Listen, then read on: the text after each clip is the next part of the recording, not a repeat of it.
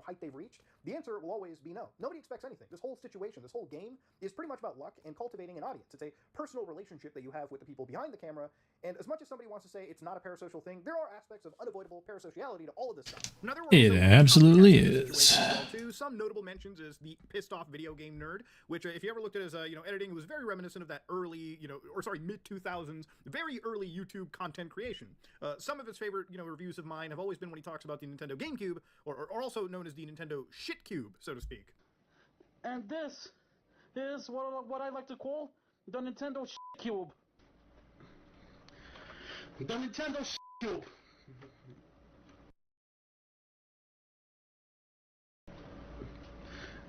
This looks like a f***ing chocolate chip cookie.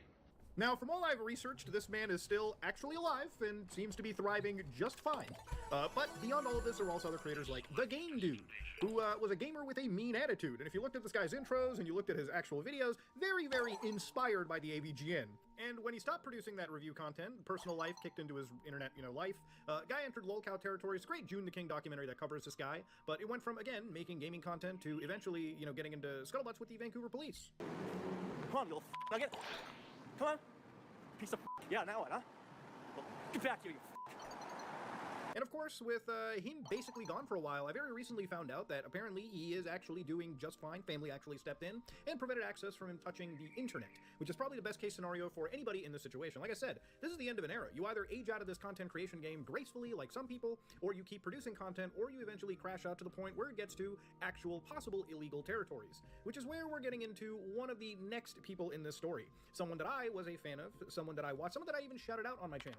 The person known as Silent Rob. Remember that Shenmue video I made? A lot of that actually was inspired by this guy's Shenmue rant. He basically ripped this game to shreds, made fun of it, and it was such a funny video that literally I was inspired to talk about this game myself. I wanted to play through it. I played through all those games, even actually posted that in this guy's own fan-run community Facebook page. And I actually made that video and shared it. And it was a pretty successful video directly inspired by this guy. I even played a clip of his content in my actual video. You are about to play Pale Toss. Okay, about salad toss. Okay, guys, that's what this game is, a fucking tossing of a salad. The fuck is this, dude? Am I about to piss in these buckets? What the fuck, dude? What is this? What the fuck? Oh, okay, let's throw rocks in the buckets! Now, since my upload 3 years ago, and I used this piece of content, this channel, youtube.com/user LeisureSuitGaming2, also known as Silent Rob, has since been deleted, ladies and gentlemen. If you try going to the URL, you'll see this handsome monkey. Now, the reality of it is, the channel is completely nuked by the creator. It takes years to build up a loyal fan base, and this guy had around less than 20,000 subscribers at the time. But there were people that watched this guy's content, and were excited to see an upload, or anytime a notification would show up in their phones. That would be somebody like me. I would tune in. It would be like comfort food content, things that would remind me of a era long gone. And since then, he's nuked it. This guy had such a dedicated fan base that they actually put a video game together based on rants of his, where he would talk about, GameStop, his time working at the company, and literally he would put they would put these games together and send it to him. He would play them on these early YouTube live streams. Now, obviously, Silent Rob is a bit of a crass character, and I'm sure if somebody easily takes offense to some wild jokes on the internet, this guy's probably not somebody you should be watching. But he's kind of a last holdover, or used to be a last holdover, of that early, 2007, 2006 era of YouTube, when it really was completely okay to be crass. One of the reasons why those content creators were so popular was compared to the stuff we saw on television or movies, these guys could be raw, real, and with YouTube's first slogan, broadcast yourself, these guys would be the exact icon for broadcasting yourself. Direct inspirations. And it's really a humbling experience when a fan makes a video game out of you. I still remember 4 years ago playing like a FNAF game of me, like literally somebody put this together where I just literally was playing this Five Nights at Freddy's clone somebody had produced. And it wasn't just that, you also had like things like Bubba.exe. And it's pretty humbling to know that fans take time out of their day to actually put these kind of things together that you can play on the channel and share with your community. And when it comes to making YouTube content, the community is the most important thing.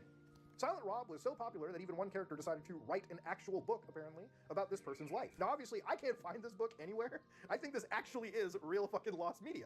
In the year of 2000X, a narcissistic patriot named Silent Rob was created. Terrible video games and the advent of reviewing said shit piles created Silent Rob to stop the evil desires of the monopoly that was the video game franchise. My god, dude. Internet back then was fucking wild. But yeah, Silent Rob's content was effectively not just video games and reviewing stuff. He would read through like super old magazines, showcase his old video game collections, and of course, his foray into like gaming handhelds. It was really like, you know, comfort food for the soul type of content that I really resonated with. I grew up watching, you know, gaming channels on YouTube. And remember, earlier on in 2007, 2006, there really wasn't a lot of content on YouTube that, you know, was super duper high quality. You know, aside from AVGN, a lot of the gamers really were just like this. They were just people in their houses, in their rooms, recording their gaming collections or just talking about games. Now, Silent Rob's big game review ended up being about Action 52. For anybody who doesn't know what this game is, it's a NES game where there's 52 games basically bundled all into one cart. All of these games are notoriously dog shit, and of course it gave Silent Rob and pretty much every angry reviewer at the time easy pickings, an easy target to basically slam dunk on. Now obviously Silent Rob wasn't entirely unique in making this video. This was talked about with plenty of other creators. In fact, his style was pretty reminiscent of another popular angry reviewer at the time, Armake21, somebody who he also became accustomed to, close to, and whatnot. Somebody who would serve as an inspiration, from my understanding, to Silent Rob. But see, this wasn't really the one game review that put him here. In fact, one video that I think most people probably remember him from is the infamous GameStop rant, where, again, he would basically talk about his time working at GameStop, in fact, going as far as to show that he actually at one time even got assaulted by a customer purchasing a copy of Madden, from what I understand. And yeah, this is one of those things where at the time it was absolutely wild to see. This guy would talk about, you know, his time at GameStop, and obviously he would tear this company out a new one. On the floor back there, and he comes back up to the counter. And this is sped up a little bit because of the surveillance tape. But, well, what I do is I hand him this receipt right here that he's supposed to sign. And he doesn't want to sign it, so he just throws it back at me. We get in an argument. Boom! Did you see that? Let's do it again in slow motion.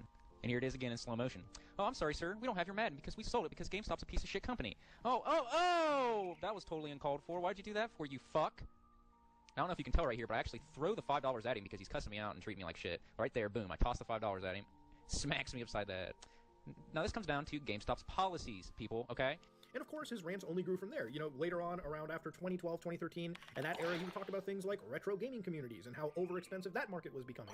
And it was stuff that really resonated with, I think, gamers at the time. Me, for instance, I really latched on and listened to this kind of stuff. It was cozy second monitor content, right? Really hearing about gaming from the perspective of just another gamer on the internet.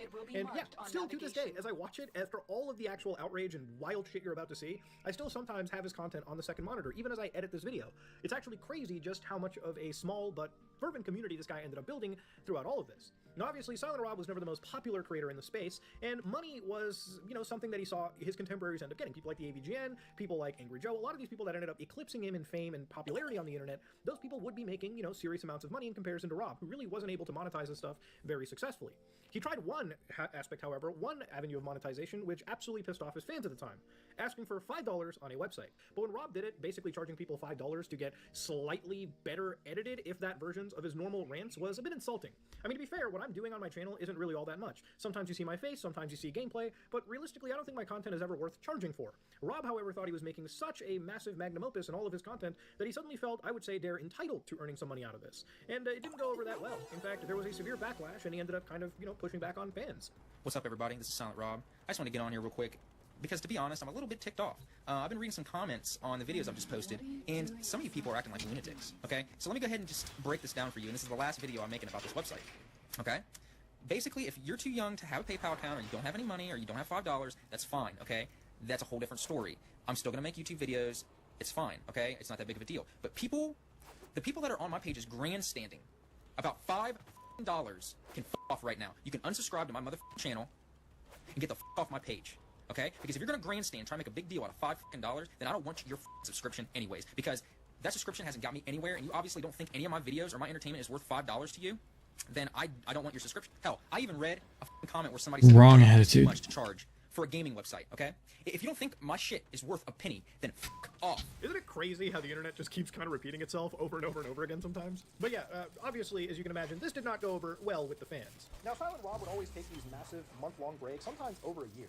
The reality of his channel not growing and being stuck at 19,000 followers was due to the fact that he himself didn't stick with any form of consistency. For a while, he would come back, upload a few videos, stream here and there, but when you leave your channel for a year, year and a half, 2 years, if you don't come back with hard-hitting content, your channel can stagnate and effectively die right there and then. That's how Unreliable. That's how YouTube recommendations tend to go. Rob's biggest problem was himself. His biggest enemy was himself when it came to growing his channel. Now, while it wasn't uncommon for Rob to take these massive disappearances, he ended up coming back occasionally, you know, whether it be months or years. So sometime in 2024, Rob did come back, and he started producing a lot of AI slop content where he would just basically jump in a lot of the popular AI tools, be making music, basically posting that onto his channel. A channel that people, by the way, just visited for video game rants and, you know, watching him stream occasionally here and there. It was a small but, you know, silent corner of the internet. Now, Rob would experiment with things like ghost hunting, you know, being sort of deviating from the Silent Rob persona. But of course, all of this does come with a cost, and that cost is viewership. People don't want to be watching content from, you know, or very deviated content. Like, for instance, if I disappeared for 6 months and came back making cooking videos, I'm sure none of you guys would actually watch that content, and I wouldn't be, you know, shocked to the slightest. But Rob, however, was shocked a little bit about it, and there was some lashing out, but there was one post from his entire community that really did quite home. It really did hit, because Rob finally opened up about some serious issues that he was going on, and why he took a year-plus sabbatical from the internet. Rob starts off by saying, "Let me start by apologizing to everyone here. I've not been in a good place recently. In fact, I've been completely addicted to fentanyl to the point where I went into serious withdrawals and ended up in the hospital. I went into seizures, actual comas, even lasting hours. I finally saw the light and almost died. I fought my way back into my body. Even after that, I couldn't stop. At some point, I looked at myself in the mirror and hated who I was. Threw away every drug, locked myself in a room and cold turkey until I was drug-free. Which, by the way, is incredibly difficult for a drug as powerful and addictive as fentanyl. The withdrawals almost killed me too. I was so dehydrated from vomiting blood that I had to go back to the hospital. 95% of all people on fentanyl can't get off by themselves, but I did. I've been drug-free for months now. It's the hardest thing I've ever done. I've quit my job to get away from the drugs that were there and start a new job. One day that pays more. I'm happy I could do it, but I'd never make any jokes against anyone battling drug addiction again. And yes, Rob did in fact make several jokes about druggies in the past. It's insidious, and anyone needs a person to talk to battling it and do it for you. So yeah, when I saw this entire post on FDU, it immediately showed me that, yeah, I don't care if this guy's uploading AI slop at this point, or, you know, playing around with different content. The fact that he's still alive is all I really cared about. And I think that's part of the course for pretty much everybody. And whether he would come back to playing this character would then be talked about later on in a one video. Now, I wish I could show you this video, but Rob has been on a deleting spree and effectively has been flagging almost any channel that has been archiving his material. And again, I might have to also say again that if Rob does try to strike this channel, me being a former fan will definitely be okay with becoming a current, you know, legal adversary, okay? I do definitely use his content in fair use, but ultimately we are dealing with somebody that doesn't appear to have actually beaten their drug addiction. And if anything, they're actually lashing out at their audience and completely burning any relationship with complete friends of these past. Now, this video is unavailable, and unfortunately I only have like audio snippets that I've locally recorded onto my channel. The videos that I've seen floating around re-uploads, even looking at archives and caches, are just unavailable. So this is, at the moment, as far as I know, actual lost media. But thanks to places like the Kiwi Farms, a lot of Rob's former content has at least been preserved. A lot of former fans have actually been preserving his older videos. It's crazy to think how much of a legacy you have that after all of your dickish behavior to the audience, they will still try to preserve videos that at one point brought them a laugh, and probably still do. Because ultimately, as content creators, that's all we really are here for. Not the money, not the fame, just the ability to make somebody have a good time. As corny as that sounds. I don't know, but I really don't care at this point. I was actually having a lot of fun with that AI stuff. I was going to have it go on a little bit longer, but just too much bitching and complaining here. The $5 website from 17 years ago, I don't know, but I really don't care at this point. I was actually having a lot of fun with that AI stuff. I was going to have it go on a little bit longer. Hydrate my mans. Too much Can do. But I did want to make this video kind of clarify some things, let you guys know the status of this channel and what's going to happen with it and yada, yada, yada. You know, basically what it comes down to is, you know, I haven't really been up to making anything. I didn't hear the first comment. Sorry about that. And here we go. And I'll go ahead and say it right now, like the Silent Rob that you guys Oh, not too bad. done. It's just done. It's not who I am. And it's How you doing today? Listening to a Mudahar video and working on the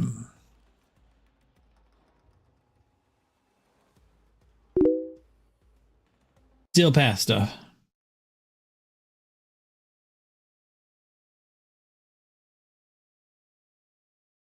You're messing around being a cowboy in space.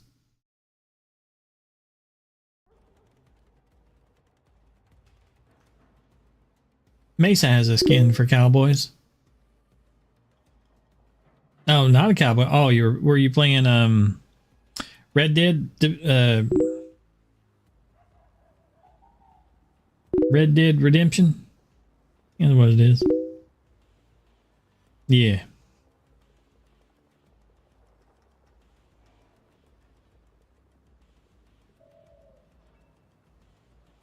Now I got a Kid Rock in my head. I want to be a cowboy, baby.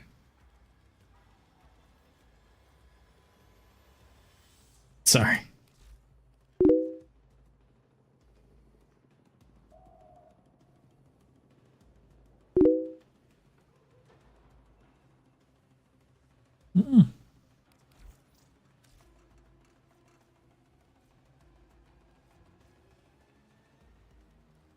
I really want to change the dog on this. Forwarded message. Oh, okay.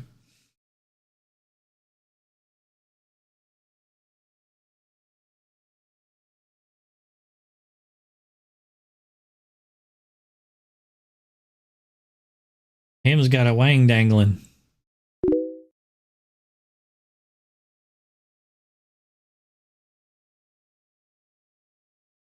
Well, because they were probably spending time with each other and you can interrupt them somewhere and then they'll probably chase you around being like, get back here, you pervert.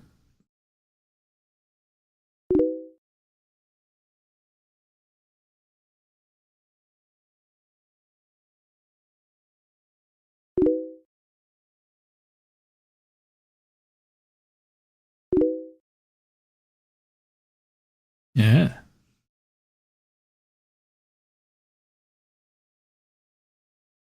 A drunk female Lenny, even though Lenny is a male. Okay, well now I'm confused. Is Lenny female or male? I don't know. Was Lenny the male just dressed up as a girl? And they were drunk? They're just in a dress?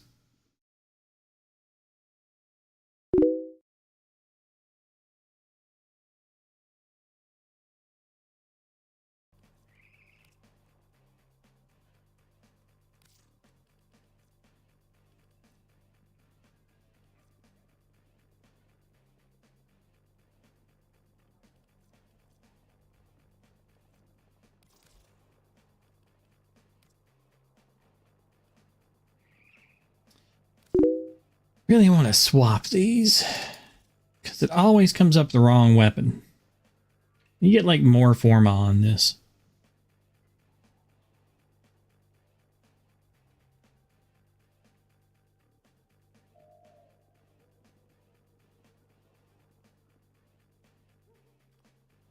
Because it always puts on the wrong weapon.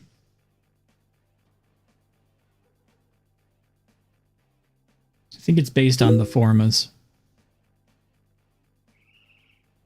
Sounds like it.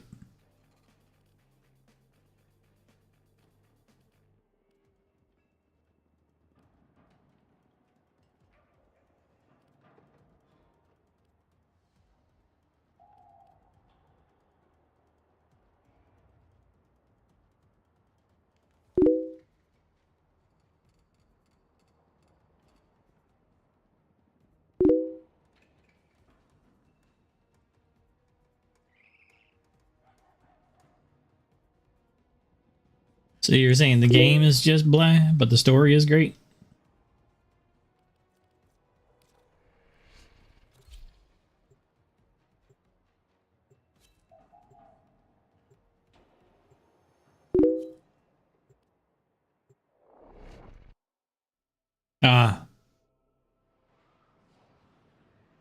It's great, but long-winded. You gotta sit through a lot of blah, blah, blah. Their rage is vehement, their focus impressive. Give them all warriors down.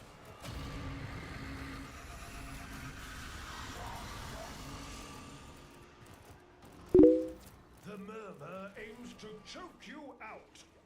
Not today. Preparing a life support capsule.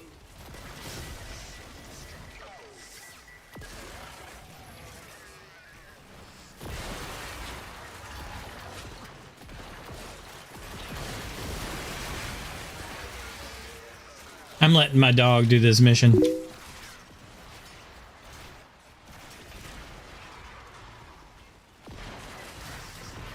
Non-stop blabbering.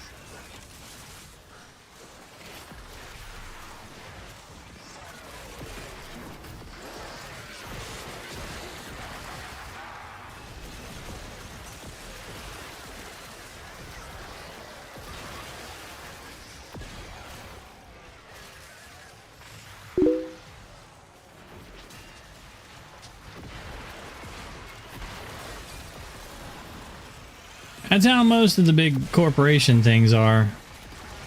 They don't care too much about it being good as long as they can make money off of it.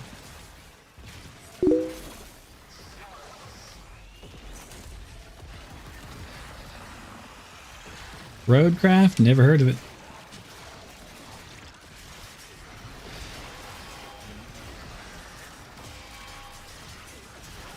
My dog could kill this thing. That would be appreciated.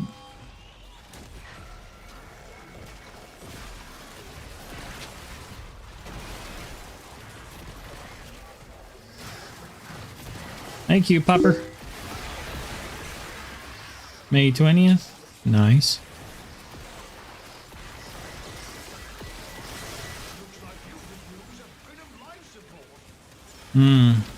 There's a void rig here. That's going to be a little tough. See how well the dog can kill that. He killed it.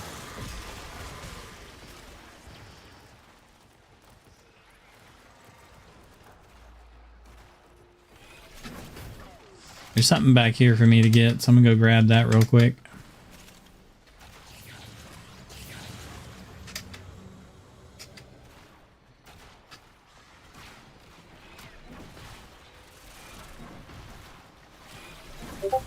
There's a lot of enemies here, doggo. Kill them for me.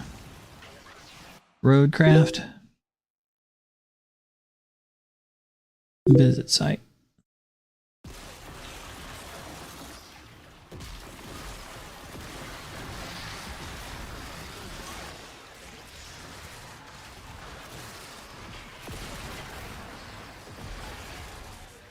See, I haven't attacked anything yet. I've only used one ability. I haven't attacked anything yet. I have 39% of the damage. That's just my dog.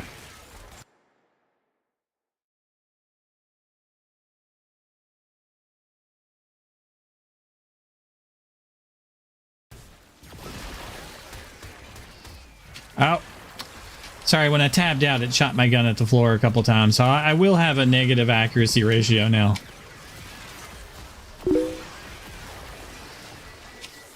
I would have had like 0 accuracy, you know, because I didn't actually shoot at anything. But since if I go into that screen and come out, it auto shoots. It's weird.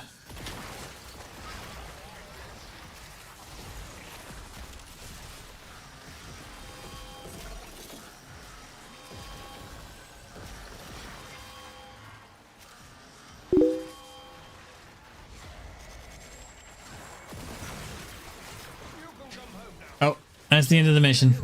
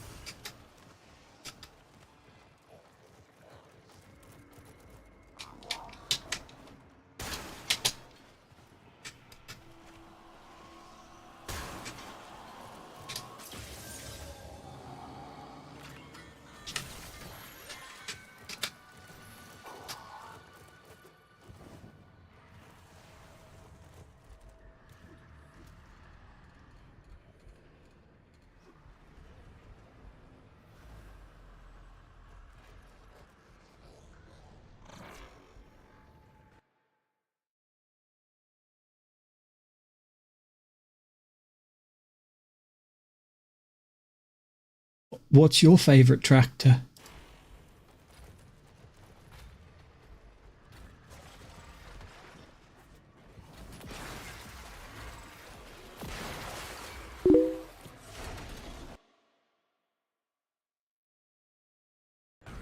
Made me think of what a comedian was asked at a show.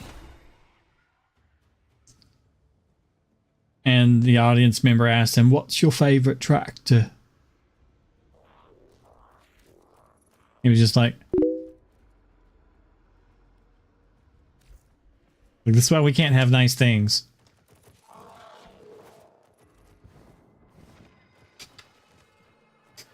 It's like, I don't know, a John Deere from the 50s. One that you can repair yourself.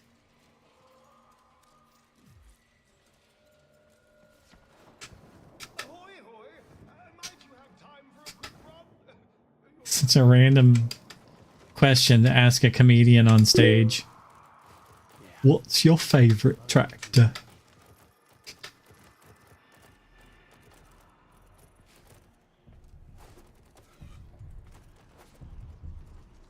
He's like, but Lamborghini are making tractors these days, but they're too damn, you know, complicated.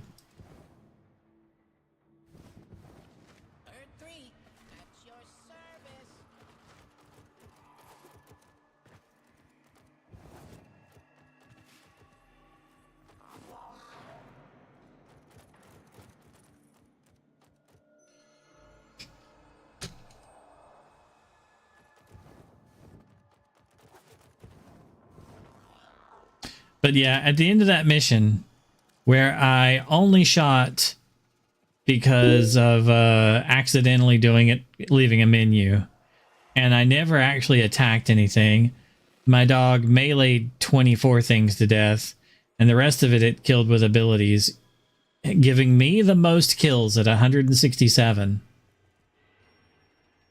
More than Mag. The other Mag. 2 mags. Wow. And more than the Zephyr. And my dog did 39% of the damage.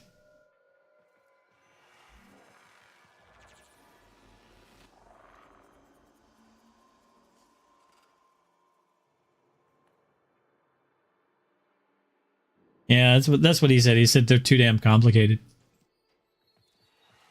The only time I've seen one, the Lamborghini ones, is because of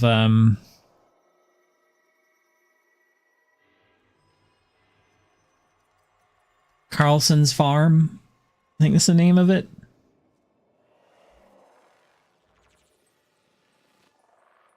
I think that's the name of the show.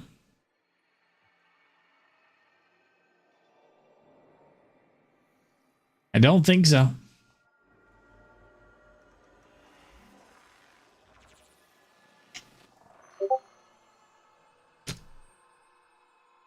Pretty big tractor. Or pretty big truck. I don't know if that's actually a tractor or not.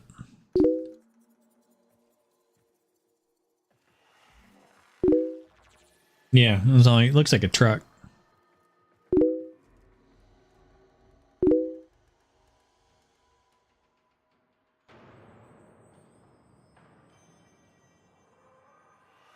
Have you ever seen, like, I think it's Carlson's Farm?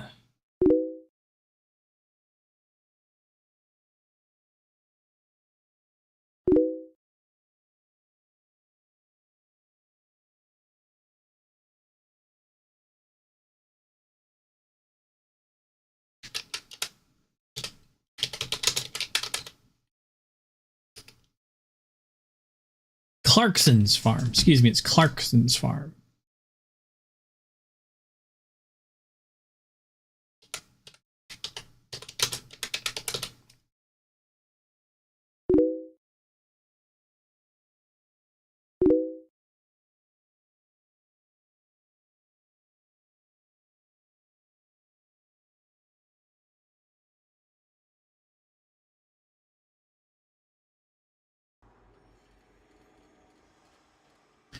You might enjoy watching that. It was fun.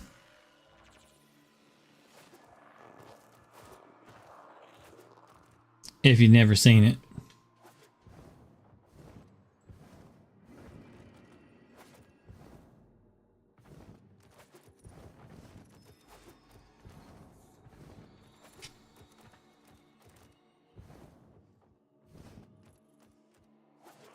It's about a TV show guy from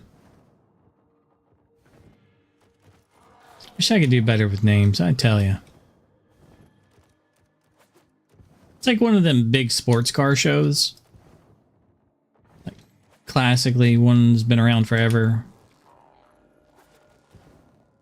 Where they reviewed all sorts of like cool and crazy cars over the years. Can't think of his name right now either. But one of the guys from that, also from like some of the Got Talent shows. Jeremy Clarkson was like, I'm going to fucking move to a farm. I'm going to buy a farm in the countryside and I'm going to be a farmer. Enough of this Hollywood bullshit. We're moving to the country, going to eat a lot of peaches. Moving to the country, going to eat a lot of peaches. He ends up buying a Lamborghini tractor. And a lot of people make fun of him. Because it's too damn big. The wrong size bullshit for what he needs.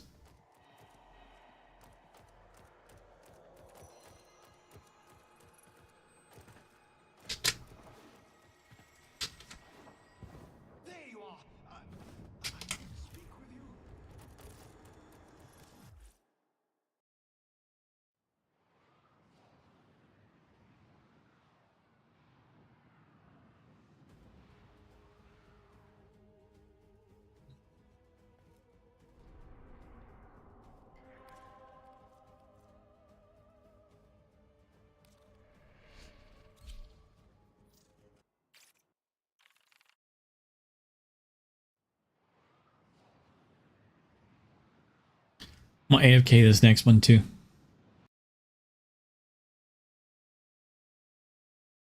The better part of 17 years off and on to, keep up this facade of this character that, I've never really loved that much to begin with. I'm glad a lot of people liked it. I've made some good videos, but a lot of my older stuff, I really can't even watch anymore, guys. It's not even who I am. A lot of that stuff was just, wasn't even real my feelings on a lot of things. I was just a really good troll.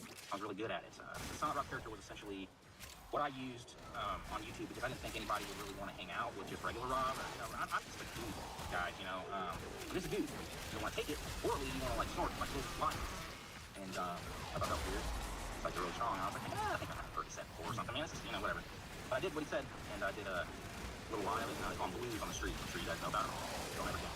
I'll get into that in a minute. But that was my downfall. As soon as I did that first one, that was it. It was over. It was over. And it was so over, in fact, that I did that line, and I decided to call off of work for the rest of the day. So I could have like two or three of them, so I could continue to do for the rest of the day. So it indicated that I like that shit a little bit too much. So, I continue for a little bit. If you guys go back and watch like the Golden Ring stream, you'll notice when I go back to the bathroom, when I'm going to the bathroom all the time, I got a prostate issue? No, I'm doing lines. Now, after all of this, and when he started to come back to streaming, I really did think that maybe the guy had kind of really fascinating. He's even addiction, that is truly a powerful thing, and it's kind of hard to find anybody that would root against you in that situation, at least. But in amongst all of this month and a half long implosion, Rob decided that, he wanted to really profiteer off of this channel. And then he started to actually put his content into a paywall. So YouTube has a memberships function. Moving to the country, gonna eat a lot of peaches. Fans were basically chewing that content up in the amount of drop they faced from one of their YouTubers. And this is obviously not the way to go, okay? Having a wallet buster bundle and providing basically nothing in return is not okay. But people still somewhat did sign up for these memberships. Obviously, it pretty much tanked this guy's channel even further than it could be. So he wasn't growing, he wasn't really doing anything beyond all of this. He basically was, in a shitty way, effectively exit scamming the audience out. And if you did pay for the content, then you would basically be just treated to screens out the end, driving around with copyrighted music, and basically shoving in the fact that he had started to develop a new type of addiction. An addiction that is related to the gambling side of the world, sports betting. No, but not. I'm fucking awesome. I have won a bunch of money sports betting. I've won a bunch of money. A bunch of money. Oh my god, dude. Let me tell you guys right now. Apparently I'm Rain Man. Apparently I'm like really good at sports betting. And I've made thousands upon thousands of dollars. So, I caught myself looking at like new Corvettes today, like mid-engine Corvettes. Yes, I've cracked the code. I can lift up my phone and get like $500 in like 5 minutes. It's not even funny. I mean, it's ridiculous. So yes, I'm doing very well. Okay. I just don't like people coming up on my More than one ability now. Now, you Nostradamus know that gambling is just a losing man's game, and there is really no trick to the magical world of putting your money on the line. Just watch Boss Man Jack gamble 11 grand a hand on blackjack and lose everything in the span of less than, 30 minutes, 40 minutes. Yeah, it's not a winning game. But obviously there were fans that jumped in and even basically pushed back against his pointless membership. Remember, there's a guy that's pointing a camera at his face and just kind of recording off the cuff stuff. That's really all it is. Whatever support he had, whatever money he made on streams, which he definitely made hundreds of dollars on. I remember donating my money on several of his gameplay streams. He actually had a winning formula. He just sat down, played some video games, and instead of absolutely trying to nickel and dime the audience, this wouldn't have happened. One user goes, bro, you literally said a few years ago you'd always do this shit for free. Don't turn into that Rob I've been watching you since I was literally 9 years old. I'm 25. Always been a huge fan of yours. You even got me into streaming. Mr. 4K did this, and it wasn't a good look. If you need money, just do a regular live stream. You'll make more than this. To which Rob goes, I lied. Move along. And of course, the lash out continued even beyond that. May or may not make a video saying as much, but I spend my whole time on YouTube worried about what a bunch of broke-ass people think while they use things. I pull them against me negatively and sit around telling me how to run my shit. The membership weeds out the trash. And of course, it's just a completely long diatribe of how if you don't support this guy, you're effectively just against him. And it made people kind of wonder too, you know, for somebody that really did hate drugs, why are we jumping into effectively squeezing as much dollars out of the community? And I'm not here to make assumptions, but stuff like this doesn't look good. And obviously, the end of all this, ladies and gentlemen, it all basically ended up with this channel effectively being deleted. And there wasn't really any, fanfare. There wasn't an announcement. He just deleted it completely out of the blue. Now, obviously, importantly enough, when Rob decided to make the channel go $8 a month on a wallet melter bundle, it reminded a lot of people of that $5 website. Obviously, inflation kicks in, so now it's $8 USD. Before again, the content that pretty much was already made and uploaded for free and taken out. Again, one of the most important things anybody can do is build up a community of fans. And if it takes, I would say, a year to build up a community, it can take minutes to destroy that community right there. Which is effectively what Rob was doing with this entire move. All of a sudden, people who were fans of him got love-full of content that they grew up watching, and content that I would say belonged to them just as much as it did to him. Now, after a very short-lived return to YouTube, and again, the inability to face actual criticism, Rob decided, sporadically out of nowhere, to nuke his channel out of existence. Now, this normally shouldn't really be happening. I mean, a lot of the angry reviewers I talked about at the beginning of this video, a lot of them are still active. Like, a lot of them, even if they've abandoned their channel, well, much like Spoony, have pretty much left their content up for people to consume. Even if you're not making videos, it really makes no sense to just tear away your entire content without any form of, notification to your audience. And so, out of nowhere, Rob basically goes MIA, completely avoids and deletes pretty much all of his content, and ultimately the end of all of it is gone. And there were other creators that jumped into this too, like other people who wanted to air grievances, people like Minute World, for instance, who really had a lot to say, some of it actually hilarious. I'll play a few snippets right here. Make a new video for you guys real quick for all the 6 people watching me. And I'm happy with all the people watching me, I truly am. What little bit I can muster, I am truly in debt to anyone that decides to watch my content, no matter how shitty it may be. Yeah, I just wanted to talk about, someone I talked about before. So it'd be the last time I talked about him, but this is gonna be the last time I talk about this guy, Silent Rob. This guy, he really dropped off. Like he dropped off fucking the Empire State's building, bro. Like in terms of followers and views and shit. Like he was making like everyone sees this guy for what he truly is now. He's just a fucking pathetic drug addict. Magistar. Wukong was a Magistar.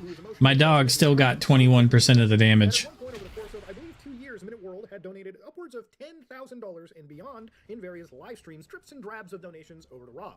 So yes, I would imagine somebody who put the price of a used, nice Honda, I believe you can get a Honda Civic for around that amount, needless comparison over here, but anybody that's putting that much money in, watched the guy for so many years.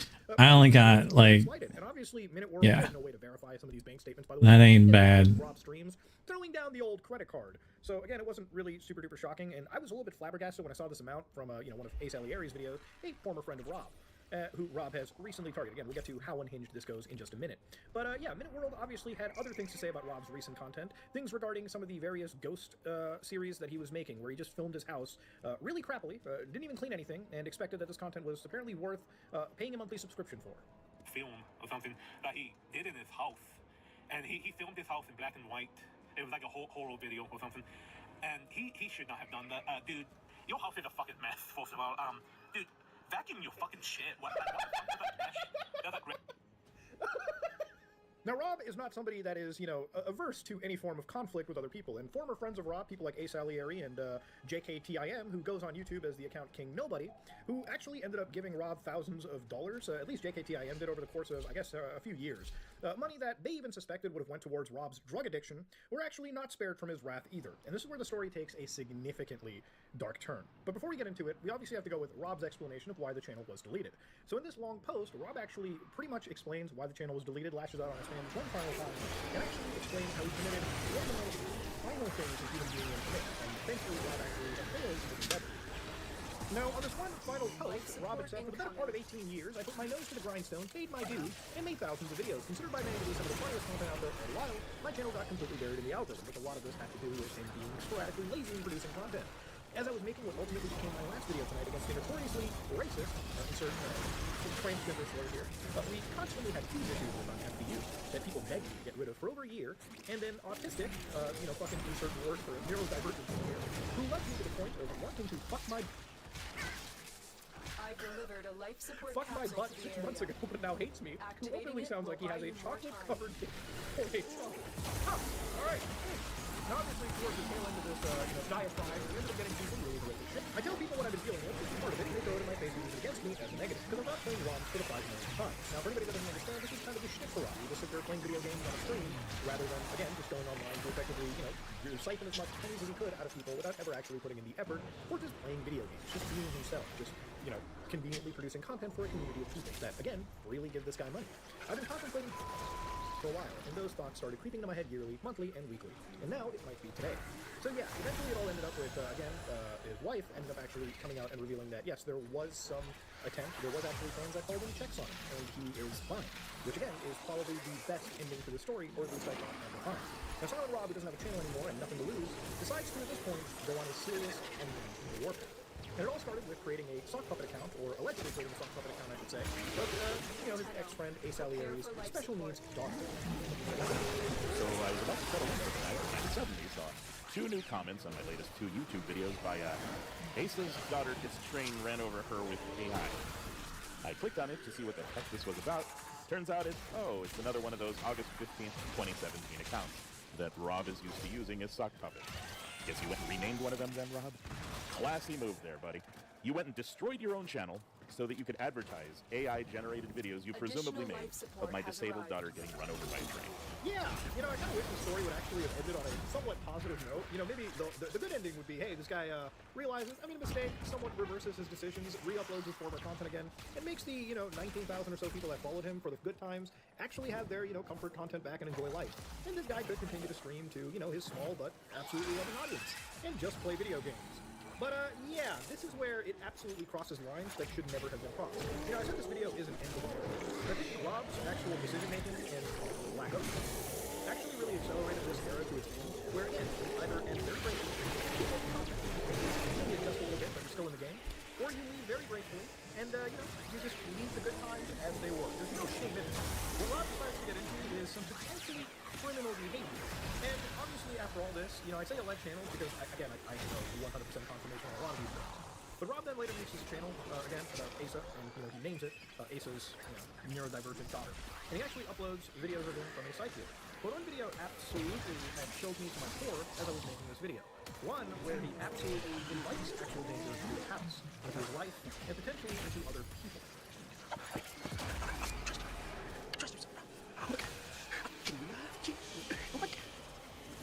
Guys,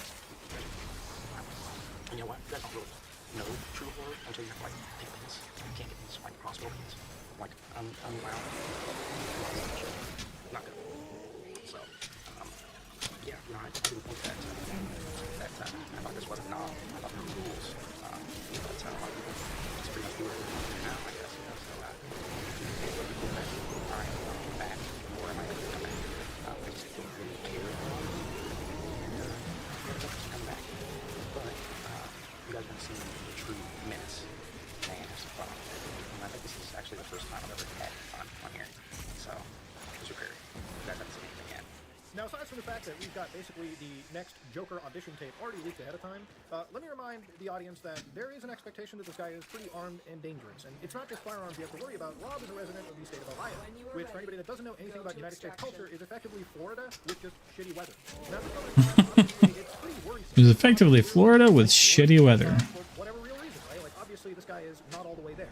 And given his past drug addictions, it's still not an excuse as to any of his recent shitty behavior, and how he's effectively involved a child into the game. Now, obviously, for Rob's side, his family members have also kind of been brought in, but he directly is, by himself, bringing a child in. This is not, just a troll on the internet. This is an actual human being, causing some serious, Let's see. I mainly blocked the whole time.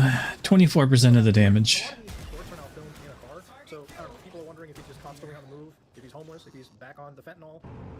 Not too bad. This video to say that what you guys have seen is just the opening credit sequence. I haven't even begun. And keep in mind, I ain't going to be spreading the love. I mean, he's getting a lot of love, but I have to cut this part out because Rob starts to go on a tear over people that are, in, I guess you could say, marginalized communities. You know, let your imagination run too massive at this point, thinking of YouTube's TOS.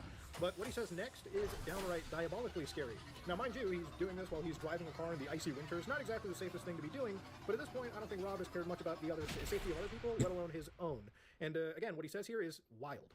And by some weird grace of God, I actually have somebody that hates Asa even more than I do. So every video I make about Asa, I get like $10 to $20. So I've actually already cleaned up pretty good. So I'm gonna make a bank with this shit. It's weird how things work out. But keep in mind, dude, you're crazy. I know who's defending me. I know who's not. And keep in mind that a lot of you guys were on my Facebook for a very long time. So I have your friends and family downloaded and ready to go. So if you guys want to continue your nonsense, go right ahead. Okay, because I've had a kind of an upshot of creativity here, thanks to you guys.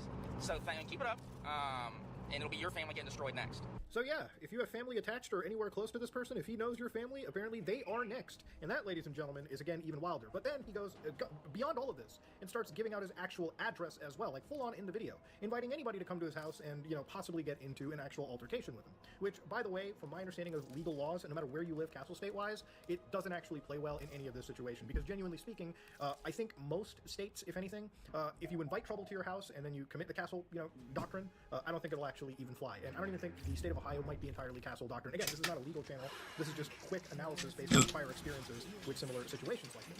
Now, I think at the end of all this, ladies and gentlemen, it's time to really table off this video. It's gone on long enough, and to be fair, I think we're probably hitting around the hour mark, which is more time spent than really anybody needed. And you might be like, Mudo, why are you so invested in a story that is so tiny? Nobody's talking about it. The reality is, YouTube is a massive place. And like I started off, there was content creators I watched, still do watch to this day, that are from an era that has long been bygone. And Rob is just one of those examples of an era long gone. An example that I actually watched along with several others. And while obviously I don't agree with every single thing that comes out of this guy's mouth, he was a, you know, reminder of 2009, 2010, 2011 era YouTube. Somewhat of an inspiration, obviously, into content that even I produce. Somewhat of a person that I thought had a level head on their shoulders, right? Like somebody that, you know, has called out, had the foresight to know terrible things that have happened to other creators in this exact field, could have easily avoided it. But honestly, at the end, what do they say on the internet? DSP outlives another. This is another person that DSP has effectively outlived, at least on YouTube. And I don't know, with the way he's going, maybe actually in life as well, God forbid. But yeah, Rob is now gone from internet, you know, YouTube gamer, somebody that was pretty much chilling as one of YouTube's last angry reviewers, one of YouTube's last game ROM streamers, into, you know, very, very briefly a lol cow. And now, ladies and gentlemen, a complete horror cow, a person that may entirely be a fucking menace to society. And at the end of all this, ladies and gentlemen, throughout all of this, throughout every single thing seen here, there are still fans and enemies, haters of this guy, who are still actively preserving his older content. Because there was actual content that people enjoyed. Even if it wasn't the flashiest thing out there, it was still something that brought a smile to somebody's face. Rob could have had an easy thing going. He could have had a simple side gig where he could have worked his job, came home, streamed some video games, chilled out with the community, but instead he decided to nickel and dime them for whatever reason, really. It's not in my place to speculate. Let's see how this works. But ultimately, he sold out the last remaining goodwill that he had and turned into, quite possibly, YouTube's own generated Joker, okay? Over the course of 18 years, this is a villain story that effectively has been in the making. And now, ladies and gentlemen, for anybody who hasn't known about it, now you do.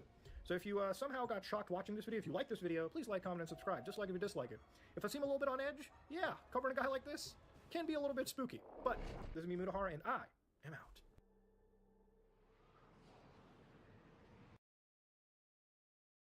Weirdness there, Muda.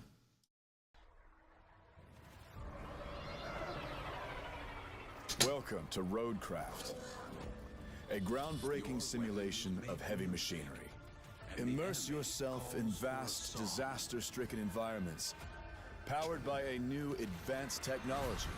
Enjoy unparalleled interaction with your surroundings, and the next level of real-time physics for elements like sand, water, and asphalt. Step into the boots of a frontline rebuilder. Deployed across the globe's most devastated regions, you and a specialized reconstruction team will revive shattered industries and restore hope where it's needed most. Explore 8 massive maps, each spanning over 4 kilometers square, that transport you all around the world. From treacherous mountains and dense forests to unforgiving deserts, every region is packed with critical missions and optional contracts. Earn funds and experience to expand your fleet, unlock cutting-edge machinery, and take on even greater challenges. Your skills and your vehicles are the only thing standing between ruin and recovery. Floods, earthquakes, sandstorms.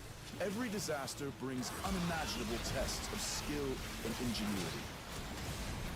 Reach remote areas and assess the damage with your scout and its exploration devices. Clear your path with bulldozers equipped with precision graders.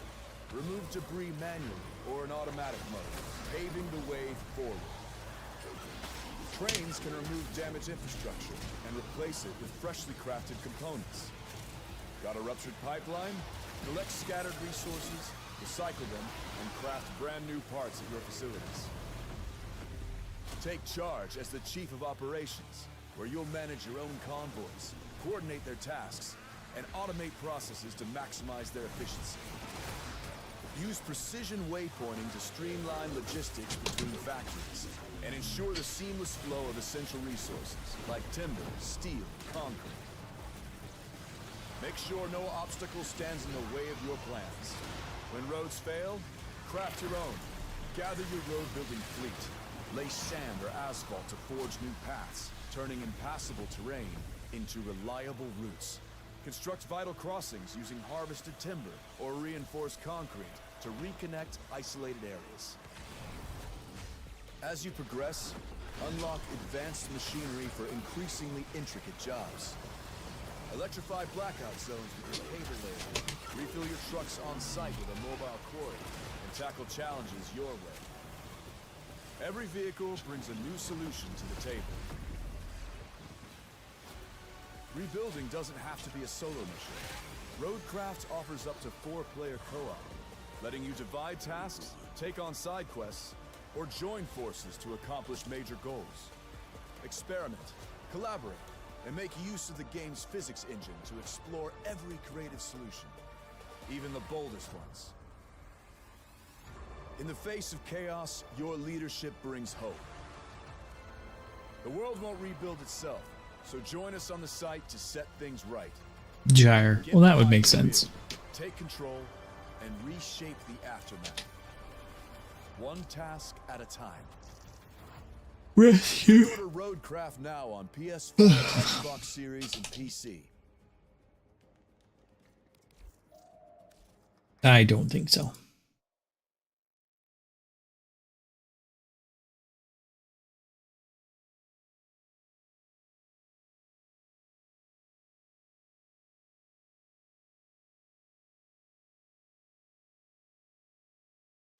Did drink just come out your nose?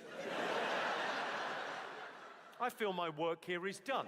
I feel that's very much the high watermark in my job. If I can make some drink come out of your nose, just by timing something, brilliant. Huh? It's adorable. What's your name? Nikki. What'd you do, Nikki? Be a great name for a thief. If you were together with a guy called Rob, this could be an ITV sitcom. Go on, what you do, Nikki? You're a carer. I've noticed that you're in, what are you in? In a wheelchair, yeah. Checks out. And you're caring for him. Who the fuck is caring for you?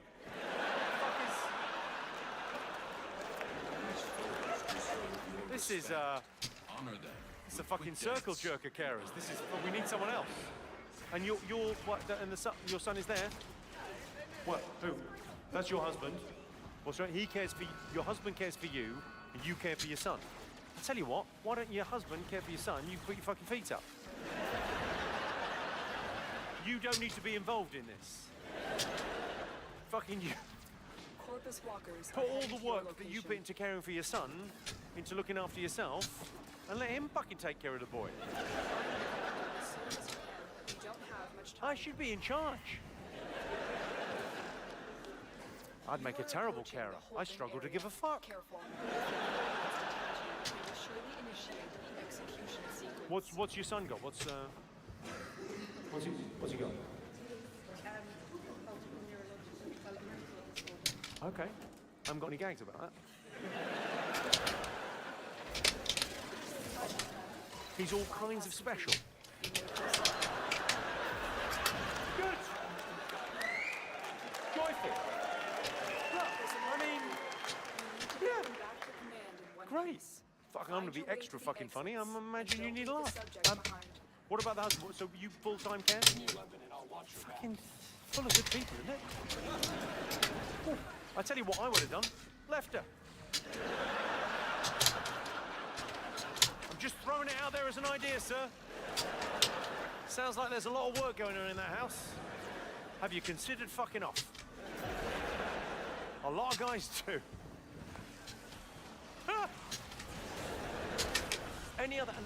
Any heckles, please? I love it when people join in. The more the merrier. What, sorry? Over here. Go on, what happened over there? What, sorry? Someone's having... Jimmy, please sort this situation. Yeah, somewhere out the back door. We can't hear you, sorry. So you can't hear me? Something's happened, they can't hear me. What, sorry? There's a sound thing, is there? Oh, well, this is, okay, I'll have to explain from basics. We're in Ipswich, you can't have nice things, look around.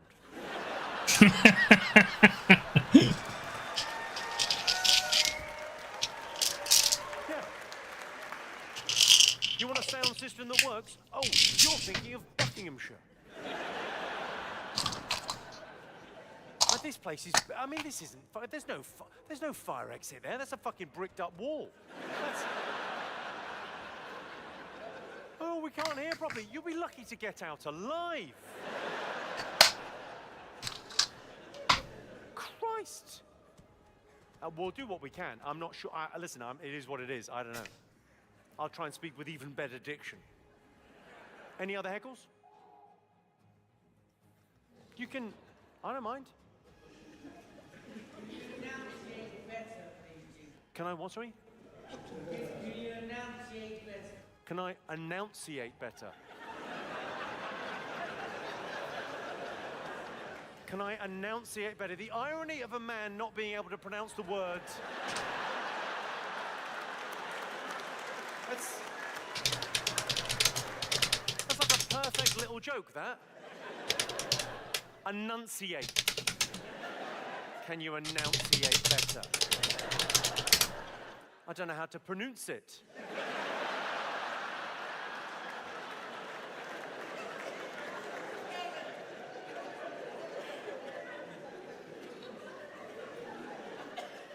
Fucking like that guy. You must enunciate. It's my brother's birthday. He wanted to be insulted.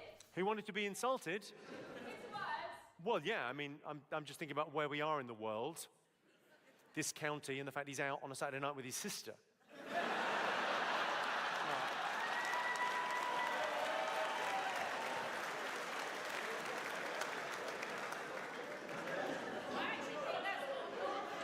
What, sorry? That's more Norfolk. That's more Norfolk. Oh, fuck off. You know who you are. Oh, it's more Norfolk. I only ever sucked off my brother.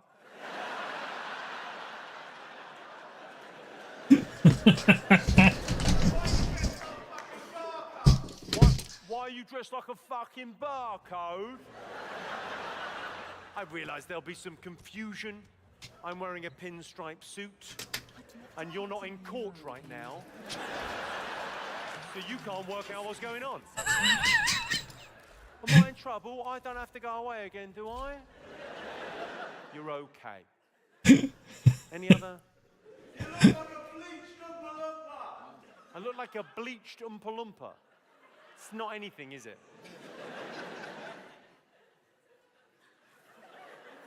I don't think I do. Sort of small and squat, right? Nah. Nah. We could workshop this or just... Turns out your son's here.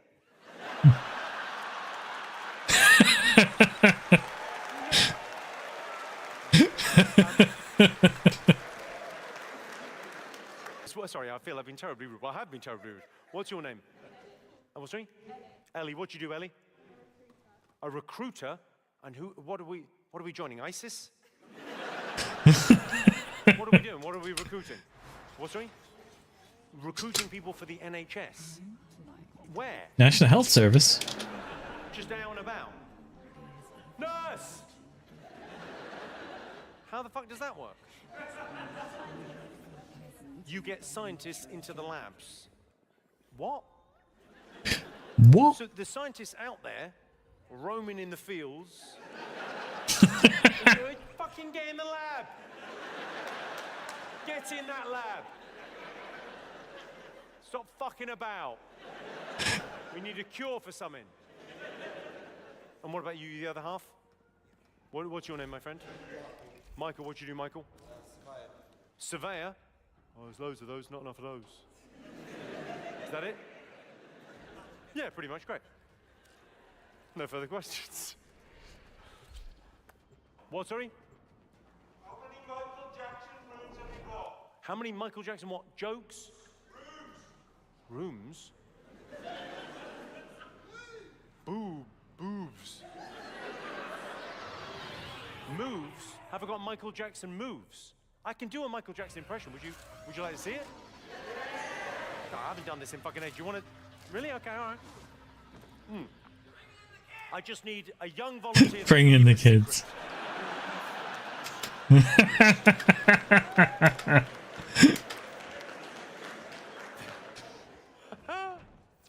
You know how the moonwalk was invented? Do you know that? I know a lot about Michael Jackson. You know how the moonwalk was invented?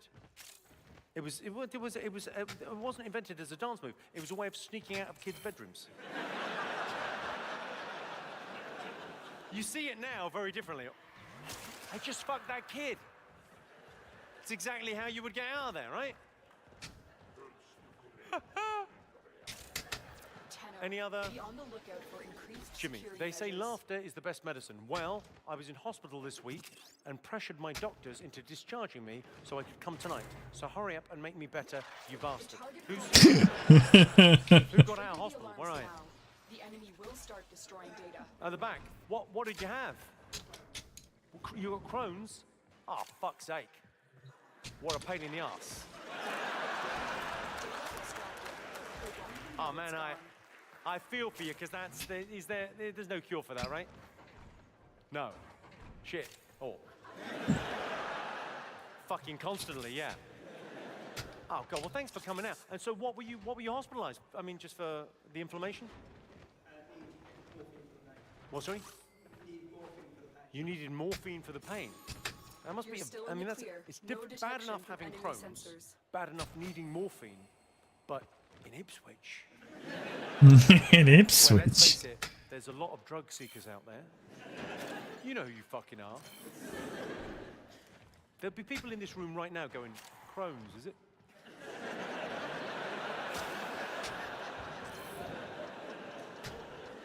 Well, I wish you all the best. I hope it was funny. Was it funny? Yay! Hooray for me! Thanks for coming out, man. I really appreciate it. Thank you so much. Hi, Jimmy. The lead singer of the Creamy Dads is in the audience tonight with his #1 fan. Fancy a serenade. His name is Joe. They will start destroying the data. Okay, Where's this fucking sex offender? Where's... What? Who are the... Where's the lead... Where's Joe? Where are you, Joe? Hi. Right. The... Excellent work. You're in a band, are you? With no alarms. The Creamy Dads. What kind of music is it? It's a rock band, is it? Is it? Yeah.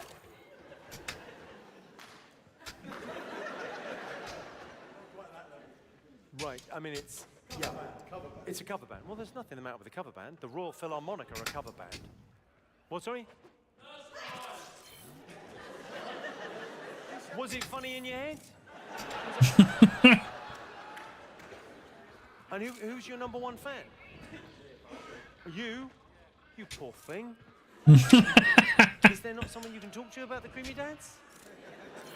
What do you do for a living, my friend? Me? Yeah. Stay-at-home dad. You're a stay-at-home dad. How old's your kids? You're nearing the console. 7 and Trigger I've got the 2 alarms boys now, of 3. and they will start 7 destroying the data. and 2 boys of 3. That is a fucking full-time job. Stay-at-home dad. There's a name for that, isn't it? Is that, and what's it like for the kids being brought up by Pussy? It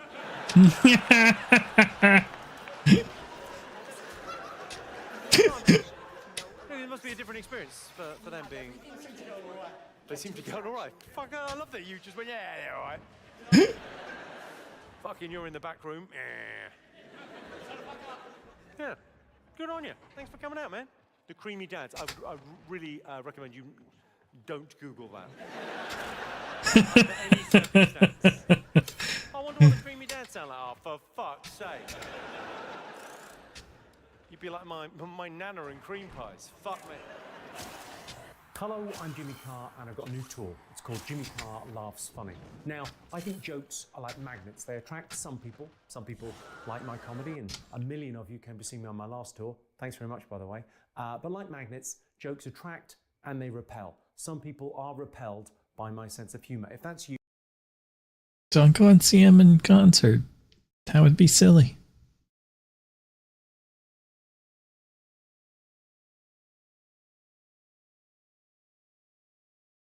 He does give me a giggle or two, though. I have to always thank him for that.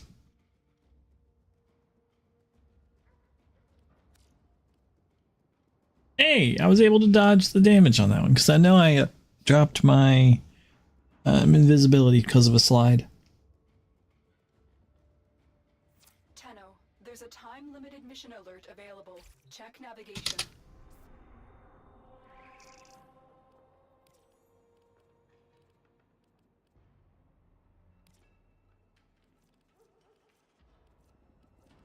Capture. Sabertage.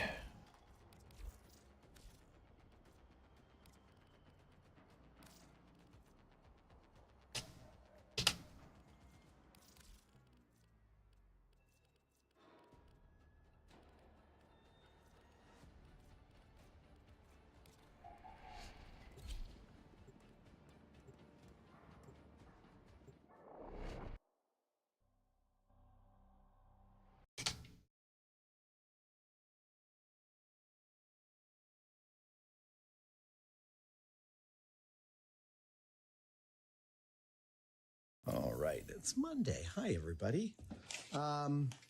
Here's where I was when last I left. Laughed you last. Friday afternoon. And of course, I took this home with me and mooned over it all weekend long. I'm really, really happy with it. I got some solder to sand away, but like formally, I'm super psyched. Next aspect of this are four other Infinity Stones that all get mounted into this plate. Here are their tracings, index, pinky, middle, and ring. I'm going to cut these out of this plywood and use it as a shape dishing plate because each of these Infinity Stone mounts. Man, there's a lot of Eximuses on this. Here, is convex. They bowl over. And so that means, yeah, each will have to be shaped to fit this, but that shaping starts with making a void, 4 voids here, and dishing my brass into those voids. I know those are probably identical, and so are these, but I am not following I'm following the actual, not the potential. Okay. To the bandsaw blow, I wonder. He did.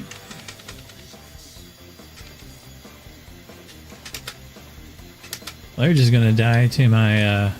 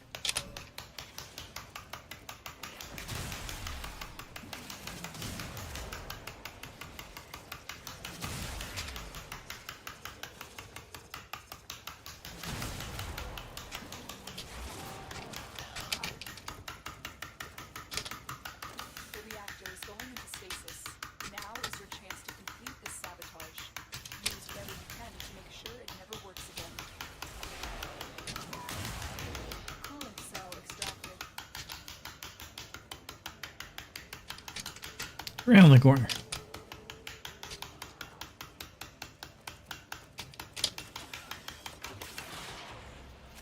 Fuel cell reinserted. When the reactor is restarted, this will trigger a meltdown. Destroy the fuel injectors. The reactor has gone critical. Get to extraction immediately.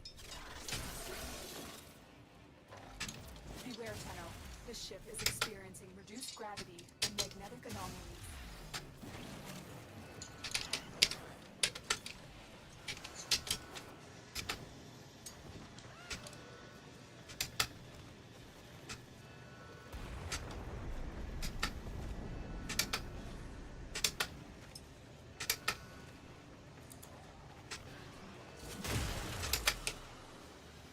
It is done, Tenno.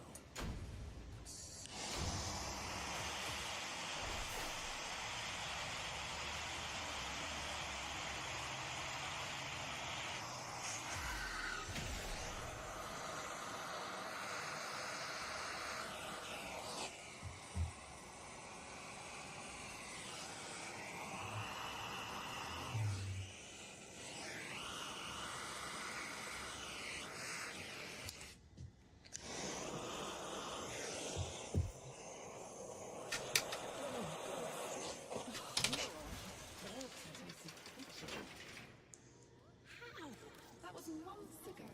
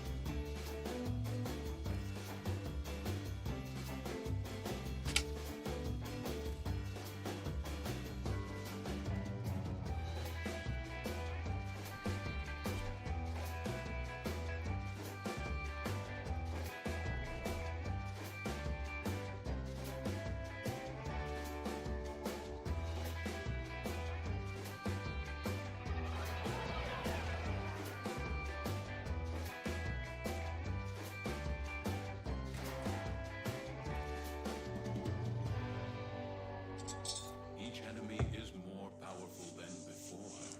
Only with true mastery of the Tenno arsenal will you succeed.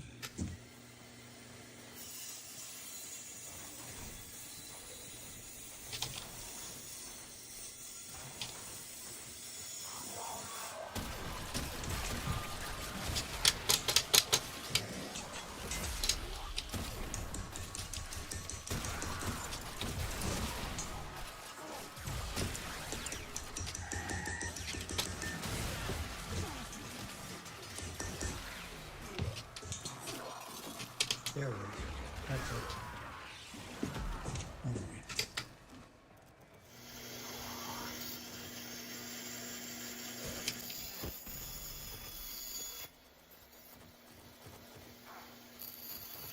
Power online.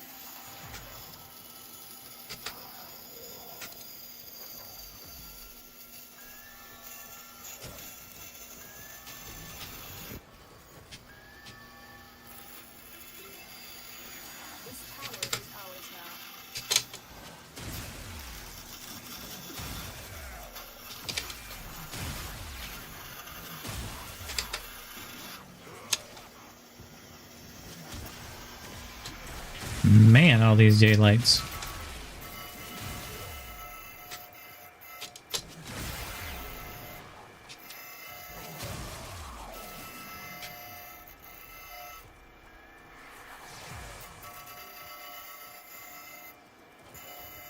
enemy has captured a tower. You have captured a radio tower.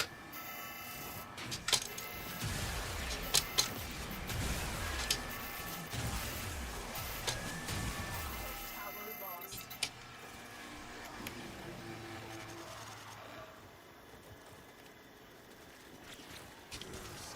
Tower captured. Beginning streaming code now.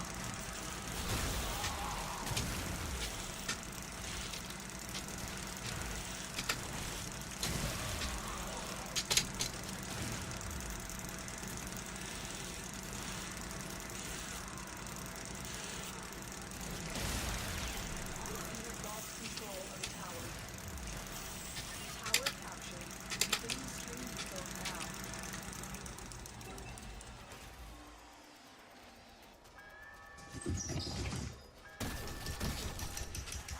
Tower online.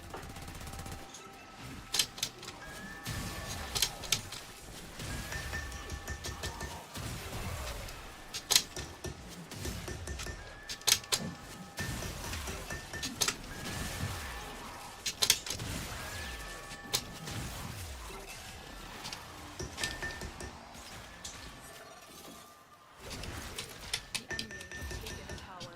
You must recapture it.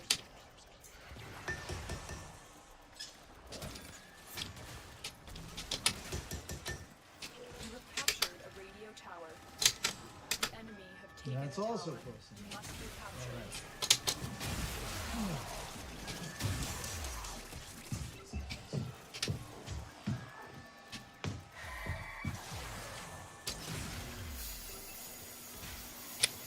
This tower is ours now. Tower lost.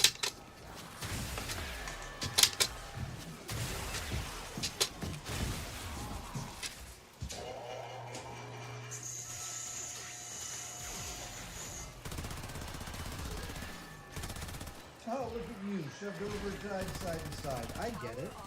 Alright, that does make sense. But I kind of like the way that one sits there, but it's better. I'm just going to go with We that. have lost control of a tower.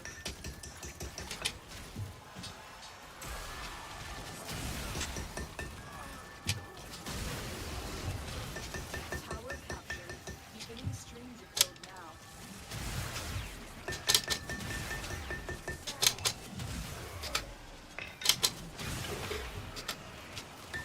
The enemy have captured a tower.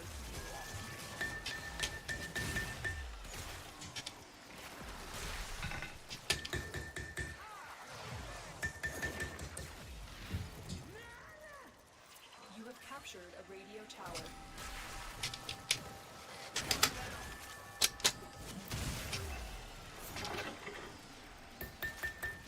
We have lost control of a tower. This tower is ours now.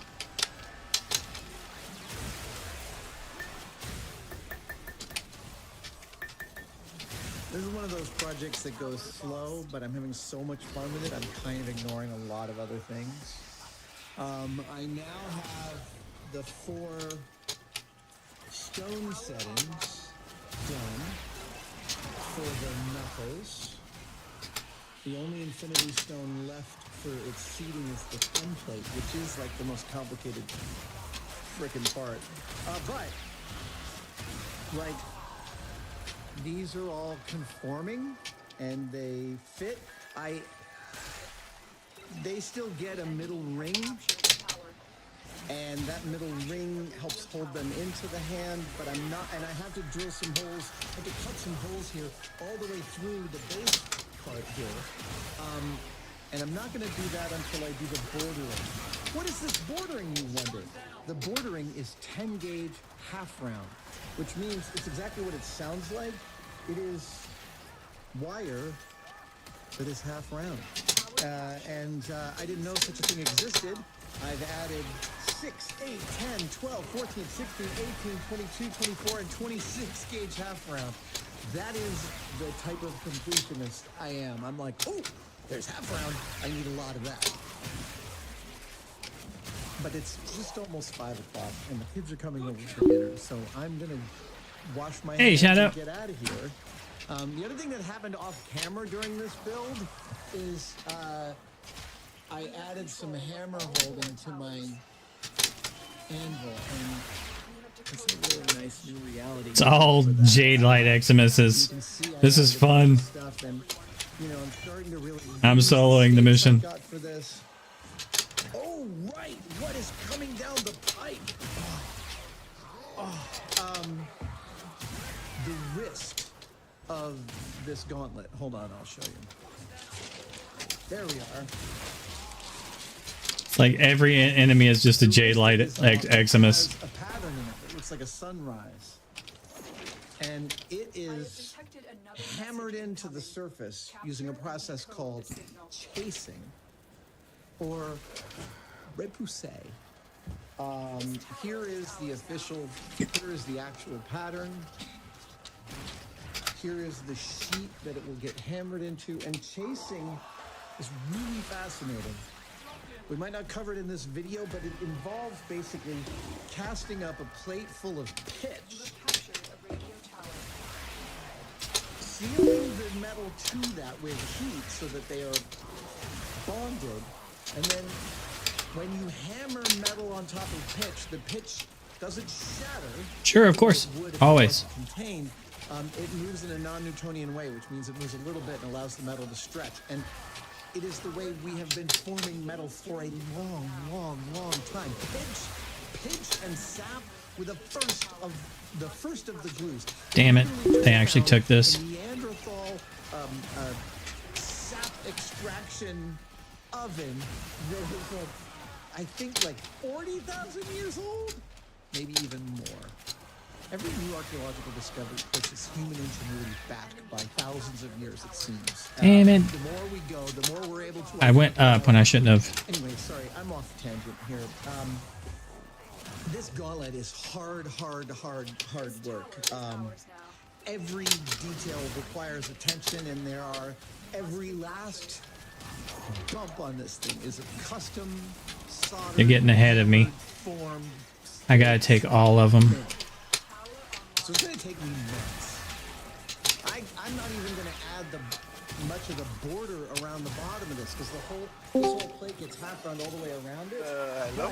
It's monolithic. Hello. The front plate, the plate with the sunrise. See. Thing, and that and this I need to get this one. together to create the sort of main gauntlet palm. I hope all that was clear as mud. It's been a very excellent day. Now I gotta figure out what to do with the pliers. I unlocked that weapon. This is the sort of, you see the sort of... I had to change a couple of things on Zephyr level, but I got unlocked it. Nice. I think it's, forget what weapon it was, but something neat. That's about what's required when I'm going. And this is like... Something I didn't have anymore. I know it seems like I am always trying D. to do stuff on the channel, and I've been doing armoring and hammering metal for a long time, but this is the first time I have a thing that I want with it that I have to match. Tony B. has given me lots of wonderful guidance on the phone. I'm texting him pictures every day of my progress, and he's given me some advice and some ideas. Damn it. And courage, mostly. I've been in trouble? Yeah, man. It's rough. Dimensional manipulation of the sheet of metal to create multiple facets is I cannot wait to try it. I have some other pitch also. The gun or shotgun that I got with that weapon purchased last night online. got terrible reload speed, but it's somewhat good. Can you tell I'm excited? This build feels so freaking good. And the size. That's again, why I'm focusing on reload speed on it. But the size of this thing is I mean, I'll send it to you via that's the part that I love about chat it, is real quick the object before I is so surprisingly good. And it's armor from a giant. Like, just Still 2% behind. Don't get me wrong. I B. really want to add in the ability for this hand to snap. But I may make that a removable function. I might. Are you having trouble with Warframe's network? No. Okay, so just me then. I don't know, I keep on having network not responding for some reason.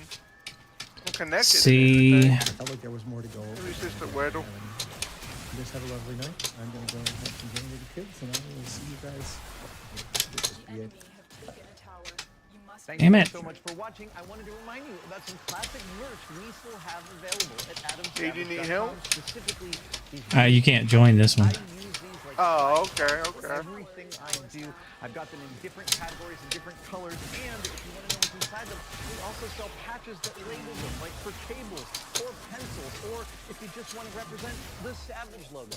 We also make these in 2 different sizes, small B. and large, for whatever needs you have. They're available right now at savage.com.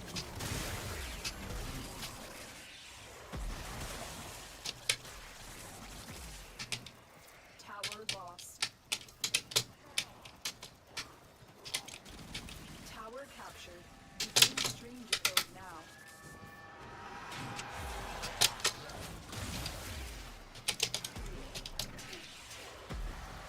I mean, I am getting ahead, so I am winning. Oh, they're taking 2. You have captured a radio tower. The enemy have taken a tower. You must be captured.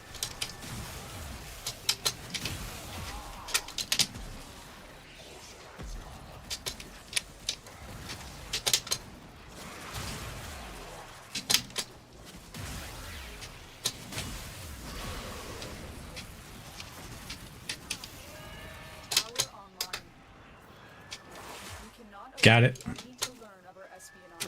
Whew. Whew.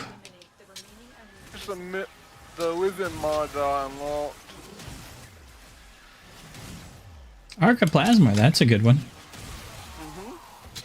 It, like I said, it's terrible on its reload speed, but it's good in the packing and everything. The Archiplasma is a forever. fan favorite weapon in the game.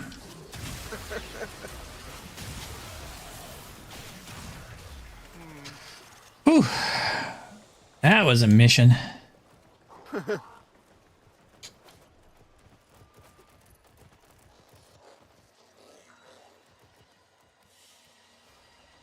was a fun solo. Nah, I maxed his weapon. I formed it before going in here.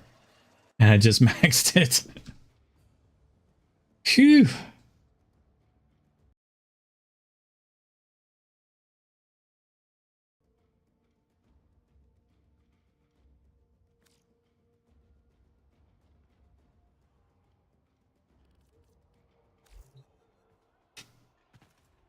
Did you want to join? If you don't mind. Sure. Send you an invite. I'm doing the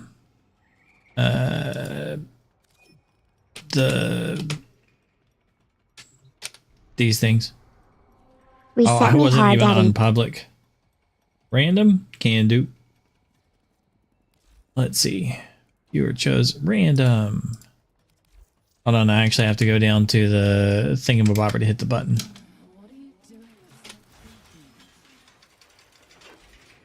Let's see, randomize. Ah, Bertia.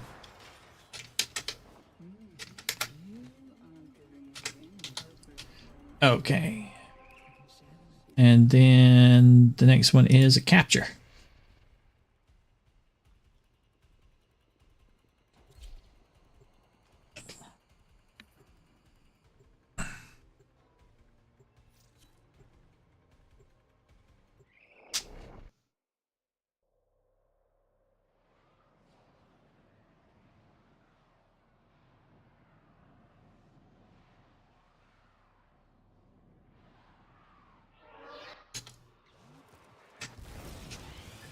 These foes deserve your respect. Honor them with quick deaths, and I give you a victory. It'll be fine. Stay focused. There's a heavy unit approaching.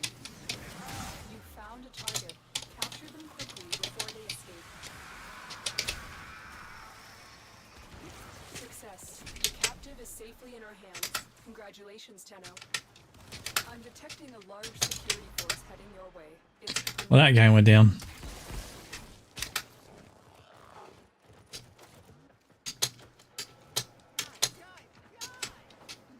Hey, there's a vault here.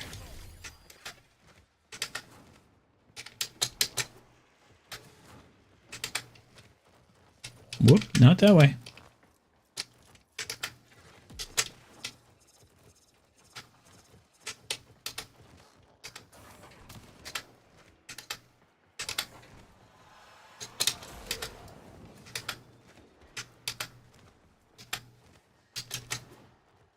Okay.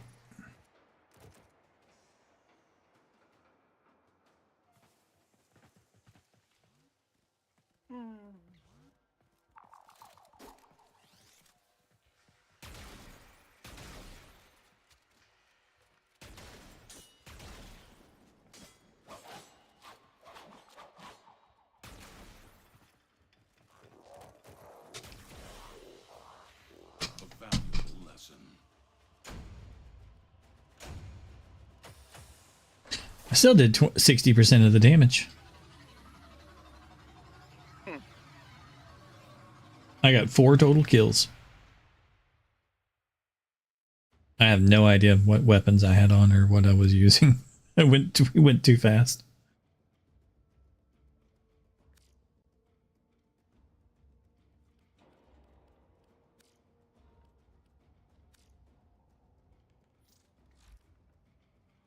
Let's see, I had on Spore Mary, Lato, Scurelecta, and Gilad.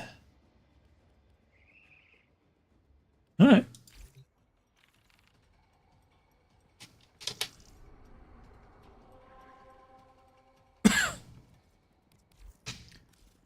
Let's see, is there any more up here? I think we're out of those. I guess we'll go help Clem. Hello.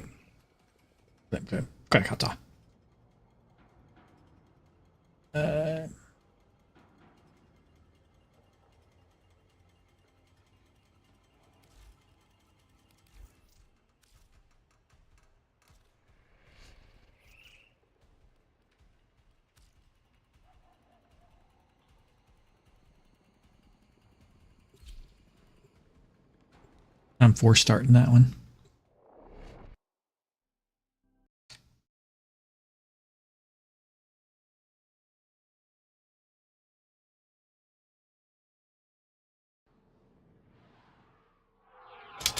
Okay, skip. Fast travel. Darvo. I have a little job for you. Yes. What do you say? Will you help him out? And don't worry, you'll get paid too.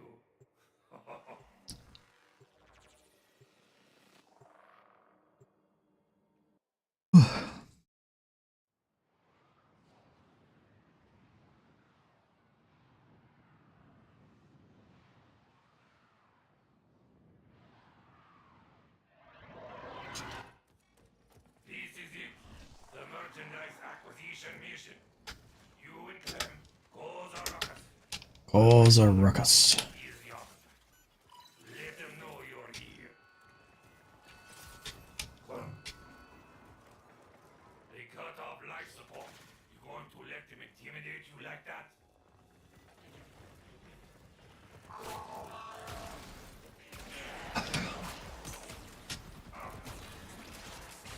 Okay, Pupper. Have at him. Oh, let me bring out the defenses.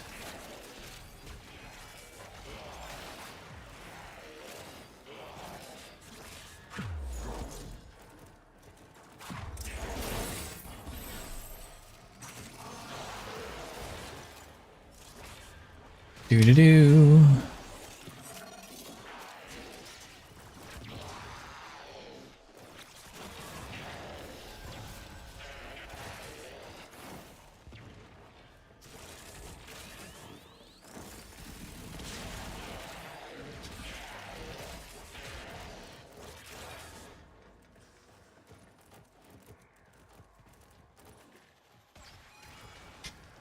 There are a lot of guys coming behind us. Hopper, take care of these guys. Thank you.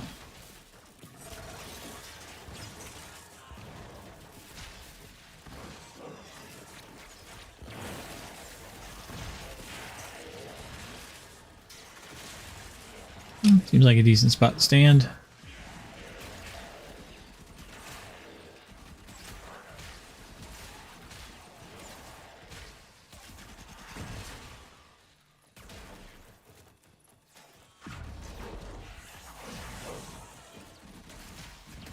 Go get him, doggo. Good work.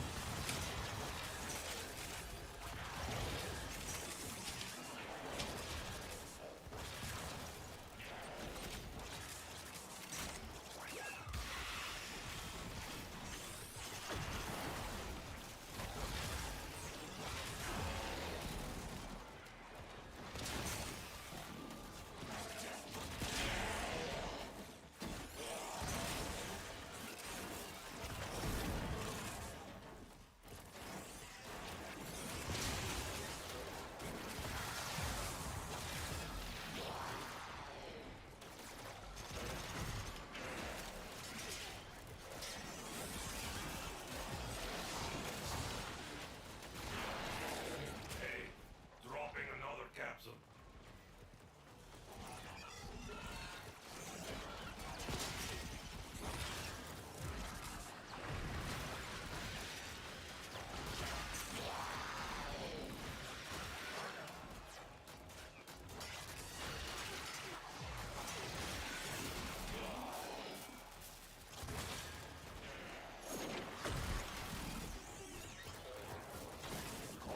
Go get him, doggo. Huh? Oh, I'm just blocking. That's all I'm doing in this mission is I'm just walking around a Necros blocking with my melee weapon. Huh. So my dog is doing all the killing. So I'm like, go get him, doggo. I'm just a area effect more item drop.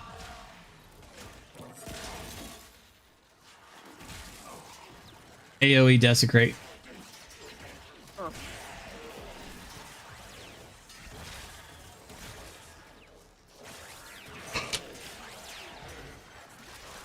just have to move around a tiny bit so that I don't get marked AFK and my dog moves to a different area to attack things.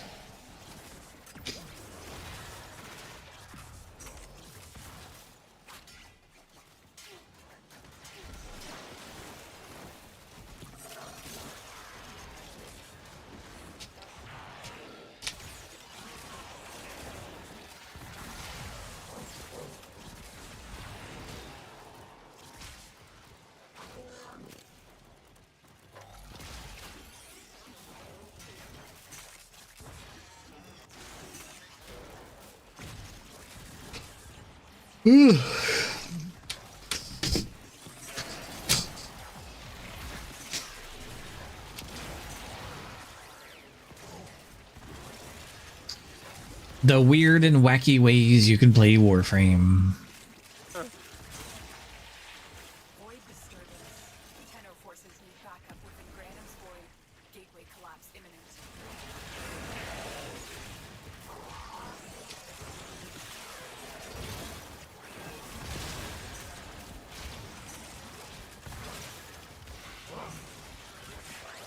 What's this thing? 40-some meters.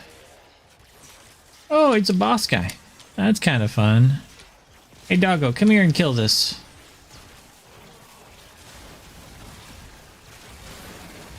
Good boy.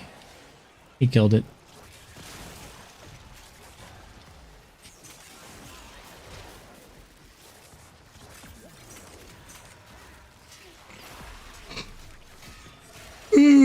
Excuse me.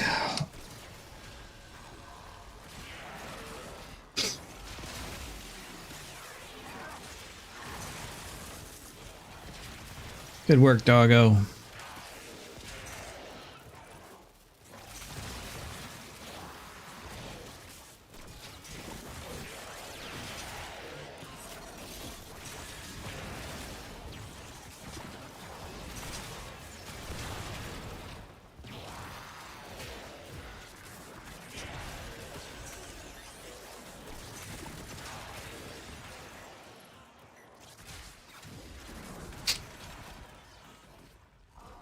Excuse me.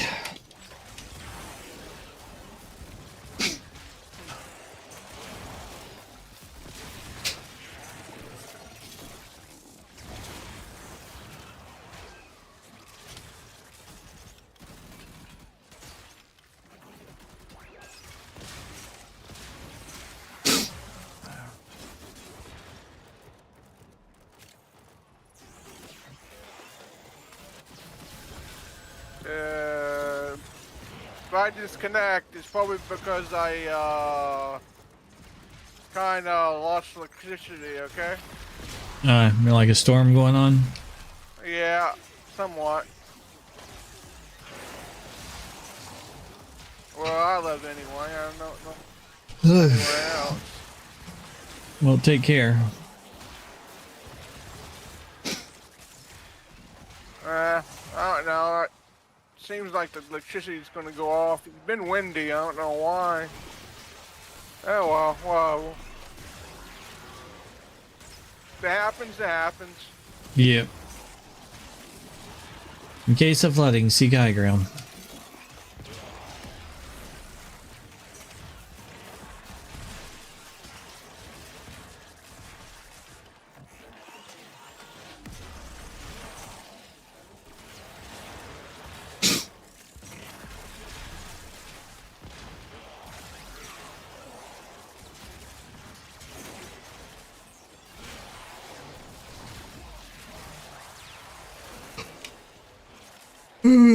Excuse me.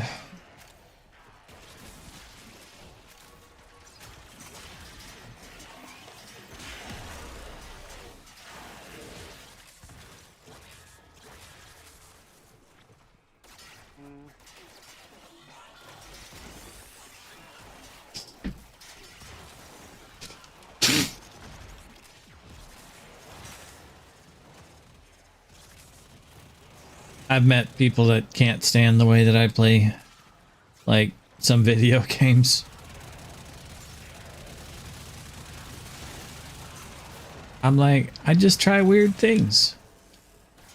Like, can I do the mission with only blocking? Absolutely I can.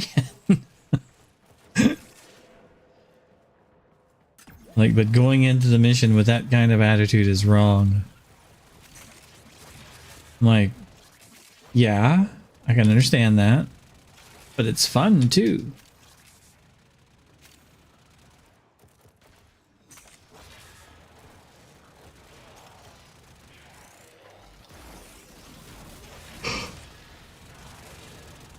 Good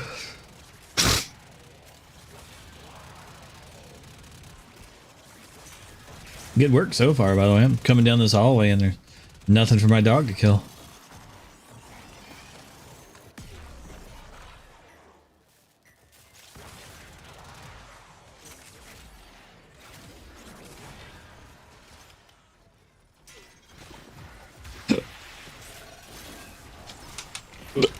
Excuse me. Good work, doggo.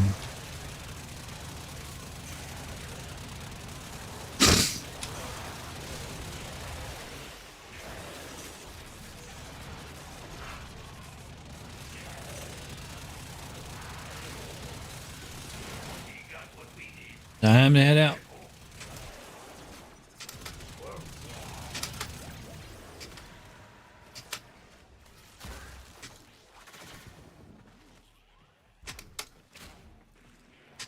But we unleashed a lion, mashed his teeth in the lady's breast. How could I forget? Oh, must have went the wrong way. Don't do that. Luckily, you can fix the error.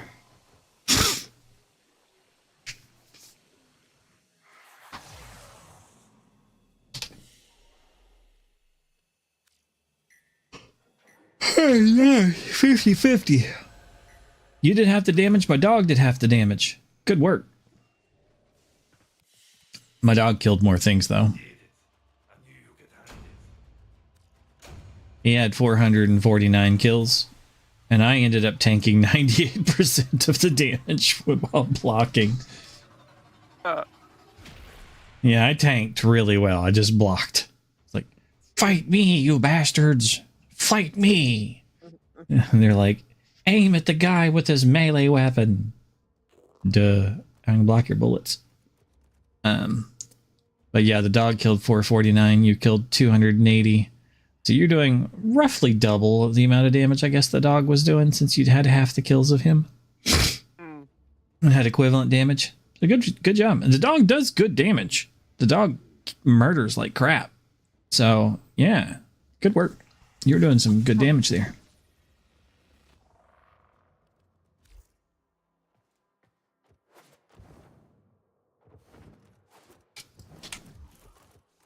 All right, I'm leaving the strata relay. Alright. Did you and Starfire? I think that's the name. I don't know. The other day, I had to go, and somebody stuck around, and yeah, I think y'all were running missions. Did y'all have a good time? Oh, you mean the AUG missions? The I have no idea. I think it might have been the arbitrations. Yeah. Yeah. Didn't get that many. What is it? Reset me hard, Daddy. Those things you get from the arbitrations. But I traded him the mods that he needed anyway. Oh. Some of them were almost maxed out, but don't really care that very much. Let's see. Ooh, Sevagoth. Oh yeah.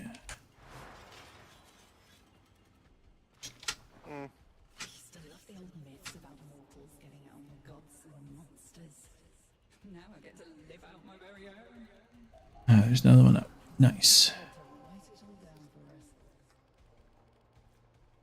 It's a spy.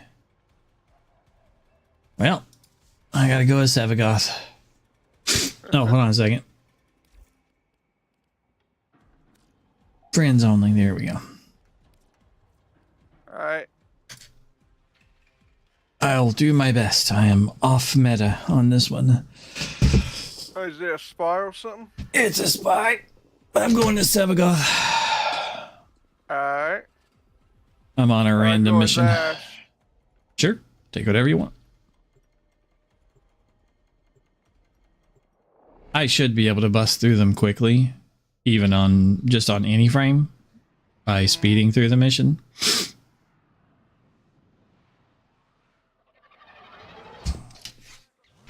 Accept your death, and you may yet avoid it.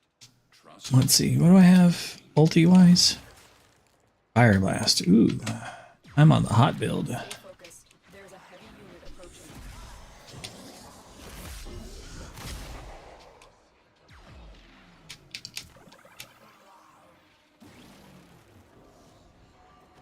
And I'm apparently also leveling my Broken War. Okay.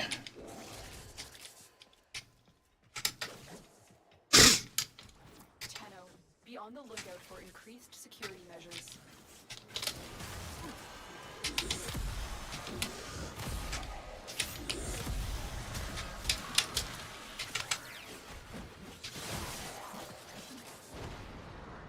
Alright. Looks like I'm headed to A.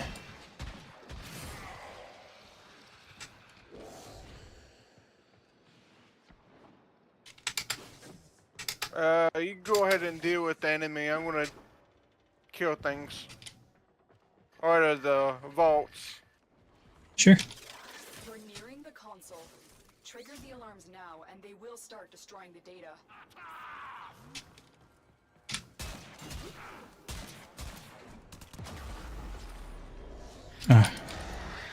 I really don't use this guy. Sorry. It's okay. There you go. Good luck. Ah!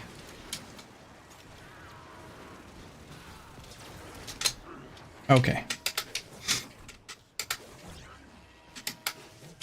We're gonna see how well I do. Oh, I just got to it. Well, I have to get the next ones.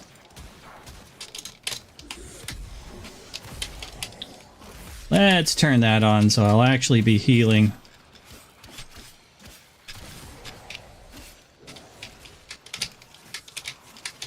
That's better.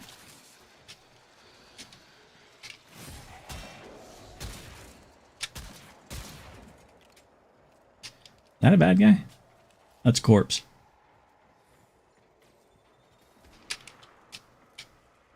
Interesting.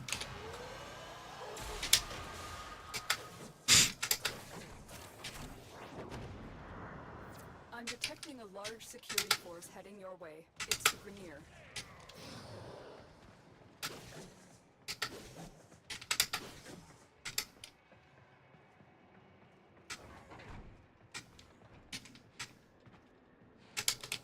Okay, down below, which way? That way. B.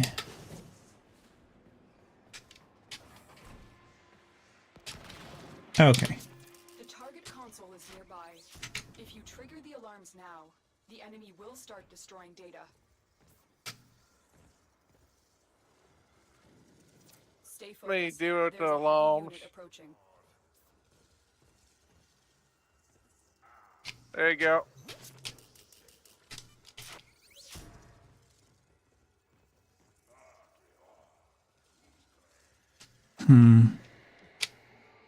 Can I do this one in this form?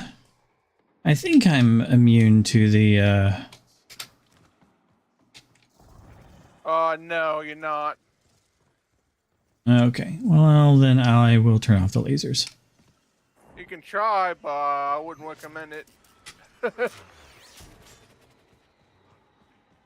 Like, in my Tenno form, like, I think I'm immune to the lasers. Pentafoam, you can go through those things, but if you're talking about your other foam, then on your Warframe, then no.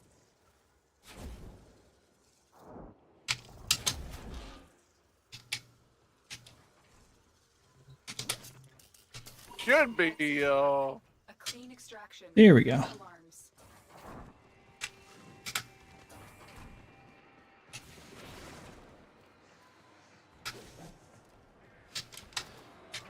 That's the thing that makes the spies not that bad, because it doesn't really what frame you're on. You can always Tenno it, because the Tennos can like pop into another dimension and walk through the most of the stuff.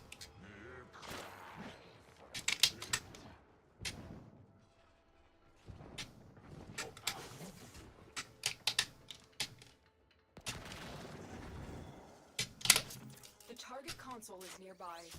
If you trigger the alarms now, the enemy will start destroying data.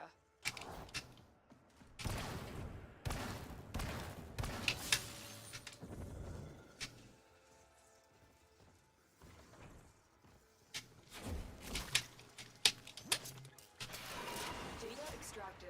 They won't even know it's gone. The data we retrieved will have to suffice. Get to extraction. Yeah, well, I messed one of them up, because before I even got into the thing, somebody came running out of it. Like, what in the hell?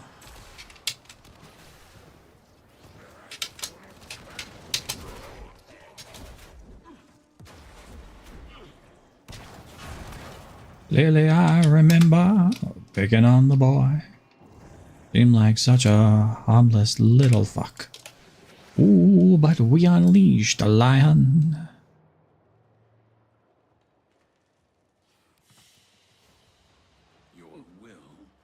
Need some like music or something. Otherwise that song will just keep playing over and over in my head.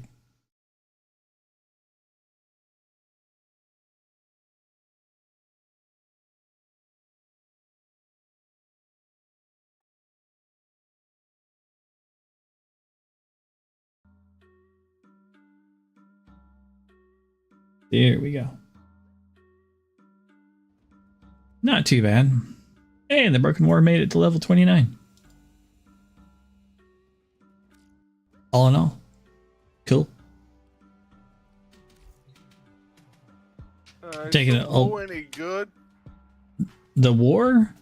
Yeah. Do you remember the sword you asked about the other night? The Galantine? The war, not the Broken War. The war is like the Galantine. It's a heavy sword.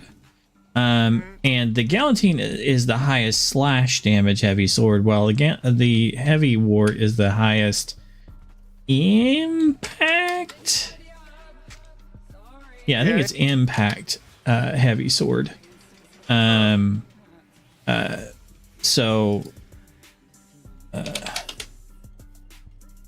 the war is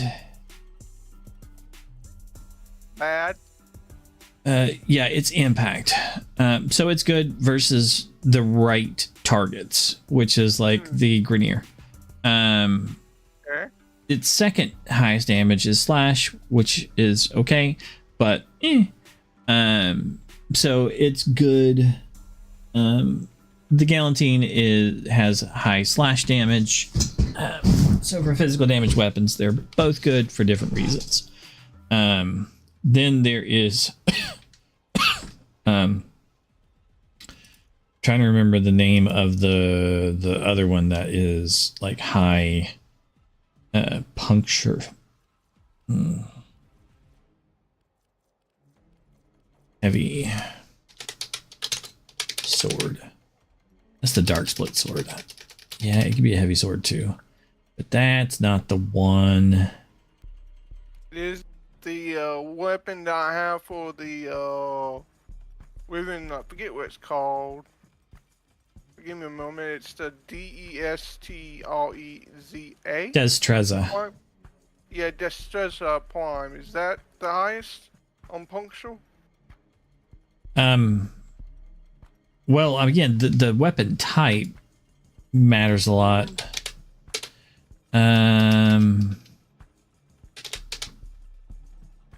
So that is a it's not a heavy sword, that is a rapier.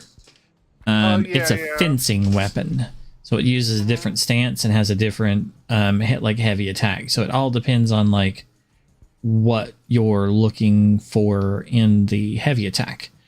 So the weapon type chooses what stance it uses. So, and the stance is where you get the, the heavy attacks. So the heavy attacks are basically based on the weapon type. And then what the weapon type's heavy attacks do is what you kind of want to look at. Like, is it a good heavy attack for what you're, if you're going to put it on Culvero. So Culvero works best with things like hate, works really good with heavy katanas. So axes, heavy katanas, I think scythes, axes, and heavy katanas are like the best things in his hands. Even if the critical multiplier is high? I mean, it doesn't really matter. He's going to give it great critical chance. If you've got a really good critical multiplier, that helps too. So like the hate is really good because it has a incarnate. So you get to use the extra like damage and stuff from the incarnate. It is it's mostly slash damage. So just by that self, and then Warframe, hate. Yeah, I'm just going to put Warframe and then hate. Its stance is Reaping Spiral and Shadow Harvest. Reaping Spiral is the main stance, and its heavy attack does 600% damage, guaranteed slash proc, and knocks down the enemies. So that's the first half of it. The second half is 600% damage, guaranteed slash proc, and knocks down the enemies. So it has 2 hits that you can do in its combo. They are both 600% damage, guaranteed slash proc, and knockdown. It's called Fading Hope. And it's wham, charge, bam. So it's a charge, a slash, charge, a slash. And it's basically the same thing. Each one will knock down the enemies. Each one does 600 times your damage as slash damage. So that's why it's good. The best for carnival level. Not light. Yeah, heavy weapons are good. Hate is really good because you get the bonus damage from it being an Incarnon. You get the all of the extra bonus like Incarnon stats. You get the extra like the scythe, combo thing is I'm going to do tons of damage as bleed. Starts with a 2.5 times critical multiplier, which is decent. And then you can scale that up. And then when it goes Incarnon mode, that's, even better. So like my hate has like 1,100 damage. The heavy attack does around 8,000 damage. And I'm not even sure if it's made for a heavy attack build. Let's see.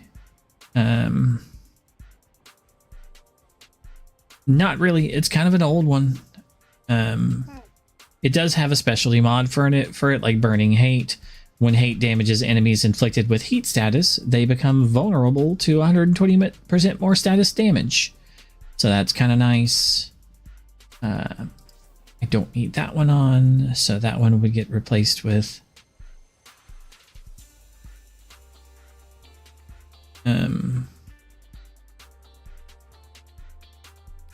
that one. Here we go.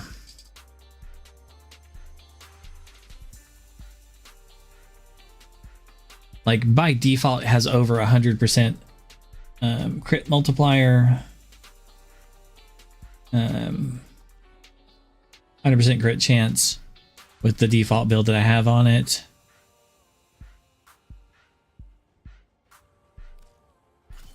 If it's going to be a heavy weapon that I'm going to choose, it would be this one right here that I'm equipped already. Or that I selected anyway.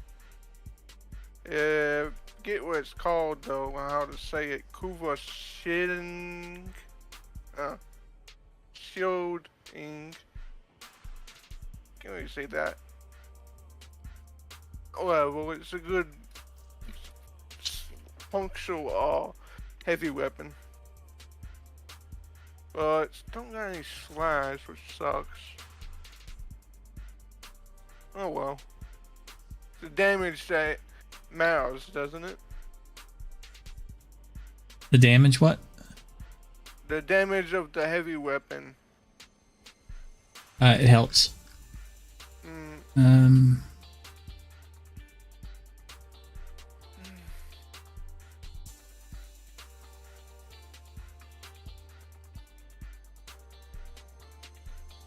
There's not much more. I'd love to put Elementalist on this,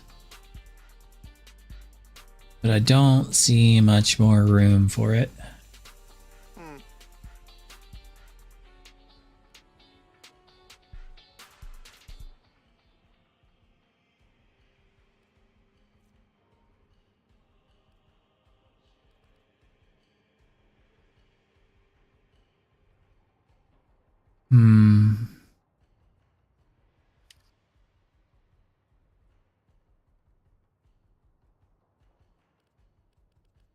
Elementalist.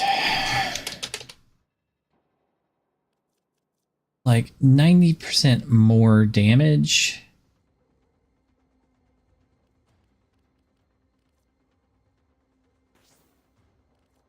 Ooh, see, that does make it better.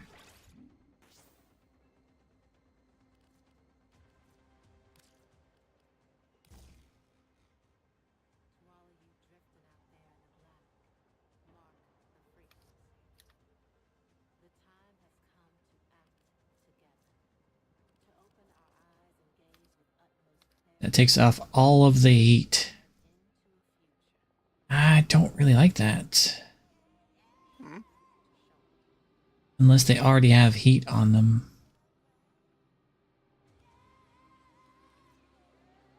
There's a specialty mod for it called Burning Hate.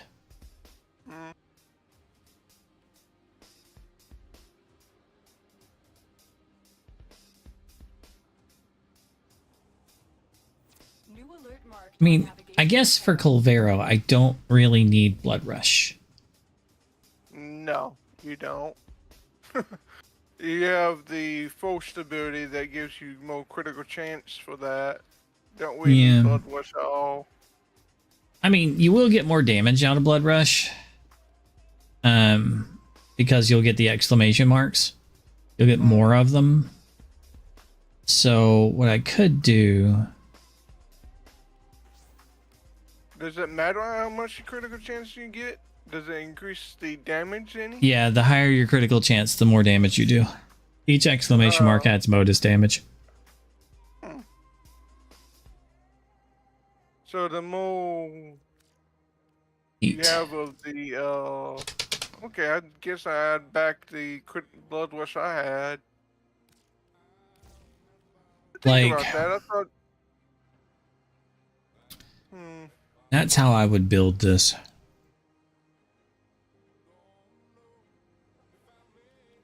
I don't know if I really need the Burning Hate. Because this is just going to kill on him anyway.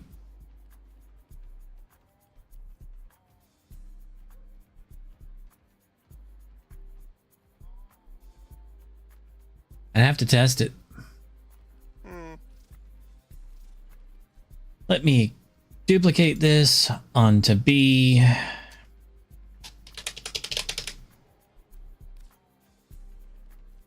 Okay. And then with B, we would take off Burning Hate. And we would put on Blood Rush. Okay. I think that works. So let's see. We're gonna name these Burning Hate, Bloody Rush. Okay, let's check that out. I'm gonna go to the place real quick and then practice these. Viewer chosen. Let's swap to Colvero. And I'm going to put 8 on.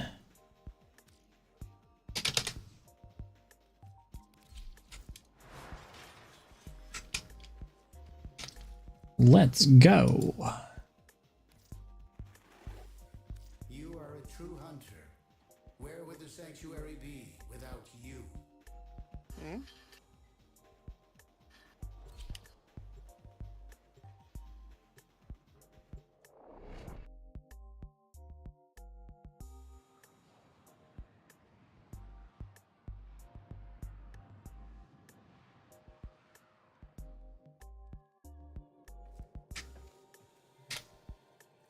Okay.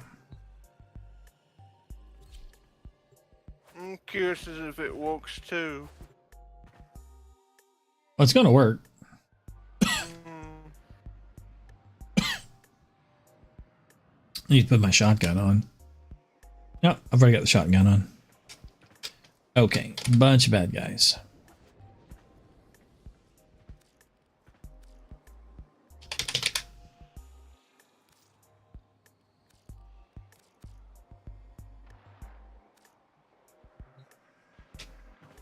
Because I thought that, you didn't need that much critical chance at all. I'm gonna get rid of the status. Okay. I am incarnate. And I'm going to go in for the... Oop. My sentinel.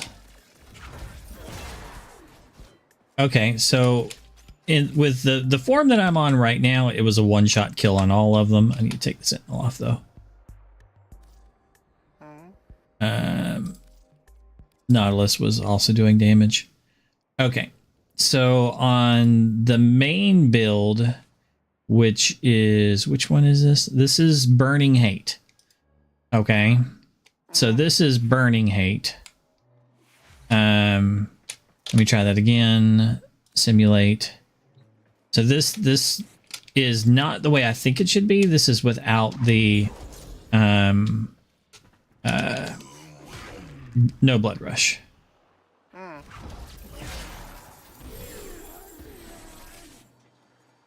Two ticks killed them all. Okay, and it is not in an incarnate form. Oh, because I went back in the thing. Hold on. So let me get it incarnate.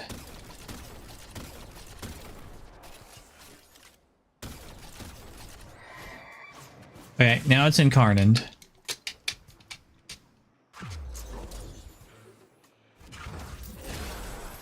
Instant kill on everybody that was chained. A couple people weren't chained. Instant kill on everybody who's chained. They don't get a single tick once it's incarnate. In this form, I'm going to switch it over to the other one. Okay, upgrade. Now this is with Blood Rush. Okay, it doesn't have the specialty mod that comes with it. Okay. Need energy. Okay. Not incarnate. Killed them all. It was like 1.5 ticks. Okay. Let me try it again.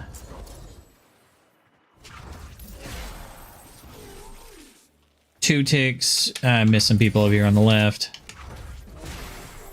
Instant kill on those guys. Okay. If I incarnate it...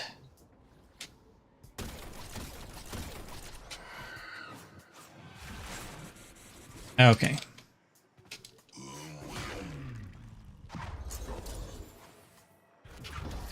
Whoops, missed.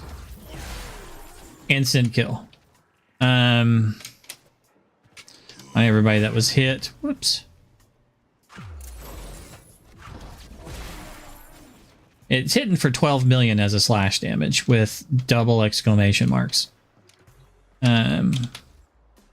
So yeah, that's pretty much an instant kill.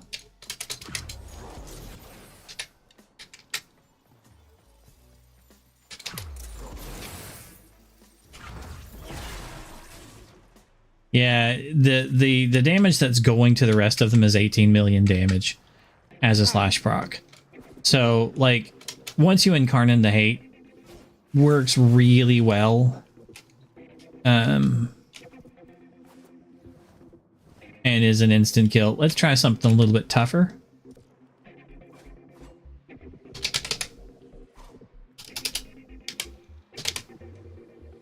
Let's see if it can kill these guys. That'll let you know if it's any good.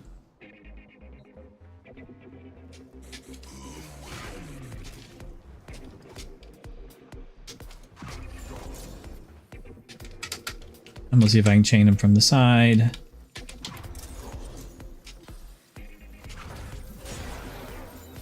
I got around 1 million damage on them. So it takes a chunk off of them.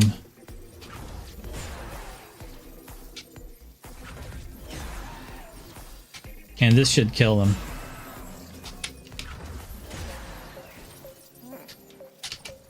But it has not killed them yet.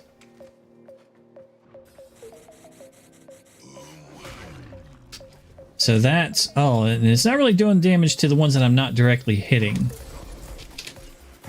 Interesting. So it's only really hitting the one that I'm directly hitting. And the rest of them it isn't chaining to. Because I'm only getting 500s on the rest of them. Interesting. Hmm.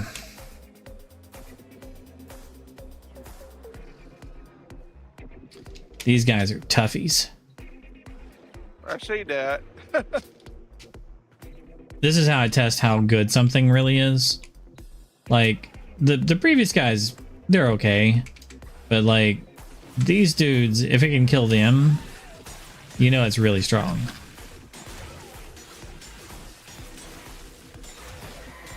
I only have 3 exclamation marks or whatever on mine. Where's my crowd multiplier? That's kind of weird. Like, if I do my dash, I have 3 exclamation marks. This is with the Blood Rush build.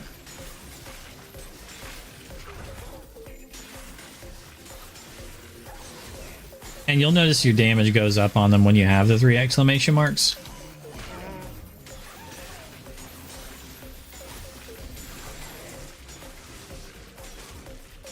You know, I'm doing 500 damage.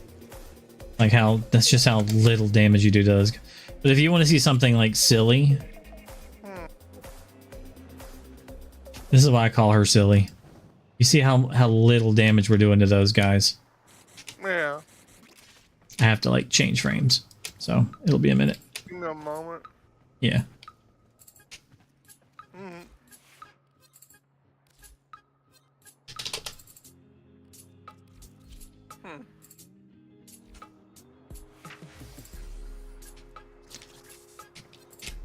Oh.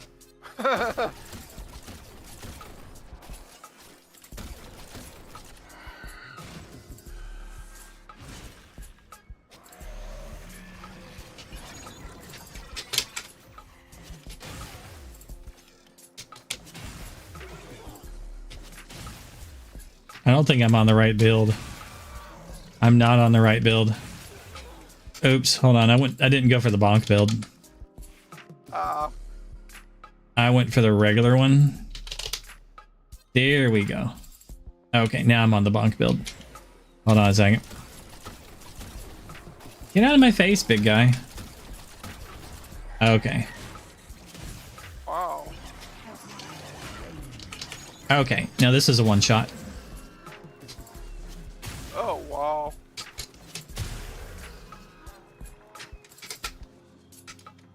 She's nutty. Like, if I bring them back, this is why I say that she's crazy.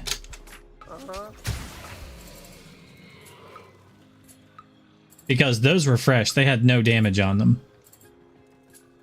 Like, go watch that.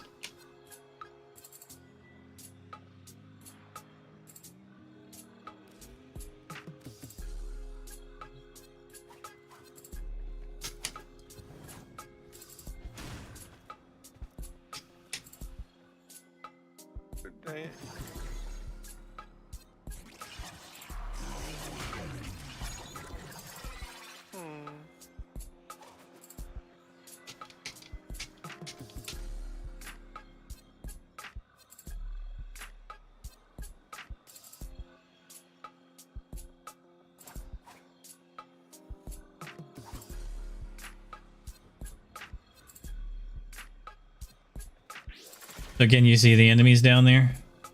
Yeah. I get a good look at them.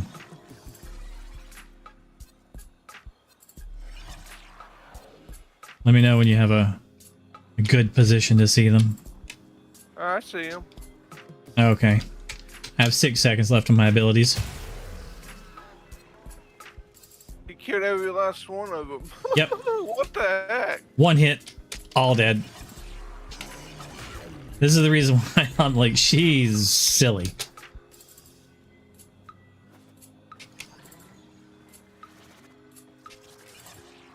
The amount of damage that she puts out is off the charts. Can you spawn some more so I can see if Yeah. I can't measure up to it? Yeah, of course. Curious. Let's see.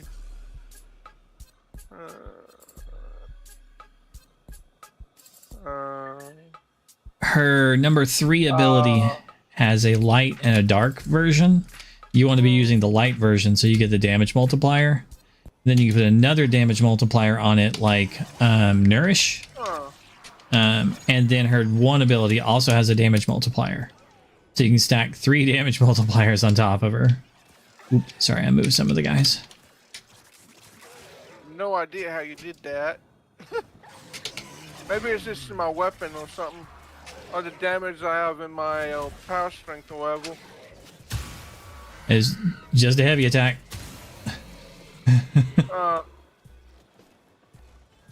Weird. So I'm using the Magistar. So technically I can use any hammer to do it. Because they have a lot of ground slam damage. So this is the Sam Potes. This one has a shockwave. Alright, so this is it on the Sam Potes. Simulate. Okay.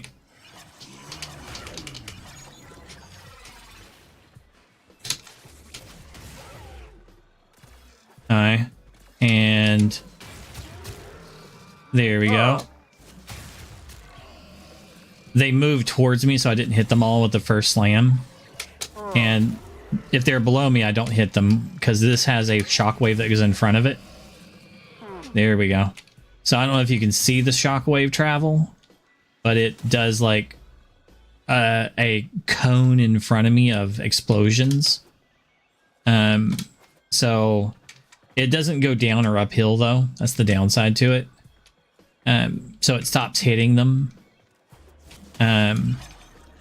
Then there is the Arc of Triton, which is the highest damaging one. This one here. Simulate.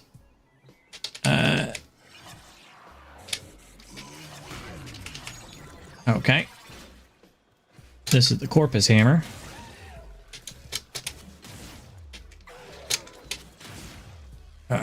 It's not doing that great. I don't think the build... I have an electric build on this one. It's not the greatest. It's meant to do a wider area because it also electrifies other things. So it's gas electric. But there you go. They're all dead. So it took a couple. The Magistar is my best. I should change this one to do different types of damages, but I just haven't gotten around to it.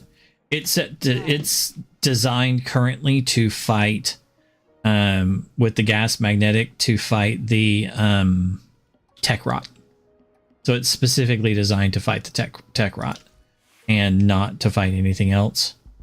But my favorite is the Magistar because you saw what it does. It's a one-hit kill on... Because the Magistar is an Incarnate. So you get to Incarnate it for a boatload of extra damage. And even without incarnating it, like, so if I don't incarnate it, this is what it does. So this is without me shooting them and getting it randy. See, didn't quite kill them. Killed them on the second go, like some. You know, basically it takes 2 hits to kill them if I don't incarnate it. If I do incarnate it, it's an instant kill.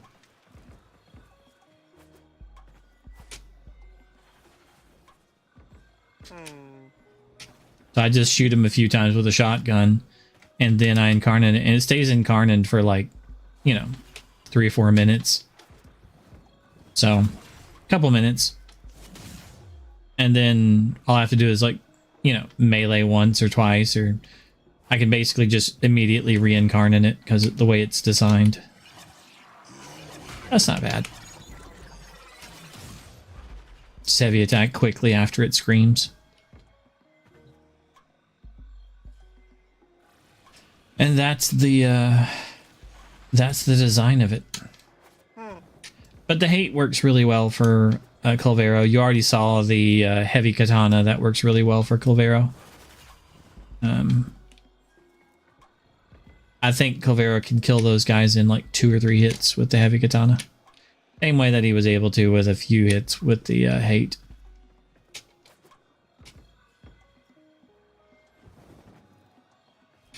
But there would I gauge how good is a build. Like, can it kill the stupid guys with stupid damage reduction?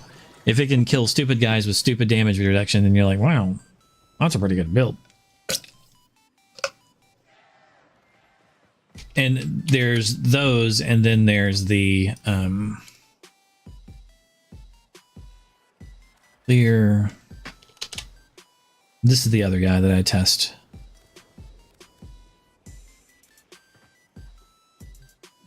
Like the Architriton would probably be better against these guys than it was against the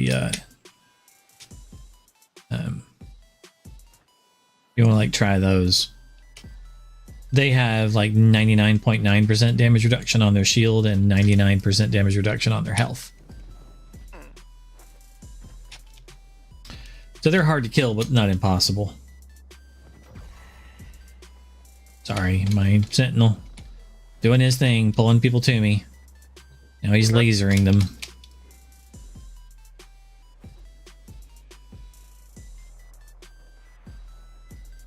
At least this guy, these you can put status effects on, where the other ones you can't. Which he's doing his thing, putting status effects on them now.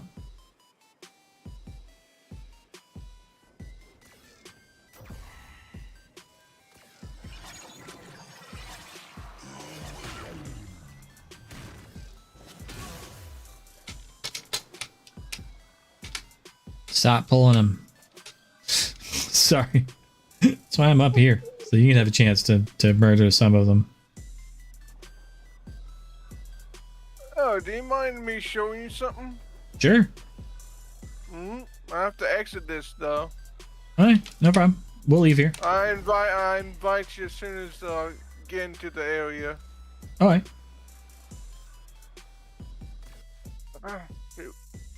I was just giving you an opportunity to bash on the Corpus guys there. I probably won't be able to kill them. Oh, you should be able to. They're not as hard as the other ones.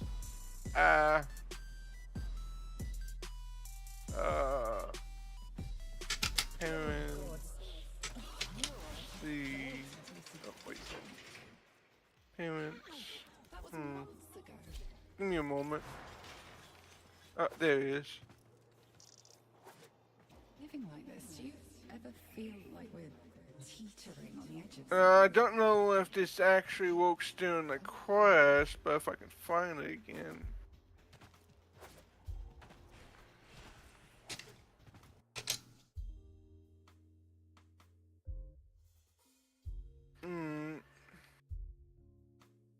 Alright, I'll invite you real quick. God dang it, I forgot I'm in solo mode. Give me a moment. It won't work like that. Dang it. Open. People forget Joe Biden is still in charge. Biden's clearly got Not anymore. And he's escalating tensions with Russia. I'm just worried he's planning on starting World War I. It would appear Jay-Z now has 100 problems. Oh, I invite you now.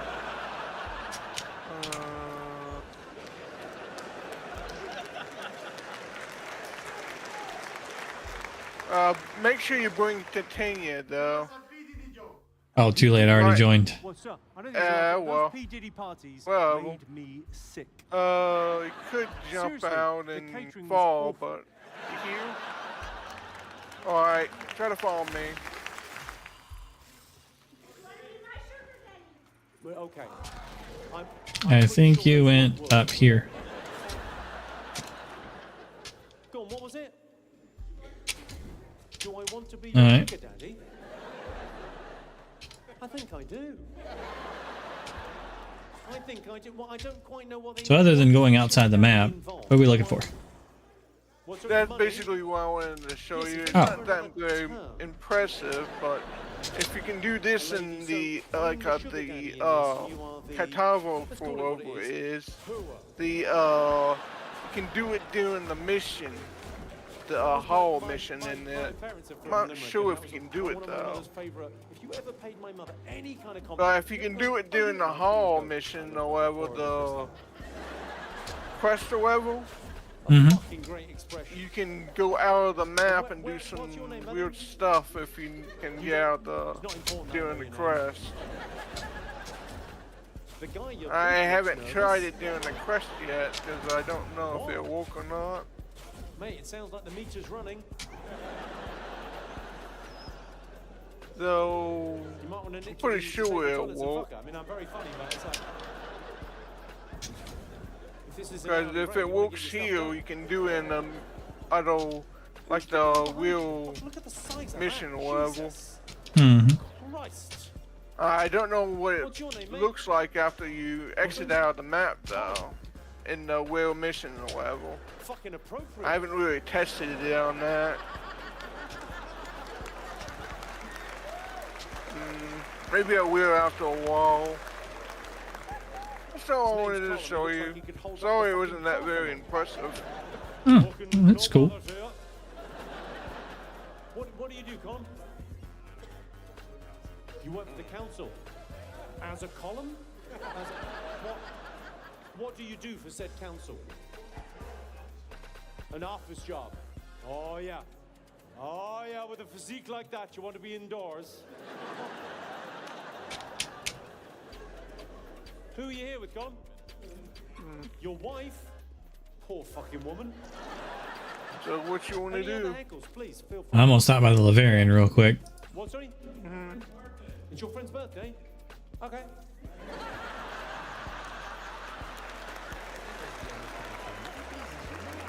What, you gonna donate some credits? Yep.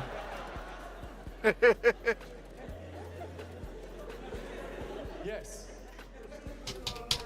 Yeah, It's your okay. sister-in-law's birthday. You don't even care. Your sister-in-law. He speaks us. That's like, Okay. That's like being on a game show. You know, on the game show when they show you. Okay, that was done.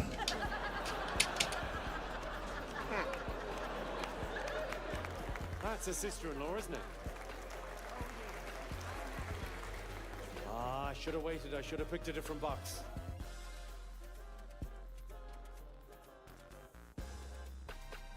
See, mobile defense. Infestation. Be just a second.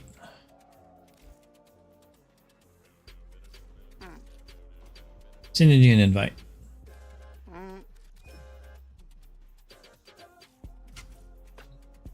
Why don't we change frames if it's gonna be a mobile defense?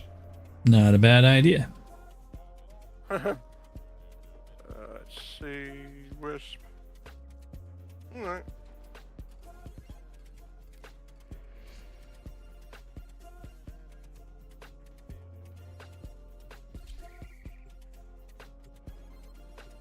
I have some Mexican food in the fridge. It's calling my belly.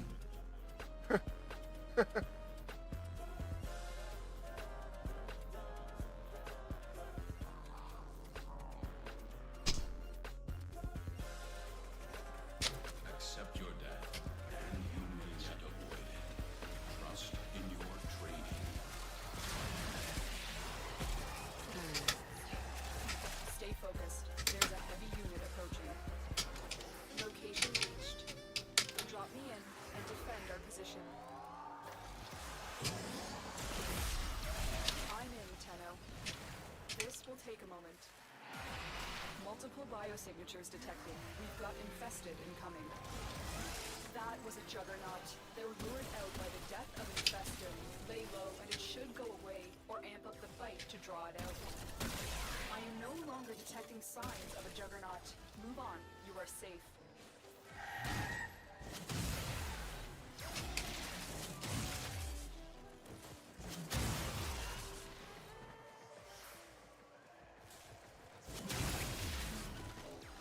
Still working on it. Continue to defend.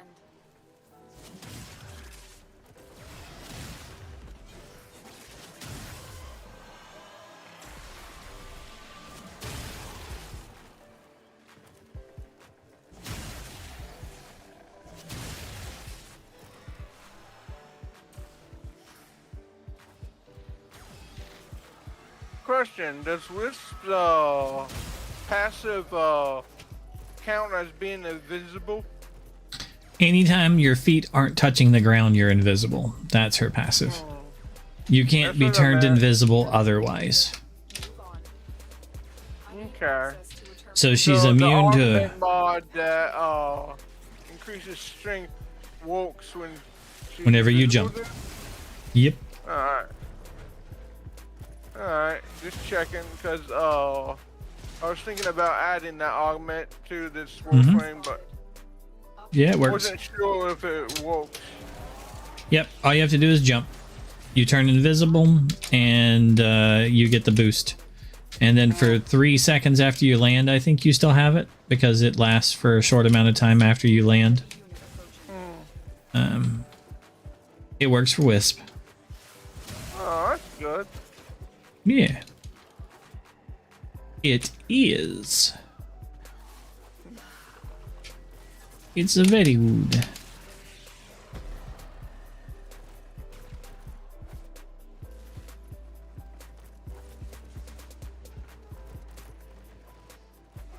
Still working on it. Continue to defend.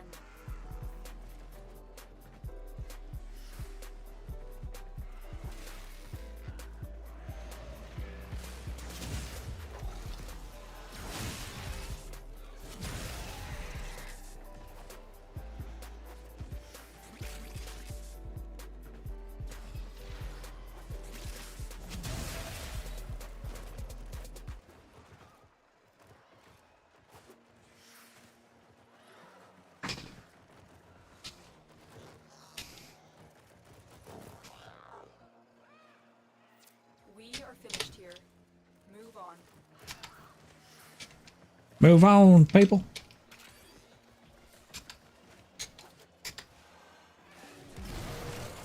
Here is a terminal. Get me in and get ready to defend. I'm in, Tenno.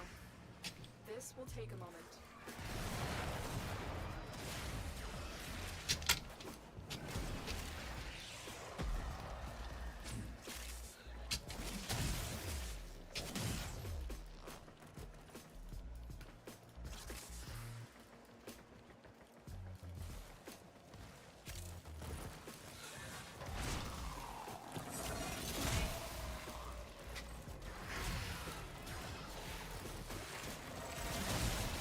Stay focused. There's a heavy unit approaching. Still working on it. Continue to defend.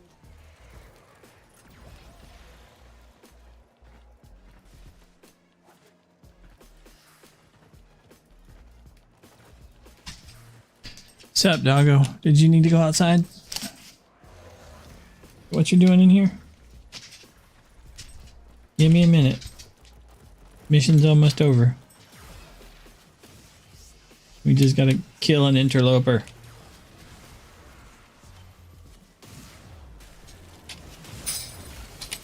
I hear ya. Come here, Shy. Hello.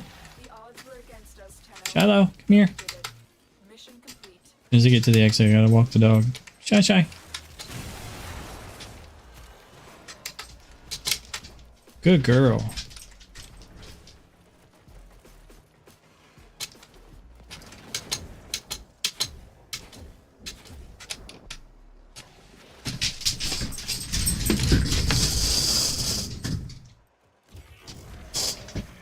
Not accept anything. Okay, come on. Let me put my shoes on.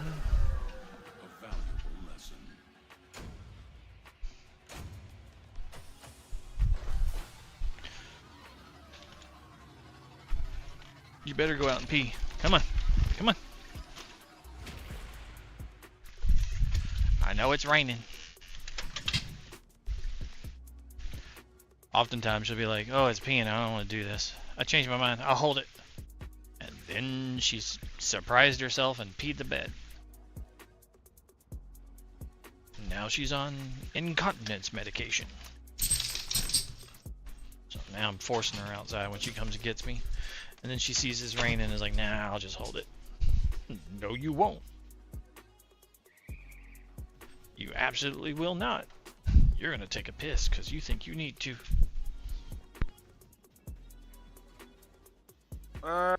Disconnect from the squad or level session. Something I need to do. Not in real life, but something in game. Oh, dang it.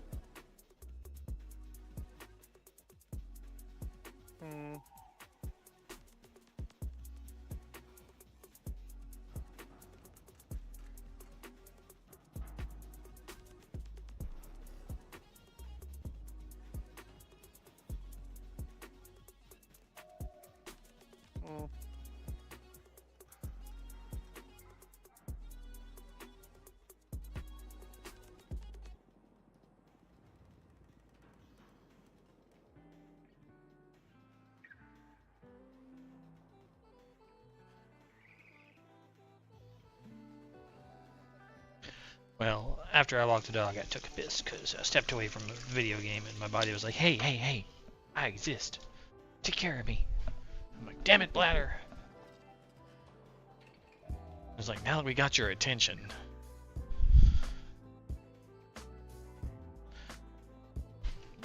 One of the dogs I had in the past could tell when me or the wife had to use the bathroom. She could smell it. Before we knew we had to use the bathroom, she would be like, ooh, it's time for me to get to go use the bathroom. Because we started like letting her out, and then like when we had to use the bathroom, we would let her out real quick, and then we would go to the bathroom, and then we'd come and get her at the end of our, like having to go use the bathroom. So she was like, hey, I know this smell. It means that they're gonna let me out soon. So she would get all excited, and we're like, oh. And then we finally realized it eventually that she could tell when we had to use the bathroom. Because she would get like hyped up for no reason. And it was all because she could smell our need to pee. Yeah, crazy. Dogs are wild. The shit they can do.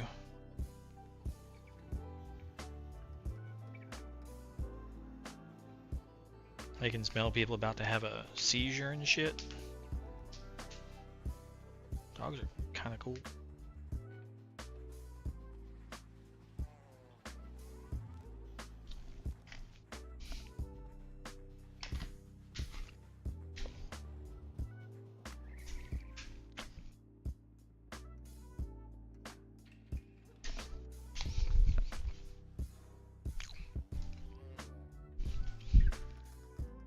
Tell that to the cat person and they're like, oh yeah, well cats can claw you in the ankles.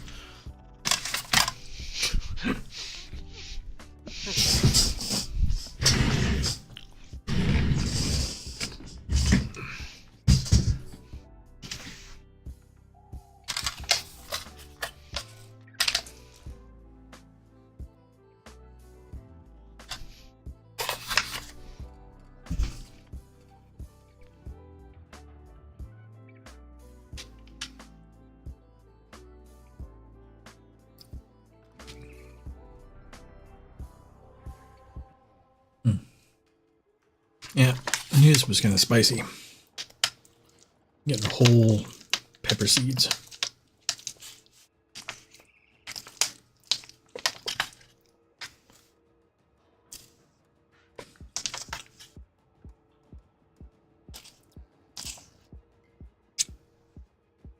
I imagine somewhere out there's a Spanish person crying because I'm eating cold chili rellenos. Okay.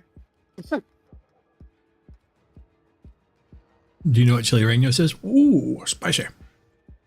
No. Wah. It's a pepper stuffed with cheese. And then it's basically drowned in chili. Like meat chili. Wow.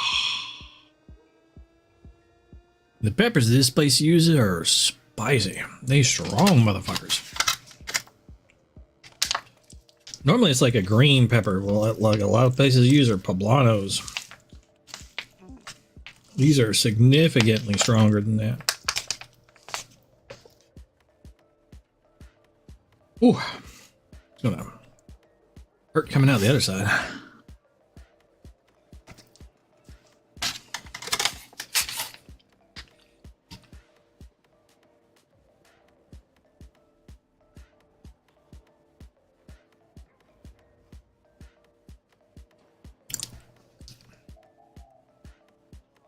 Now I can remember the name. Motherfucker.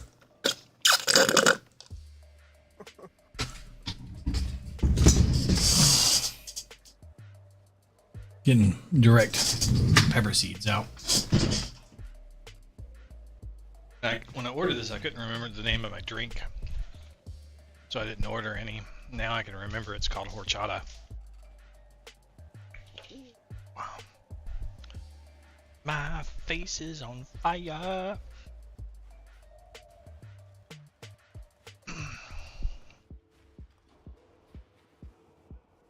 I like horchata. It tastes like Christmas.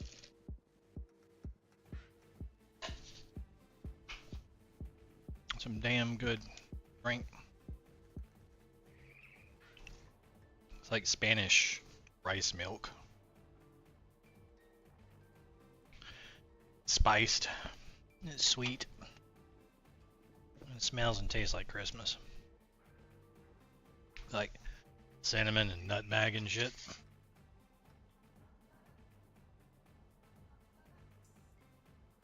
Real good to have when you're eating spicy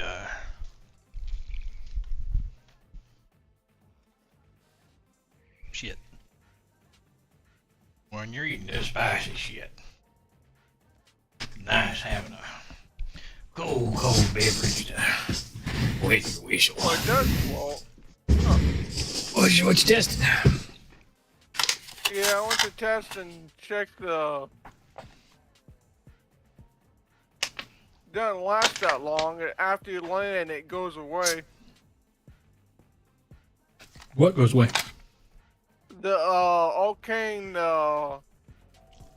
that you need to be invisible for it to work. You got It 3 goes seconds. away. Yeah. No, it's not 30 seconds. It goes away as soon as you hit the ground. How leveled up is your arcane? It's already the max of it. That I was curious. Let's see. It's supposed to last longer than that, I thought. I could be wrong. It activates while I'm invisible while moving and everything, but as soon as I land, it goes away. Yeah, you're right. instantly. It's a 3 times final critical multiplier. That's the 3 that's on it. You're right. It is just while you're invisible. I remember there was a 3 modifier on it. And that's while invisible, gain 30% ability strength and 3 times final critical multiplier. I thought it was the effect lasted for 3 seconds after you landed. There is another one that does that has a 3 second something on it. Well, what the hell is that though?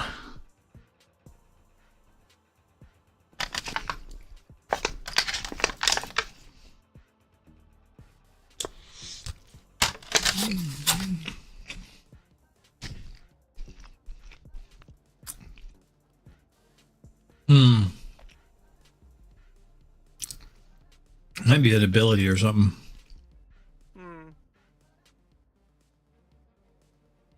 I think it might be though.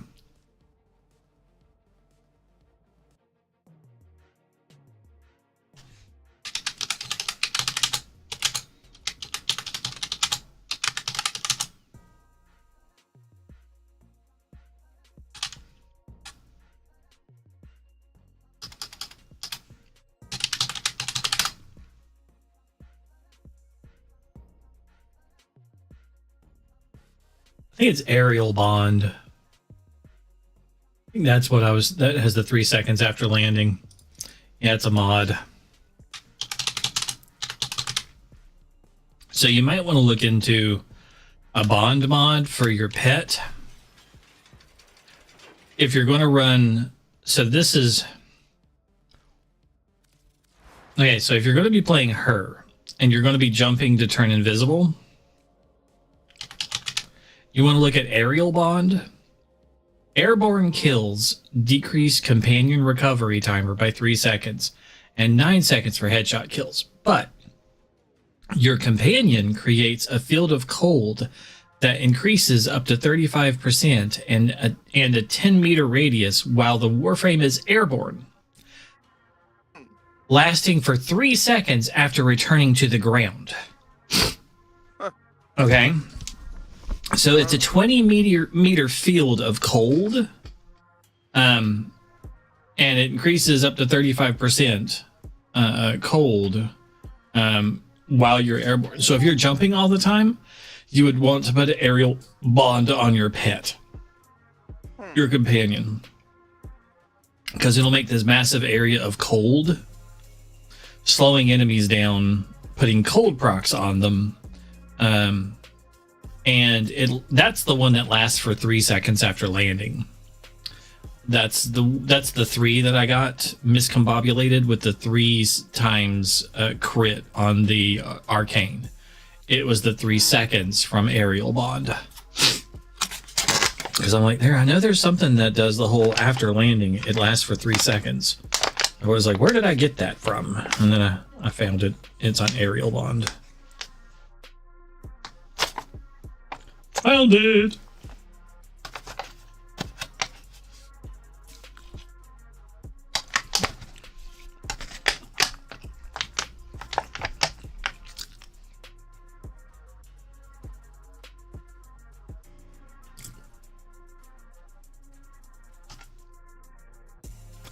It's one of those, well, if you're going to be jumping to go invisible, you might as well take advantage of that.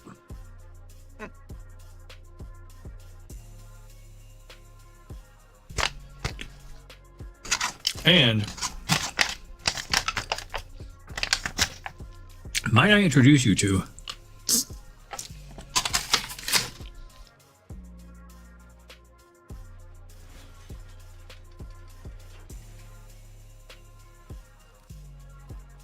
Dagger,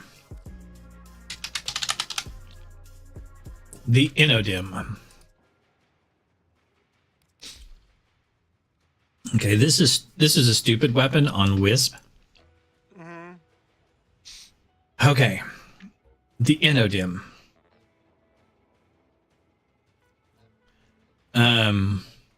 You can increase its range with its first thing. Its second thing increases range of aerial melee attacks. Okay, so that's the next thing. Your aerial melee attacks are increased by another 0.5 meters. Its third thing you can do on airborne melee kill, get 50% more melee damage for 10 seconds. This stacks 3 times. You can get up to 150% more melee damage if you're killing things while in the air. So now you have an additional meter's range, and you have 150% more damage, okay, if you're killing things while in the air. And then last,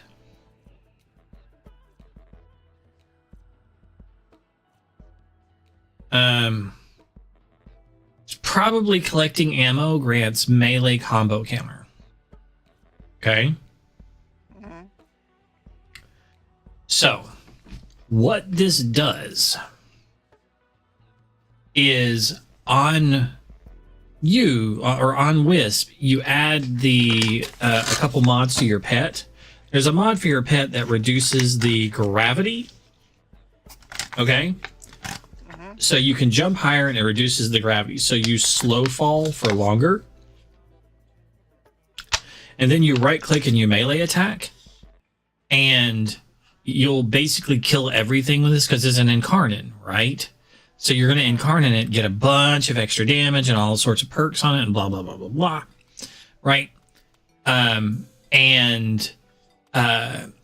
Since you add the slow fall like mod to your pet, you can stay in the air for a long time. It means you're invisible the whole time, and you just kind of just float through the maps, touch the ground for just a second, jump again, and then float while all the enemies can't see you, and you're murdering them with basically headshots with a dagger, because you are at their head because you're above them.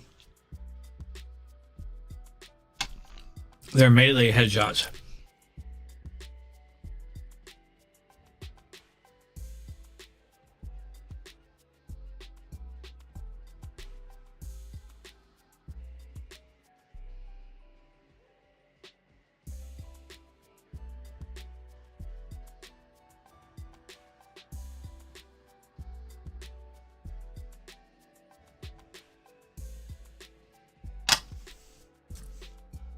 I'm save the rest of this ringus.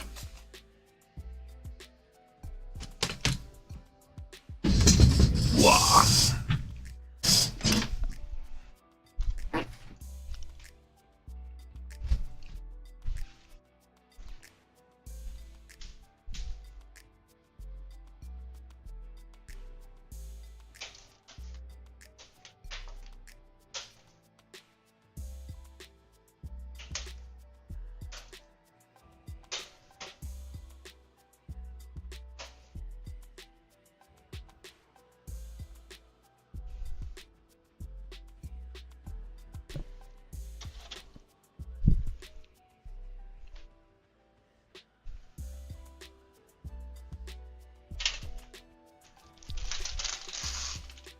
I got a question for you. Uh-huh. How does that new invisibility ability on that new Warframe increase its duration? By getting Correctly. weak spot kills. Yeah. Does it matter what kind of damage it does to get that weak spot build? Mm-mm. Or kill? You just have to hit basically enemies in their heads. Ah, okay.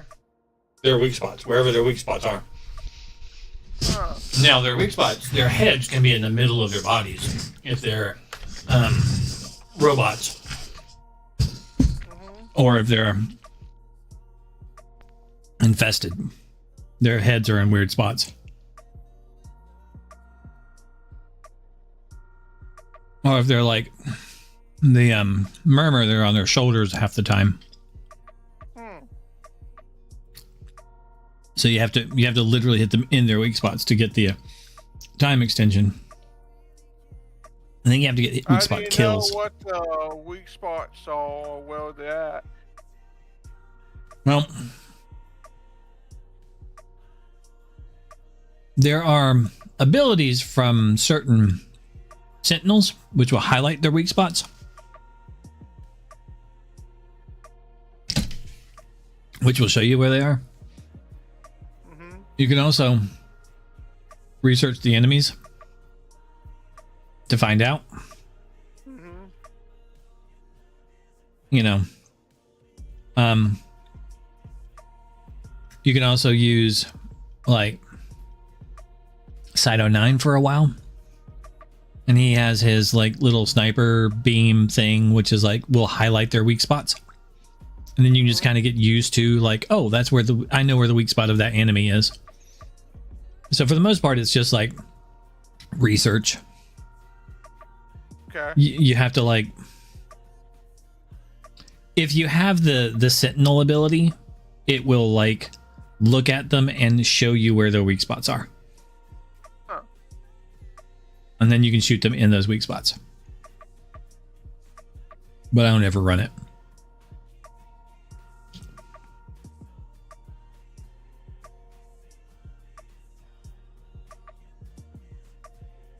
I don't really use the ability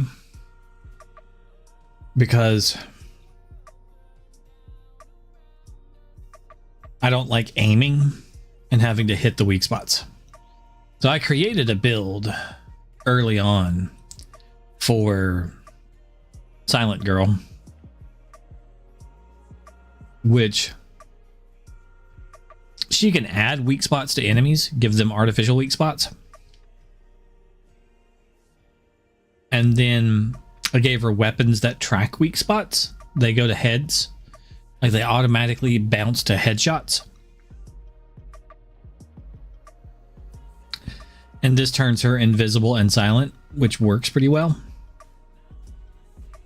But on testing, it's bug frame, and bug frame doesn't count her weak spots as true weak spots for the ability because that's a bug.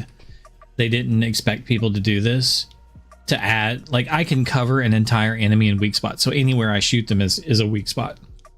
But the ability doesn't track her weak spots. It basically only tracks the headshots. But it says weak spots. So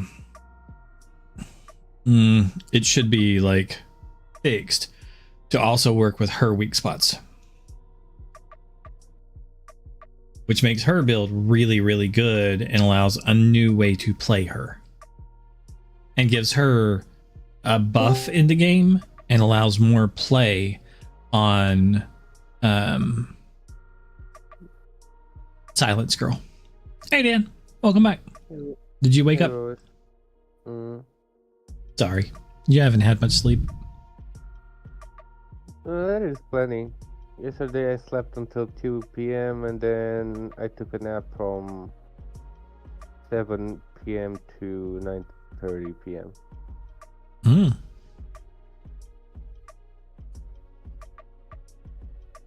I just had some leftover of the Mexican food I went and got earlier. My face is on fire. That's why I haven't slept that much yet today. I mean, just tonight. Were you eating spicy food? Oh. I eat really spicy food, and I'm good. I once made a bet, and I won like $20. When I was working at my first job, I made a pizza. Instead of tomato sauce, it had chili paste. It had spicy salami, chopped chilies, and chili flakes, and mozzarella. And I bet whoever can eat, half a pizza, half of that pizza, owes the other guy, $20. Sounds a little sickening if you ask me. It was good. I doubt that. I mean, I think it's edible, sure, but I wouldn't say that sounds good. I liked it. Well, I did get a nosebleed from it. Yeah. I'm going, you know what the great thing about hot stuff is? The food you can enjoy twice. One's going in, one's coming out. I didn't have any problems. I don't have that problem with spicy food. Really. I must have just a very strong stomach. I've only had that problem a couple times. Like when I did the hot wings challenge. Yeah. I had some touch and go sit down sessions on the throne after that one.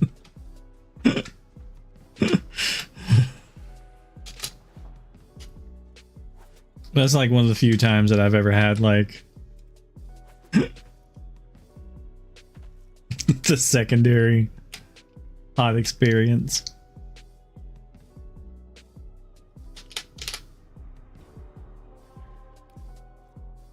I really hope I don't get quote unquote catfished by the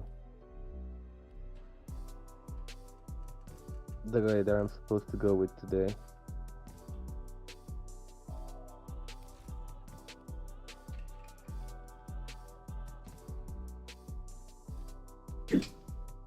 Why do you say that? There's a carpooling app, a website, where strangers just sign up, like make, you know, runs from like one place to another, and you can book them to go with them, and you pay them, however much they're asking, if it's okay with you. Usually it's small prices. Nobody asks. At crazy prices, they just ask for money, you know, basically to just cover gas and a little bit more. It's mostly the same as if I would take a bus. Mm-hmm. Hey, that's fucked up, man. You jacked up the price. I mean, it was way cheap before, but still. What can I do?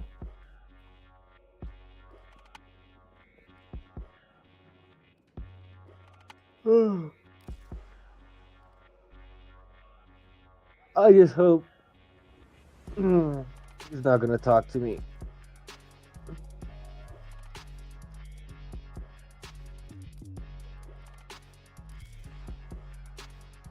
Or if he does, I just hope he's a chill dude.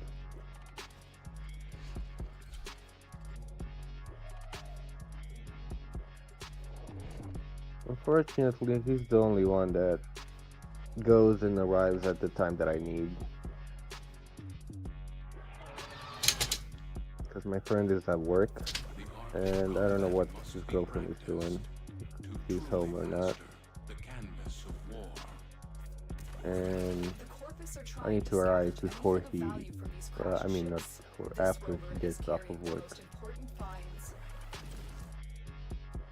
And there's only like 2 more trips that arrive after that, but they arrive kind of late.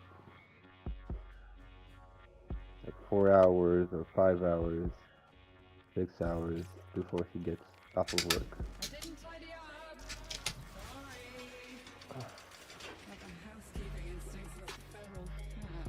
This guy's pretty much my only option.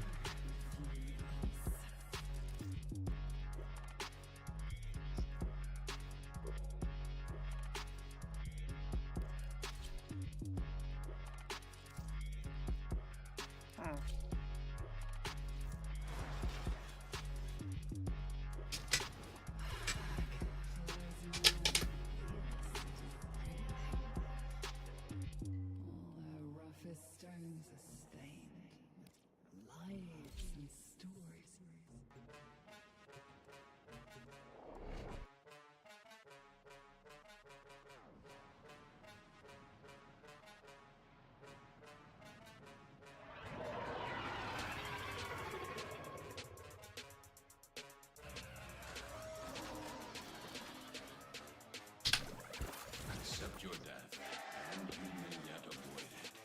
Trust in your training. We have to move quickly. Once the Corvus realize what we were trying to do, they will use everything they can to stop us. Keep going. Nobody knows you're here. Stay focused. There's a heavy unit approaching. Steady on that.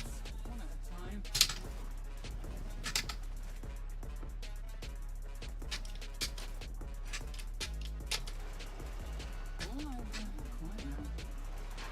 Good work. We now have control of the rover. Hold on, Tenno. Things just got more complicated. The Corvus have corrupted the rover's power cell. I can reconfigure it, but its new source of power will be your Warframe shields.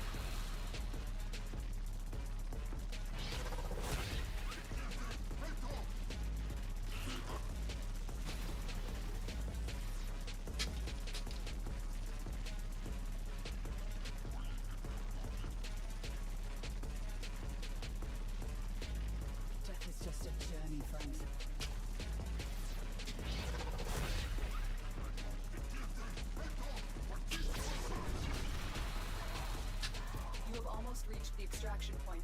Keep fighting.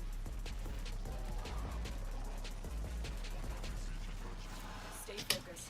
There's a heavy unit approaching.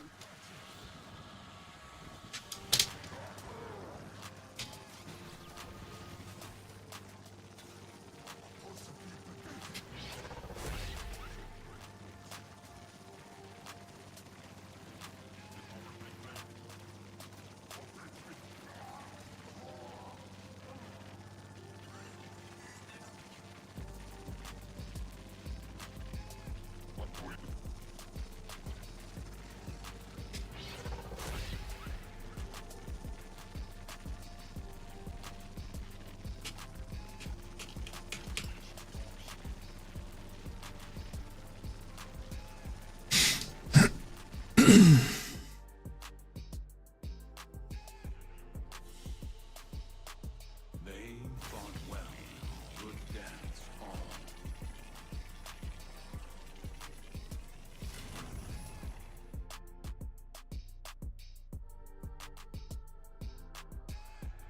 I need to look at this range build again.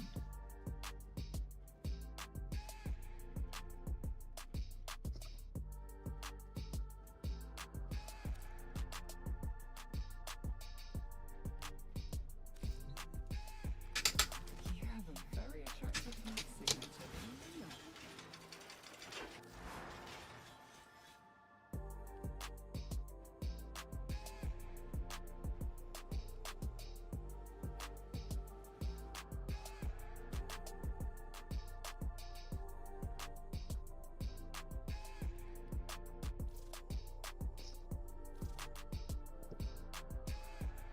It's good. I don't have to worry about it.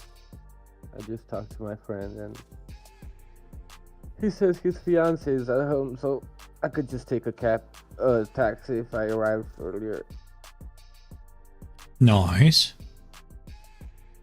Since she's home and she can open the door for me.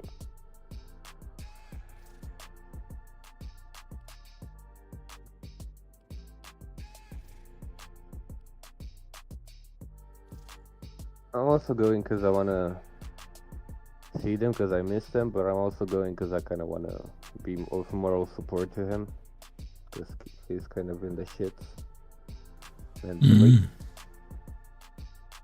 He quit his job because some other company promised him that they will hire him, and now after he quit his job and is in his like last week or so of work, the other company says like, we'll think about it.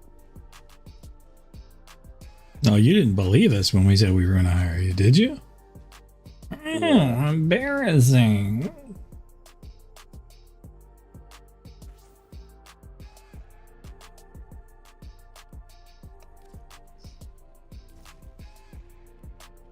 And he's kind of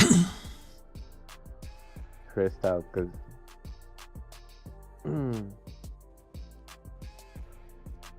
his girl is still studying. She isn't really working. She doesn't really have the time to. So if he's jobless, then it's kind of a shitty situation to be in.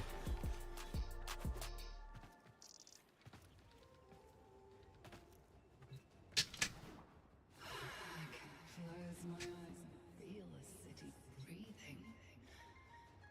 All her roughest stones are stained. Lives and stories. I don't know, I've been really careful with that. With what? When leaving one place of work and going to another. Not burning your bridges? No. More like, I always went on probation to another place when in my free time. Mm-hmm. And after I was certain that they would hire me, after that I would quit. Oh, yeah. Yeah, I always got a job, and then once they told me that I was hired, I'm like, well, I'm currently employed, so I have to put in a 2 weeks notice. Like, you do understand that, right? And they're like, oh yeah, that makes sense. And they're like, well, your start date would be here. That's like a couple weeks out. That should be fine then. All right, that works then. That's basically what I did. I am picking up traces of prosecutor shield auras in your vicinity.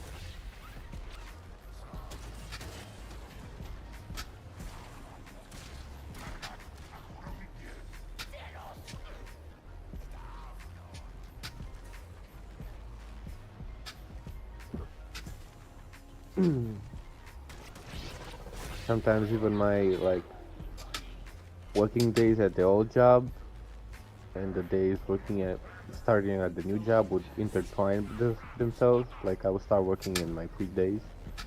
Mm-hmm. And the last week that I have to work.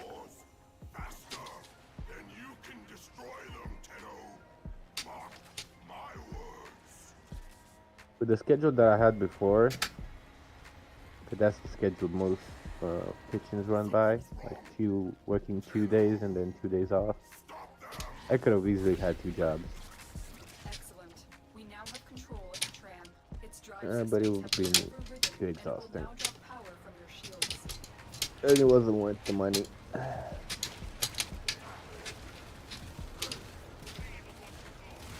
This job is the highest paying job that I've ever had. I'm basically making twice my old salary of the old place where I left. Death is just a journey, friend. Nice. Yeah. I don't remember. Did I tell you that I got a raise this year? I mean, everybody got it. But Yeah.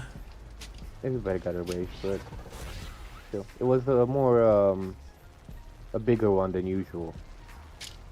Usually they raise our salaries by like $100 each year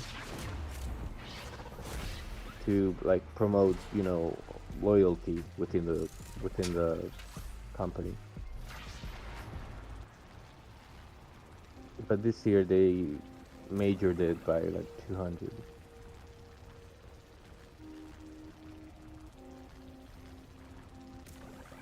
You are making solid Because they were like, well, the government wants to impose a whole bunch of taxes, so that's gonna be tough on you guys, so we want to make your salaries a bit more than usual so you can manage.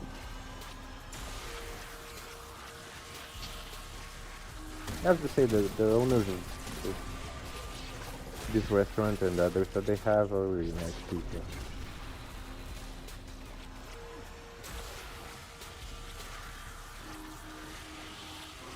Like they're the first ones from where I work that you have your full pay on the contract.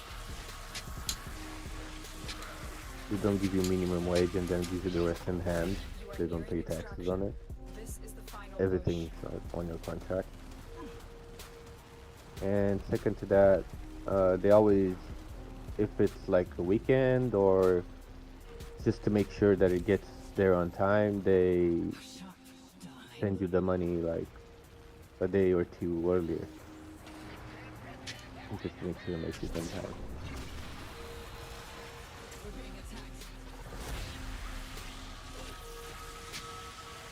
Where in other places, the owners would often be like, "Oh, I forgot," or whatever, dumb reason.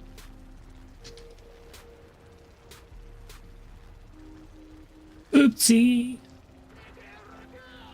Yeah. Oh, did you have to eat this month? Oh, I forgot.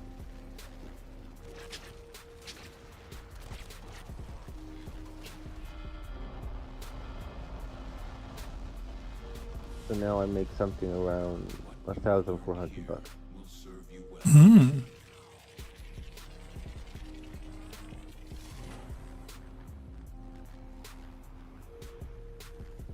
Which is not a lot. It may not sound a lot for you, but it's a pretty good salary. Not bad. There's engineers that make that much. Yeah, it's pretty good. 5 years of 4 years of like college and then have a master's degree also. So yeah, I'm pretty happy about that. And if they keep majoring it with like $100 per year, that's gonna look pretty good in the future. Yeah, not too bad.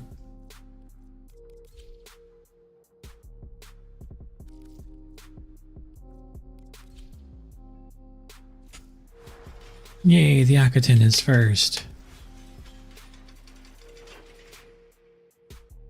I'm just curious because obviously at some point it's gonna hit a cap because they're not just gonna keep increasing it for the rest of my life. If I work there for the rest of my life, they're not just gonna keep increasing it because that I would reach like silly numbers. Yeah. There's usually some sort of pay cap.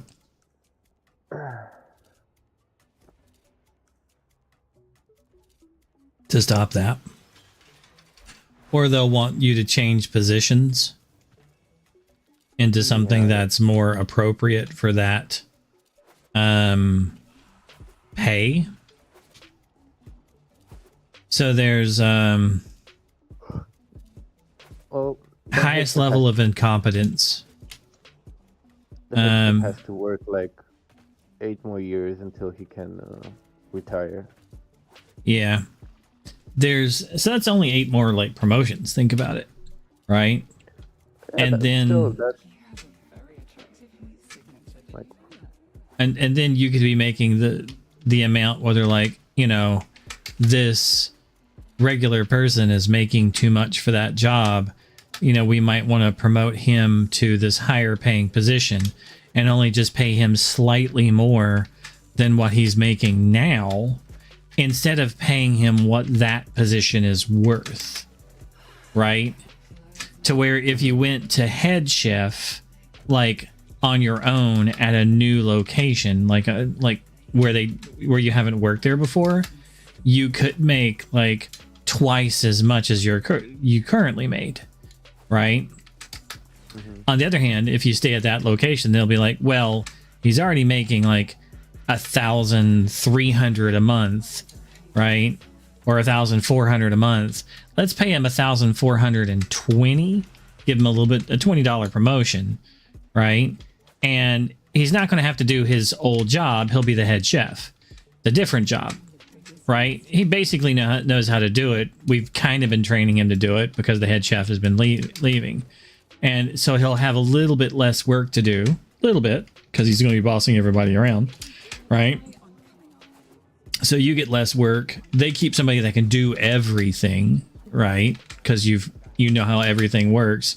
And for both you, it's kind of a win-win, but at the same time, because you're getting less work, right?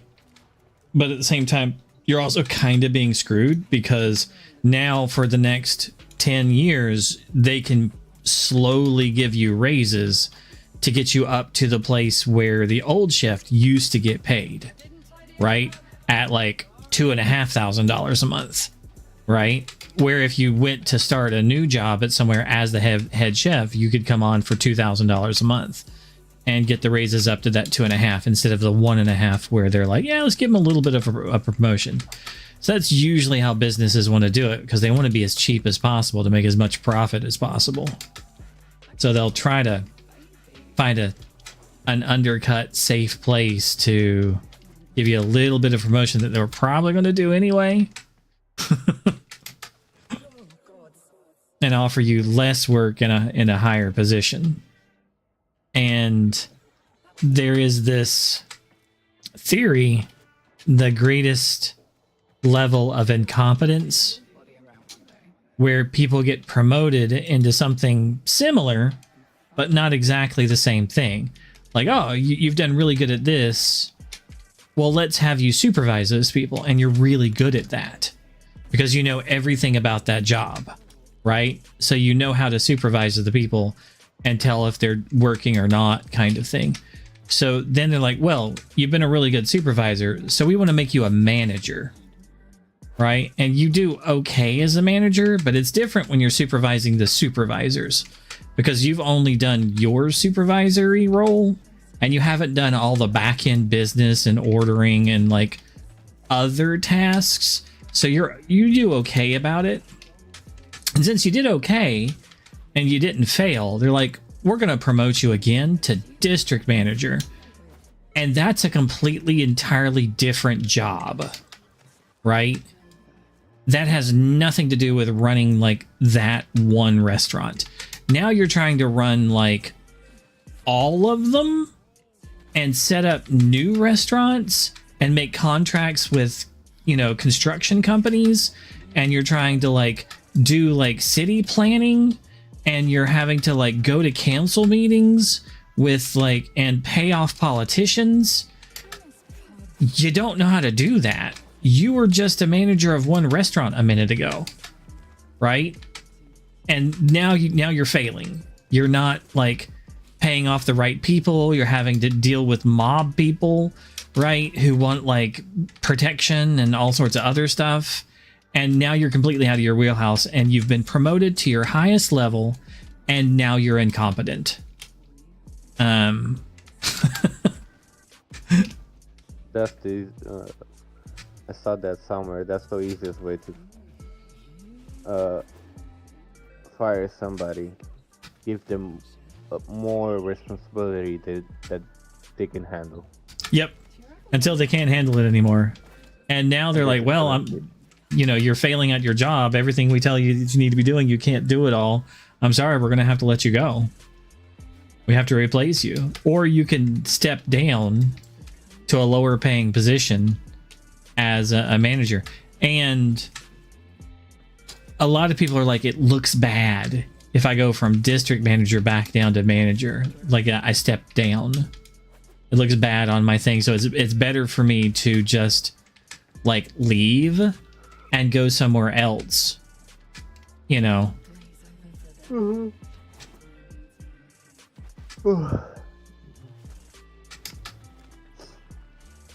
I did have the opportunity in the past to be the right-hand man of the chef, but I said no. I told them I don't feel like I'm ready. I don't feel like I'll do good. So I just don't want. I don't want to.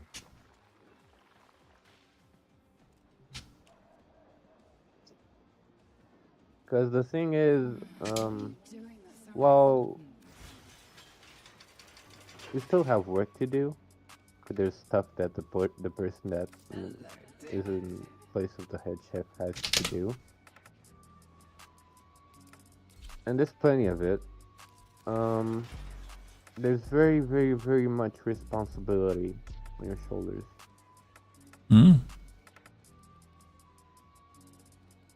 Like, for example, one simple thing that isn't so simple is upholding the standards of the restaurant, like having everything, you know, and then in the same time being creative with it, so customers keep wanting to come.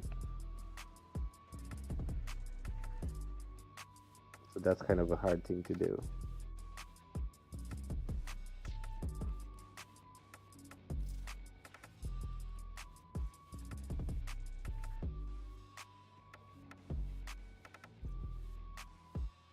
I am lucky in a sense, and I've had this talk with my mom, because of the way she cooks.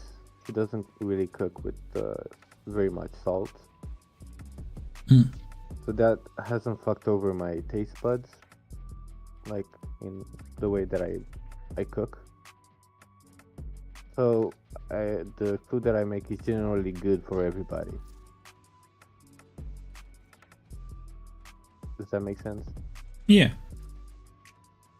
Then there's people that don't like certain things and might not like it. Okay, sure. But in general, most people like what I make. That's good. Because I have a sense of like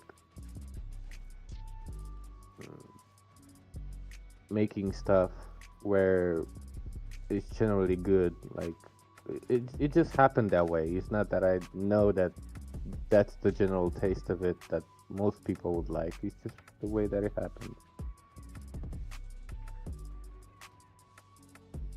Sometimes it turns out amazing. Sometimes it's just okay.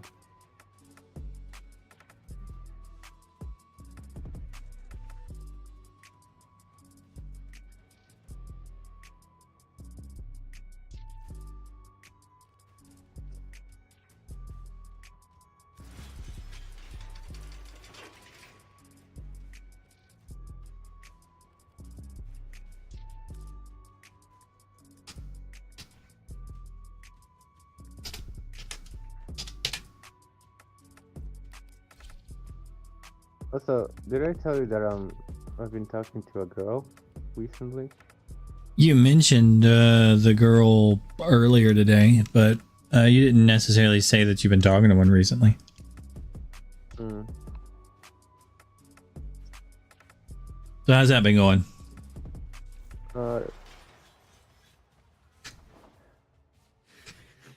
Good. We hung out not yesterday, the day before yesterday. Cause she was like, I bought this mini Lego set from like Pepco. I don't know if we have that store there. And it was like a knockoff of a Lego. They had like really smaller pieces, and they were kind of like roughly made. And like, well, I could come over and hang out, and we could make this together and whatever. It was really cute. This was like a little heart thingy. And hearing about this, I was thinking, well, Valentine's Day is coming up, and I'm not gonna be in town to be able to hang out. So I thought I should get her something, and I got her like Lego has like bouquets of flowers they can build. So I got her like a big rose bouquet. It had like 12 roses and like 4 smaller white flowers that were basically decoration. And we built those together, and it was pretty cute. Nice.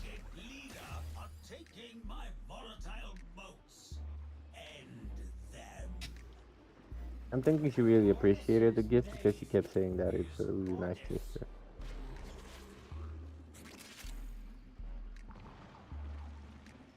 Either that, or she hated it and she was being super polite. Depends.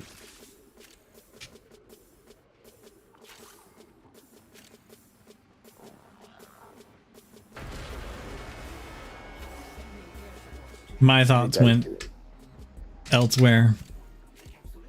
You're like, I think she really appreciated the gift. Oh, did she drop her pants?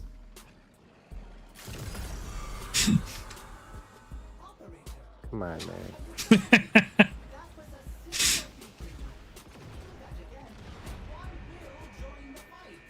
You go on the naughty list. Always.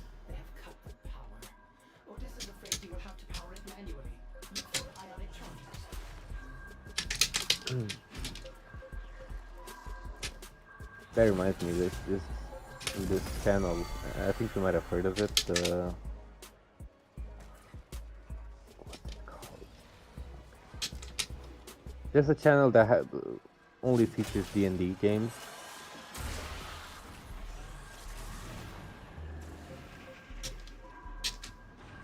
I don't remember. But I think it's Legend of Ventress or something. Cool. And I don't know, they had like a session where they were talking about Santa and Christmas and stuff. And most of the players were being really inappropriate. And the DM was like, you all go on the naughty list, roll that saving throw for me.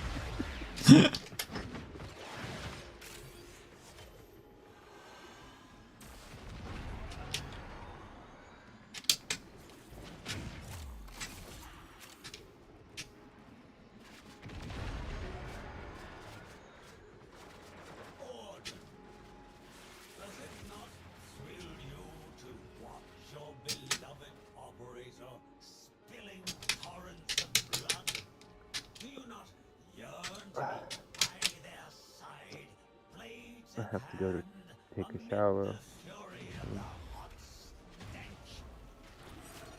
This is the most showers I've taken in a short period of time ever. I've never showered this often. I was like that the previous week.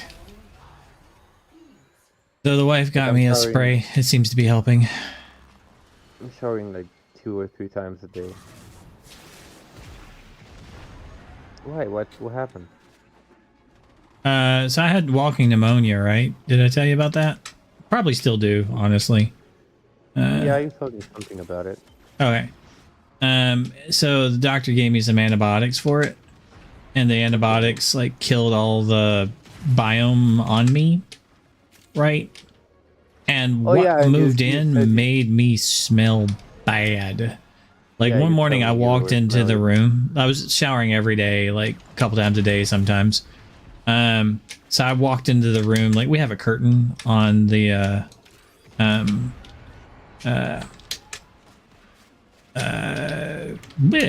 the door to our bedroom. And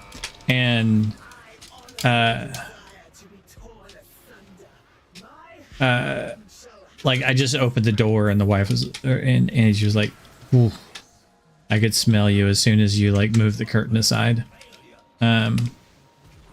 And like again, it only been like 8-12 hours since my last shower. And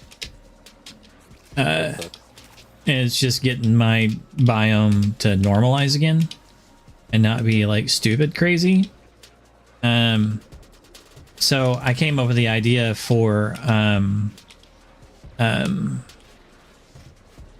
probiotic like lotions, right? And then I found out a couple days later, like when I actually, or the day or so later, when I told my boss about it, and she was like, nah, that wouldn't work. So I googled it, and they came out with those 5 years ago, by the way. Probiotic sprays and lotions. So If only you would have thunk of this like 6 years ago. 6 years ago. So the wife ordered me some, and yeah. So I took a shower instead of putting on deodorant. I sprayed my pits with mostly water with a little bit of bacteria in it. And I'm not as stinky as I was. And it's like, do this twice a day until things get under control, basically, is the instructions. And let it dry. And actually the stuff smells kind of decent. It's kind of nice. But I don't think you'll stay that way. You know, because it's bio warfare.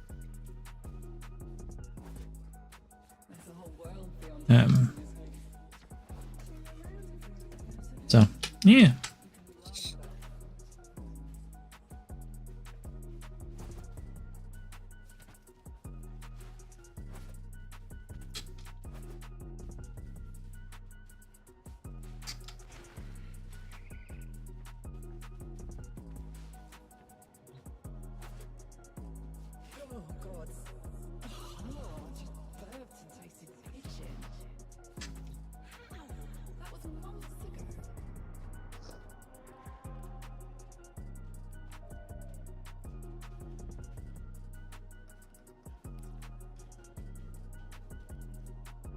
Oh, I need to text you.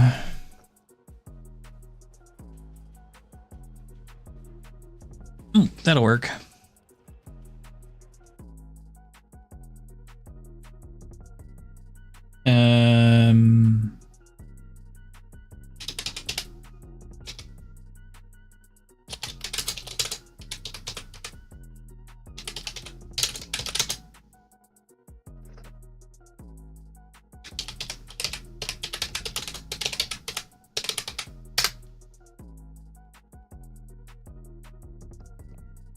I don't know if I spelled that right.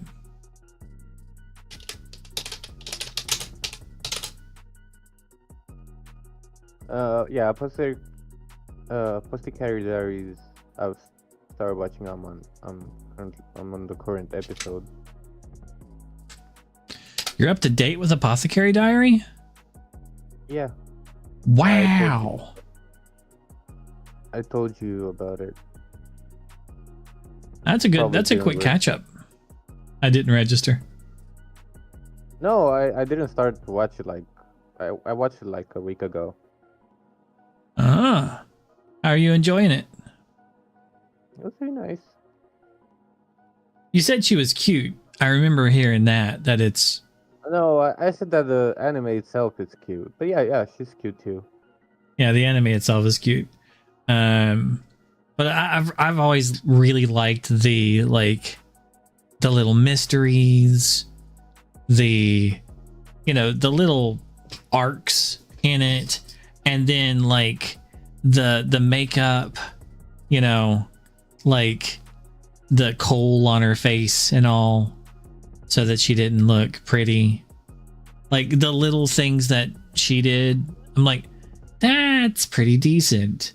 Like, most people put makeup on for the opposite reason, but because of where she lived, she put makeup on for the opposite kind of thing. I'm like, that was smart. And you're watching for so many episodes, not realizing, and then all of a sudden it's like, huh?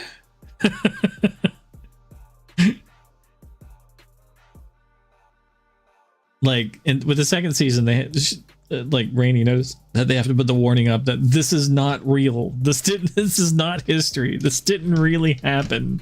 Every episode has the, this is not an accurate telling of history or portrayal of history, as people think that this is like, a great story of a person. It's like, no, this is fiction.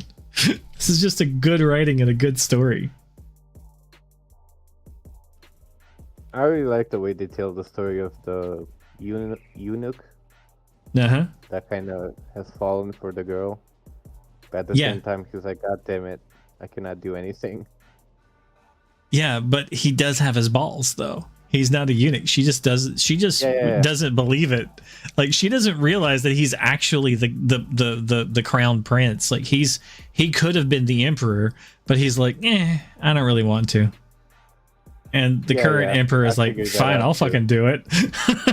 It's like, and then the whole baby swap thing, that he's the empress's actual son and was baby swapped so that he didn't get killed. It's like, oh, and like only the higher ups know it, and she thinks he's a eunuch. She's like, oh man, it's so sad that he doesn't have any balls. When in reality,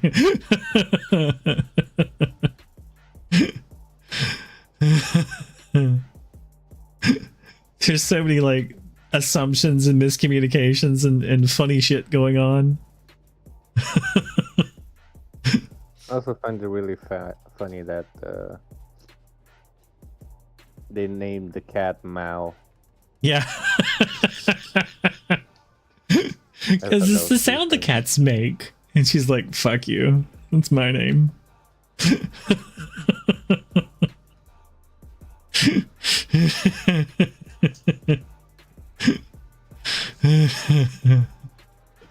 Yeah. It's a good show. It's really well done. Like, one of the people that I watch that reviews all the anime every season, literally watches like 2 or 3 episodes of each anime each season to see if it's worth watching. Like he's Asian, right? And his parents have never watched any anime. And his mom binge watched and has caught up and like calls him like every week now to talk about the latest episode, because like he was like, oh mom, this is some Chinese stuff, you might like it.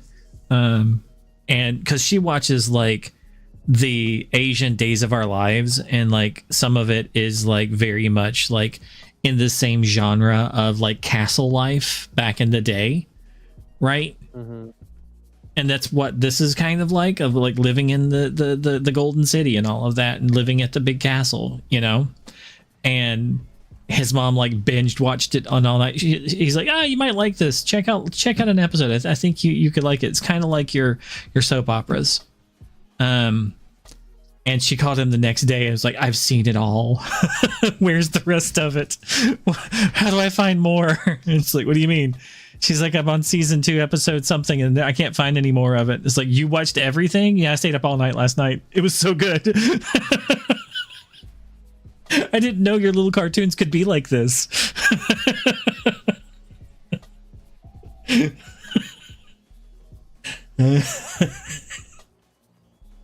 Is what he does for a living. Is to review them.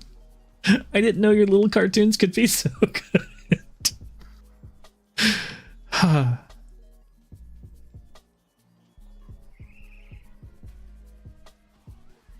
I sent you the other one so you could have it. I think you said that was in your list of ones to watch too. I can't spell it though. Dungeon. Mm-hmm. I don't remember, but I think I might have seen it. You would remember Marceline and Laos and Senji. You would know these characters just right off the bat because it's so good. They would pop into your brain because of the story and how well it's done. And it's got cooking. Lots and lots and lots of cooking. So that could be a downside for you because you're like, I don't want to see anything about work. You know? But it is really, really good. It's not on Crunchyroll, so I probably haven't seen it. Yeah, like I said, you would recognize the names and immediately be able to see the characters in your head. Because it's one of those things. It's that good that it leaves an impression, and you know exactly. Yeah. It's really good. Like I said, Netflix it's really good.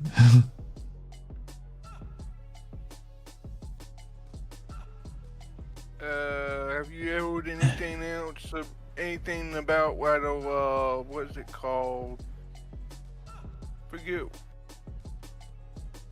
To You Eternity or whatever it's called. To Your Eternity? Yeah. I haven't heard anything about the next season. Yeah, it's supposed to be a third season of it. Or is it the fourth? I'm not really sure which. I always seen the first and the second season. I'm curious if you It would be the 4th season. And there's no release date yet. Okay. Fuck that anime. What's wrong with it? You know what's wrong with it if you've seen it. It'll tear your heart out. I've seen it.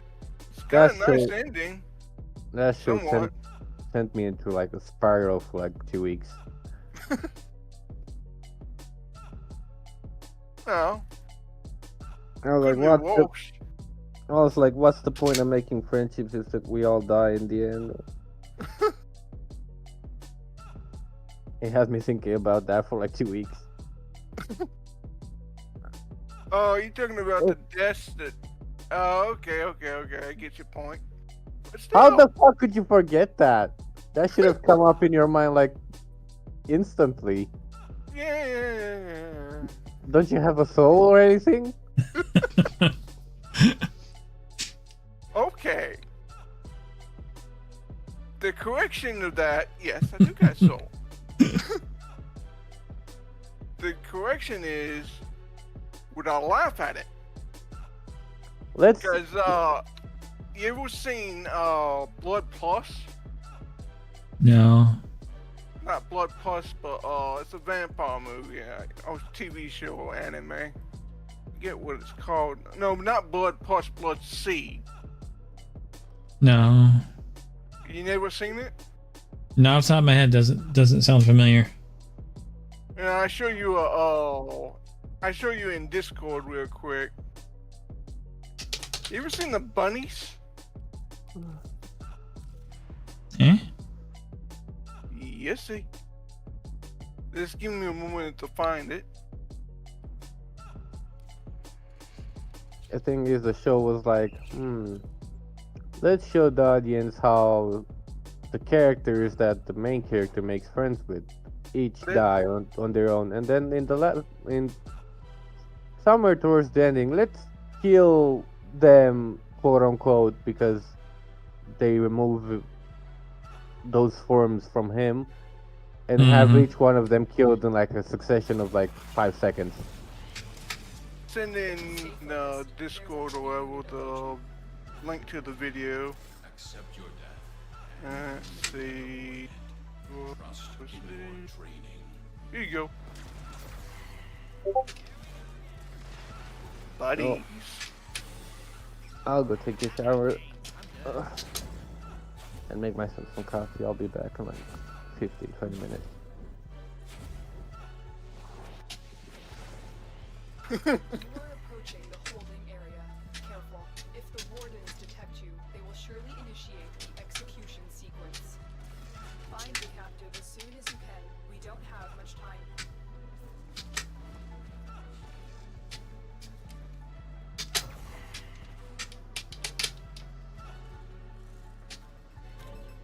Bypass complete. Did you see the video I sent on you on Discord? Not yet. I'm in a mission. Ah, okay. Yeah, I see you. Alright.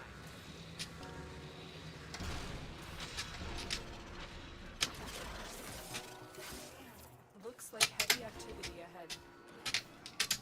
I thought I was gonna die in there. Thank you. Prisoner located. We need to get them back. What the? Find your way to the exits and don't leave the subject behind. My partners and I have been working on a new project, and I wanted you to be the first to see my amalgam. Give me a weapon and I'll watch your back.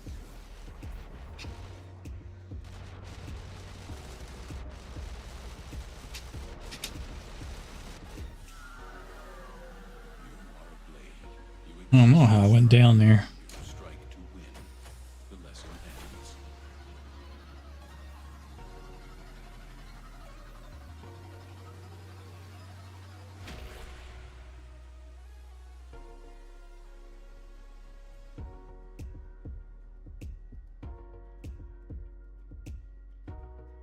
Okay.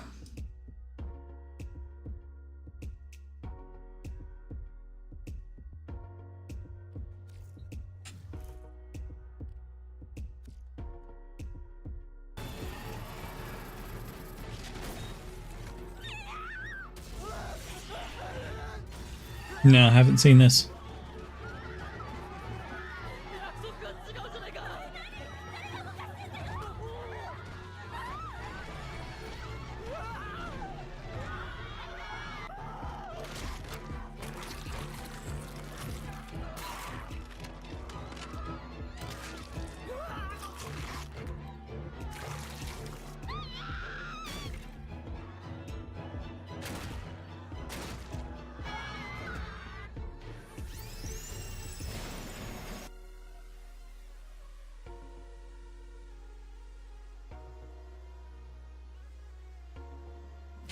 No, haven't seen that. Okay. So what'd you think?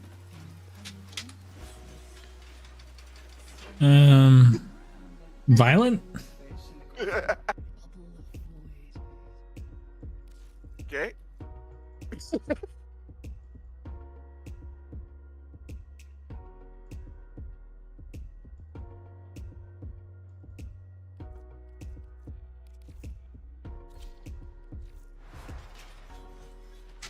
There's a whole world beyond Haldania's walls. Watching your around if we ever get out of it.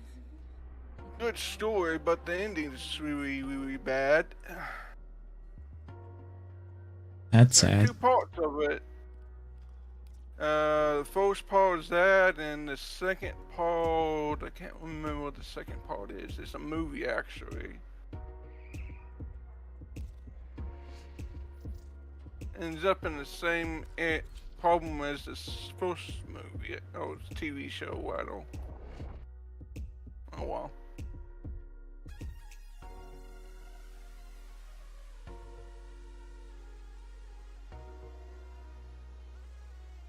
If you don't know the goal and stuff, it's actually a good movie.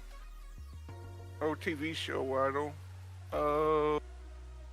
got a story to it that's kind of sad, like you said.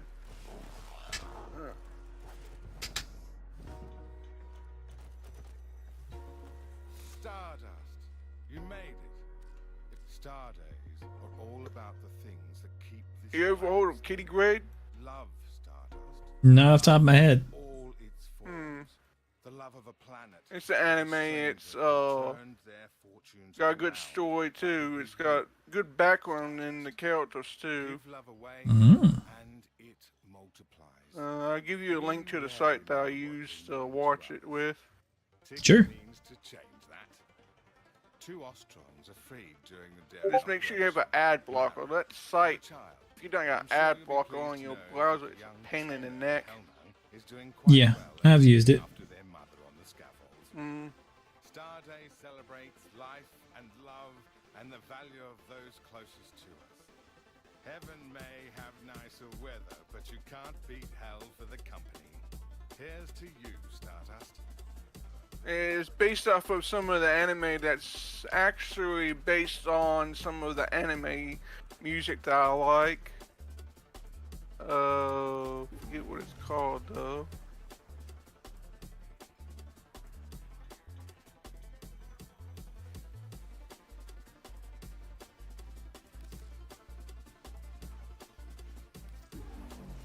Another one. Can't remember what it's called though. Ordinary creatures such as we are permitted is the family whom we choose, and a fine Noir, something like that. Here's to us, Stardust.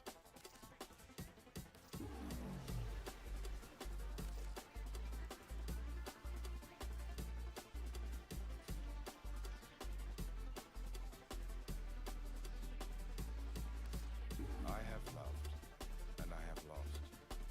Their absence has gone through me like thread through a needle, as someone once said. All that I do is stitched with their color. All the ones that I don't have are shelter bonds. I'm the one. Okay, I get it. I don't have very many shelter bonds.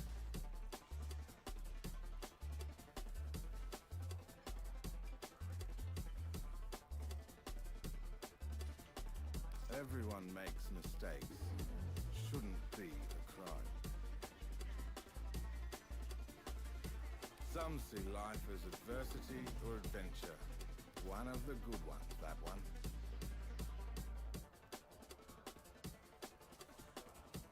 We all do what we can, Stardust.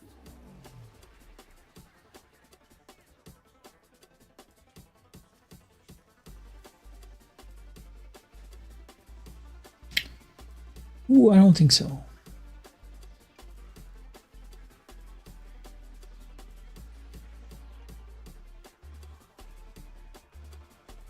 They never gave up on themselves. We shouldn't either. They could use your help.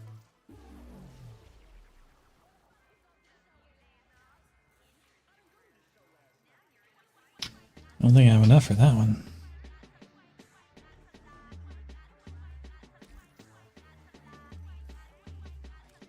See a little something something to make a house a home?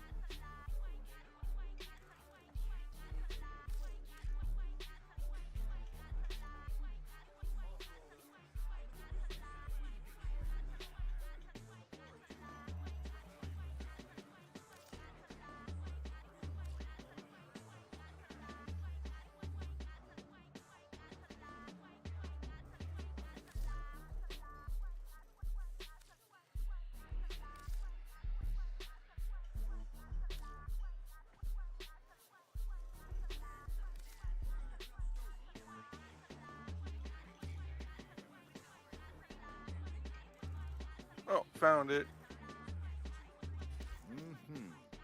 Knowing when to move is half the game, lovey. You ever seen this one? It's not violent that very much.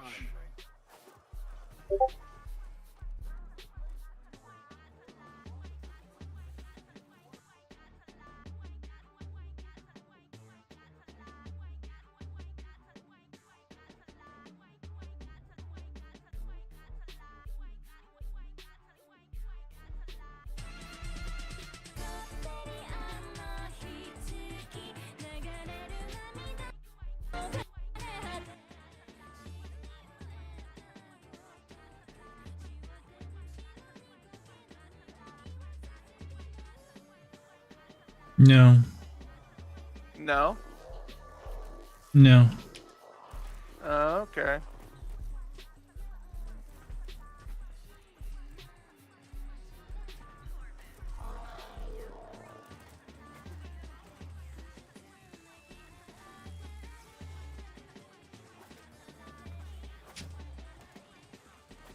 It reminds me of one, but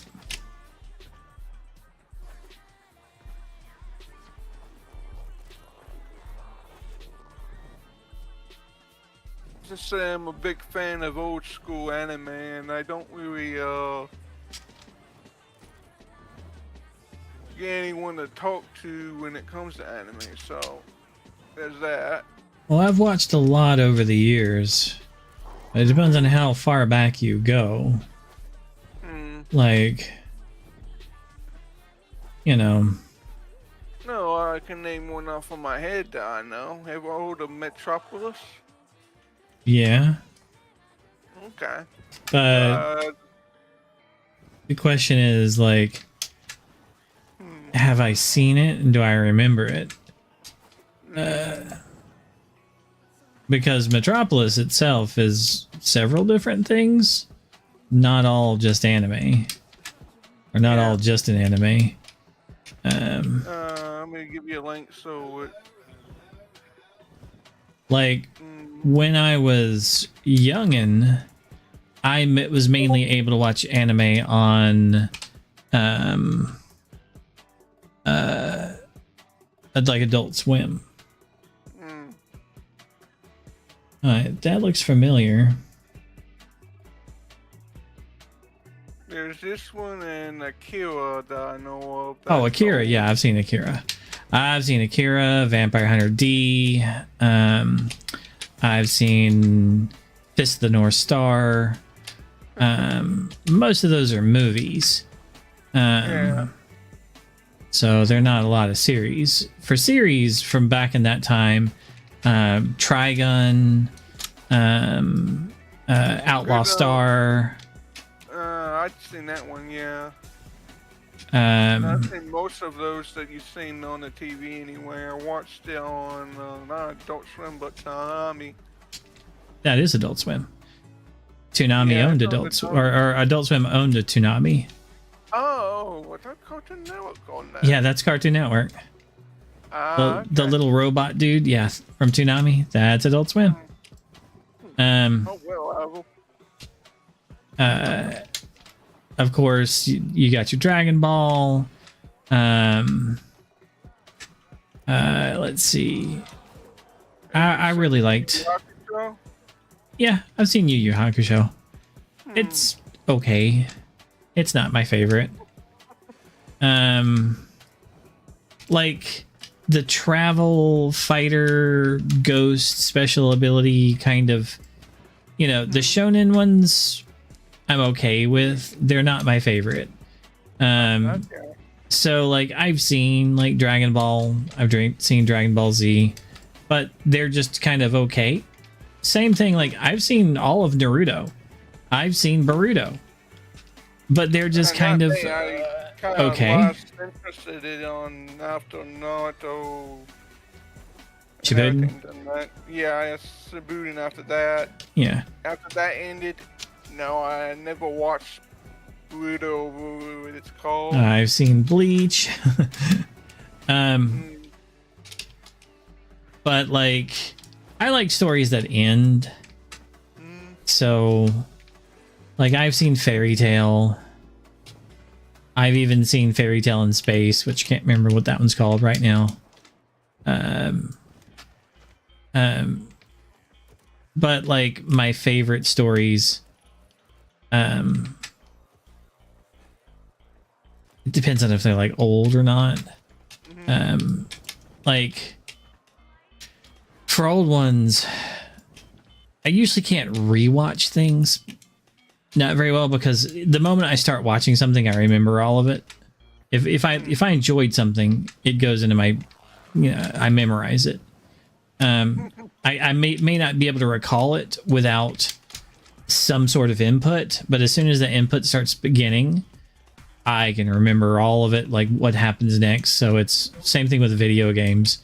Like I know what's ahead and what's happening next. So I don't get a lot of replay from like Final Fantasy games, even though I've loved them. The old ones I don't get to play again because I'm like, oh yeah, this happens next. I might get replay value in a few years when I start becoming demented completely, and it's not just a bad memory like it is now. It's just full on like dementia. But as for like the old stuff, I really like Escryed. That was really good. Escaflowne, that was really good. I really enjoyed like Scryed or Escryed. The mechanics of that world and universe was really cool. Ever seen Valley of the Wind? Nazca in the Valley of the Wind? Mm-hmm. Yeah, we're Ghibli fans, so we have the full Ghibli anthology on DVD. So we have all of Miyazaki's works. So yeah, that one I saw when I was a little tiny kid. Very good. I don't mind the American version or the Japanese version. Either one's fine. They're both good. I like the differences in messaging between the two. Yeah. Like, I like the different messages that the two different movies tell. So they're both like good to me, even though a lot of people are like, no, only like the original, you know, and the American is bastardized and it's, you know, changed and it's not, you know, we're Puritans. And I'm like, no, it's different, not by much, you know, it's just rearranging the scenes and stuff, but it still has a similar story, like message that it's telling, and they're both good. I don't mind it. And it's the one that I saw first as a kid.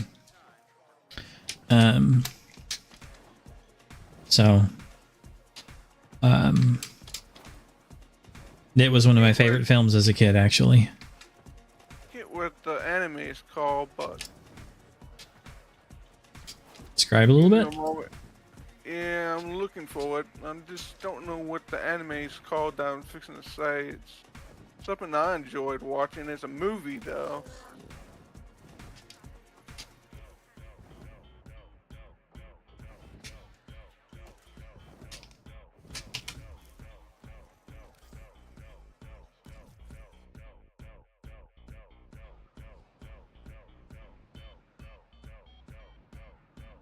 If you haven't seen Vampire Hunter D, it's really good.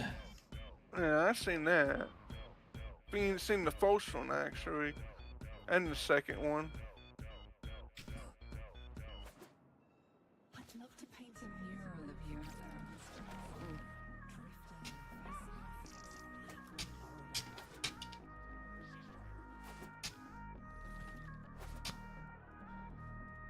You would appreciate a music video that I like.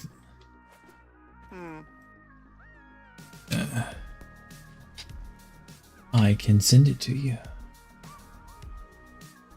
I think it's brutalist enough that you would like it for its brutalism. You would like it that it uses old school anime. And the song's decent. So I think you would like the music video. Like 110%. Oh, here it is. Found it. Post down Discord.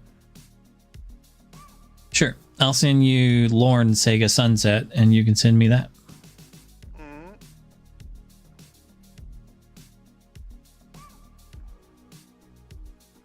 Spirits of the Past.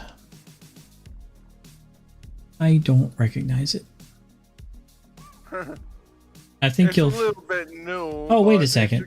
No. You look at the title card. I'm like, I might, because in the tiny bit, it looks familiar.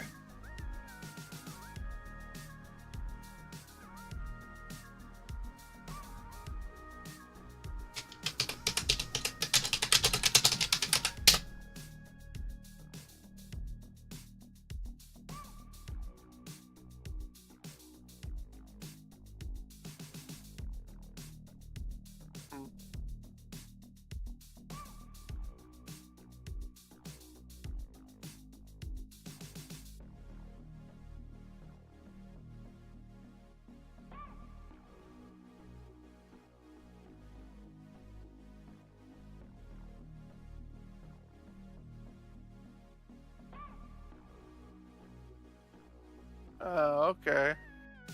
Huh. That's pretty cool.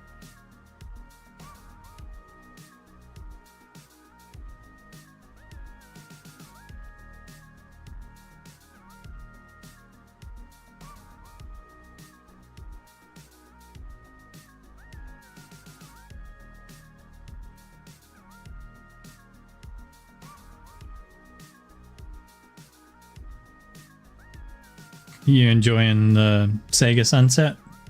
Yeah, I seen. It's pretty cool. Like I said, it's brutalist because of like the people die. It's got that extreme. It's using old animation style.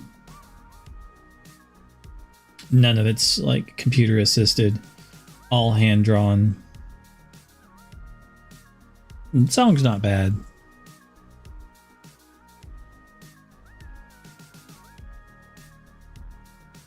I'll give you time to finish it since, you know. So they finished. I wanted to see what it looked like at first. Yeah, so you haven't like watched it or listened to it. You just kind of perused through it real quick. Yeah, to see what it Skipped was around like. instead of like giving it a chance. Got it. Yeah. I was just curious. Roger, I'll do the same thing to the movie. I'll just like watch a couple frames from a couple scenes and then skip the rest of it. Yeah, it didn't look that good.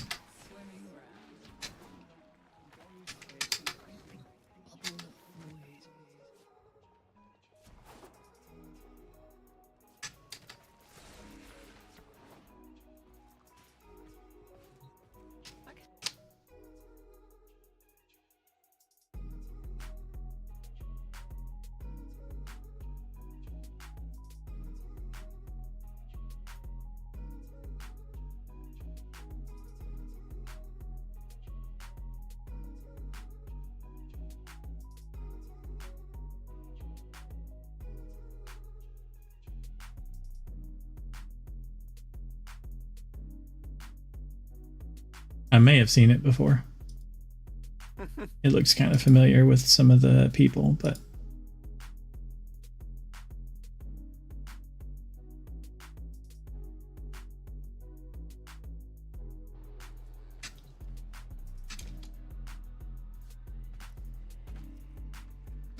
okay.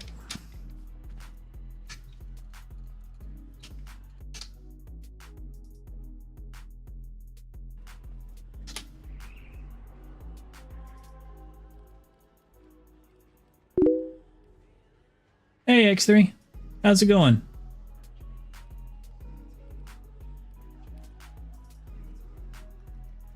Another rescue.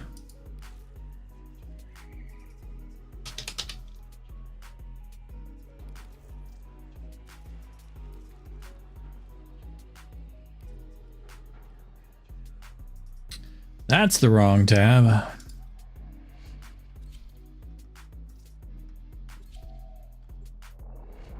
How have you been the past couple weeks?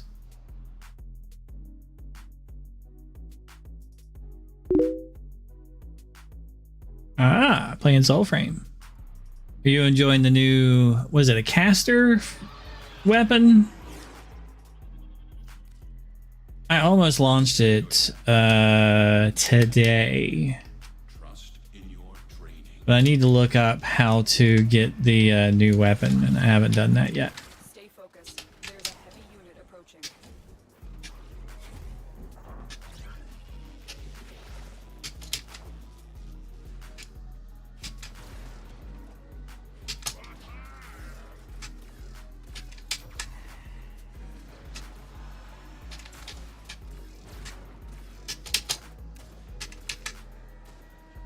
There's no telling what the captors are doing to our rescue. Come on, Wukong, catch up. Find the holding cell immediately. You started on Tuesday? It's pretty decent. Oh, I'd have to remember the name of it. My favorite one is for looks, is the one that give you the antlers. For actual strength, it's the one that does the electric, because I'm flippin' invincible. I'm detecting a large security force heading your way. It's the Grenier. Yeah, you are running out of time. Thank the stars, not a minute too soon. You've located the hostage. Escort the prisoner to the extraction point, and I'll take care of the rest. Like, there's one that's significantly more overpowered than the rest of them. No, you don't. You just need to be invincible, which you currently are.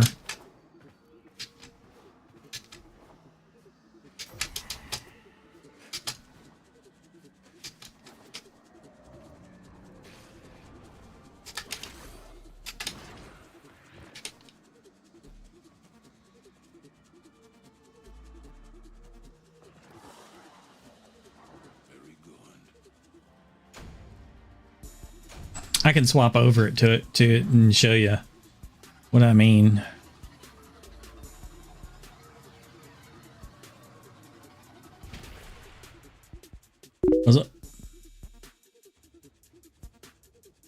So that one, not my favorite.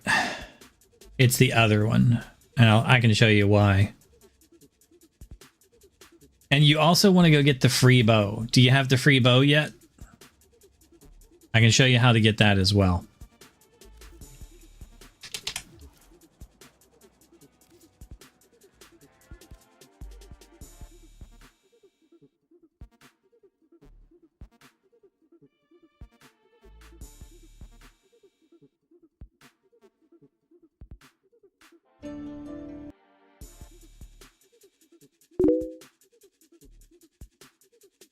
Good.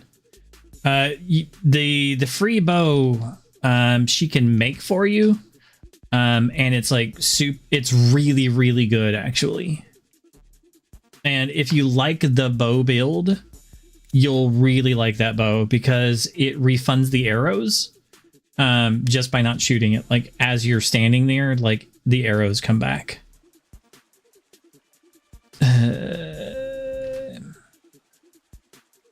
I have to remember my password.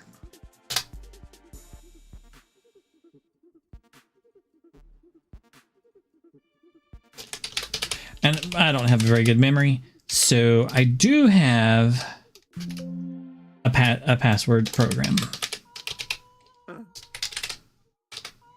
Because my memory is shit. I have KeyPass. Soul. That's Soulseek.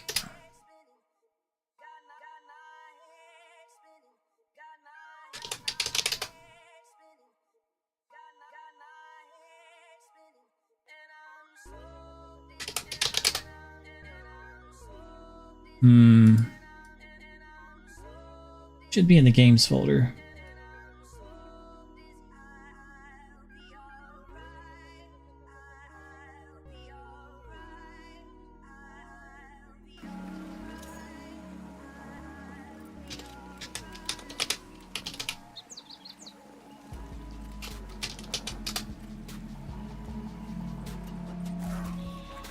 I guessed it. Adding an entry.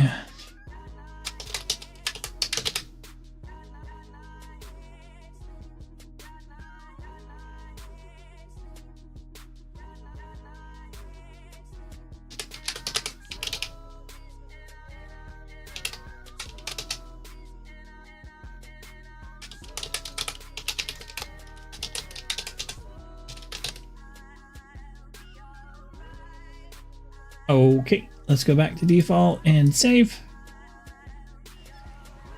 Okay, now let's go back to the current game. It should capture the game here in a second. I don't think I have to do anything special for Soulframe. Do I? I do. Okay, there we go. So, this should be the bow. that does the free bow, if I remember correctly.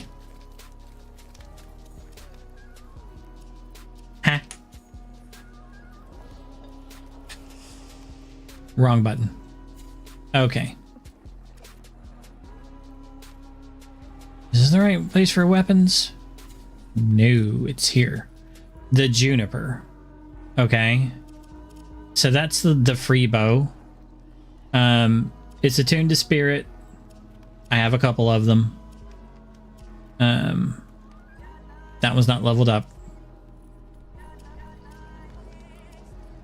And it's like super cheap to build. And it's easy to get them over and over again. It's like a one-part weapon. I'm back. Welcome back. I keep hitting the wrong button because it's not Warframe. Continue after. So she can usually like build them. Yeah, it's already crafted. And the advantage to the juniper is that it refunds your ammo on shooting with it. So whoops, that's the one.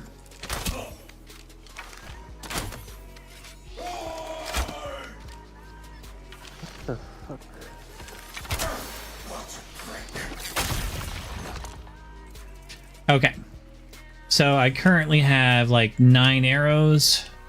Now I have 10, 11, 12, 13, 14 in the corner. So just by not shooting at someone... Nice dodge. I'm back down to 9.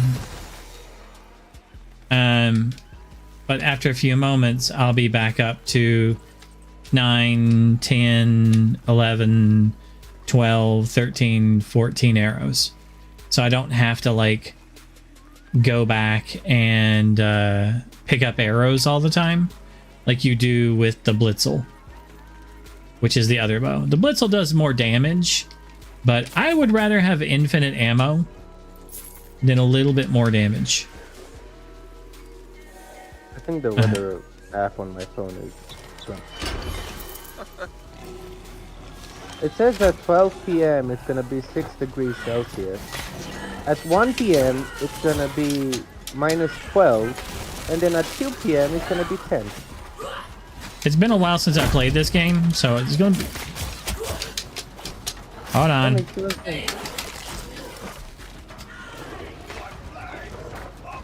I'm forgetting how to cast spells. Chicago, stop. Are you playing Warframe or Path of Exile? Neither. I'm playing, let's alt. Okay. Oh, it's the wrong...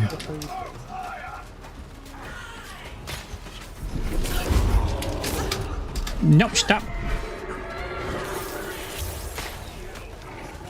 Oh, Soulframe? Yeah, it's Soulframe at the moment. I don't want to use my big ability. I'm just gonna... Nope. Oh, so that's basically both. Technically. Go away, dog. Oh.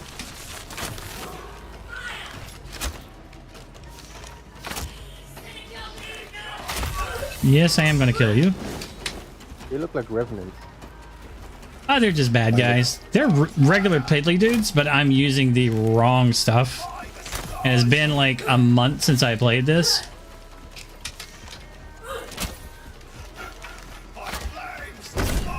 Man. Stop that. Okay. Hey, I got my horns. This is the whole reason why I play this one, is just because of the horns. Where's my headbutt?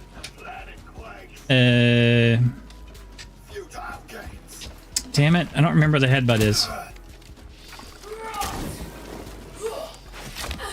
I missed. Give me your life. I just drained his life. One of the buttons. No. Ah, there it is.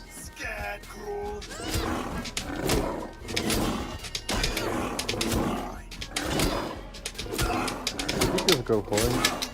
Yeah, my girl has horns. She's horny. It's the only reason why I play this class. Because it's not good at all.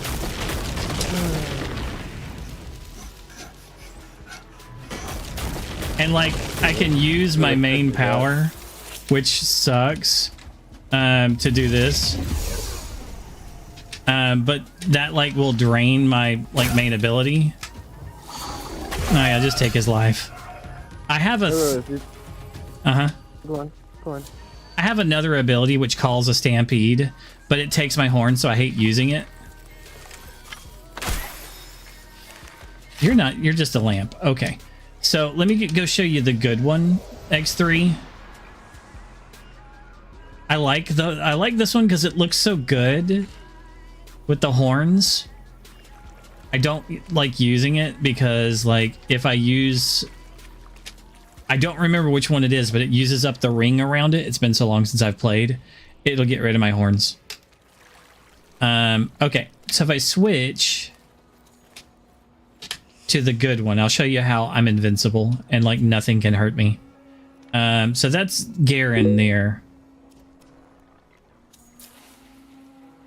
Ode is the one you want.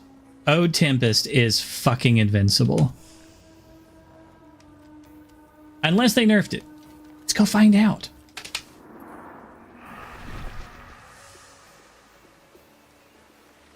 Okay, so you saw in the last... Wait a second. I shouldn't really use a bow.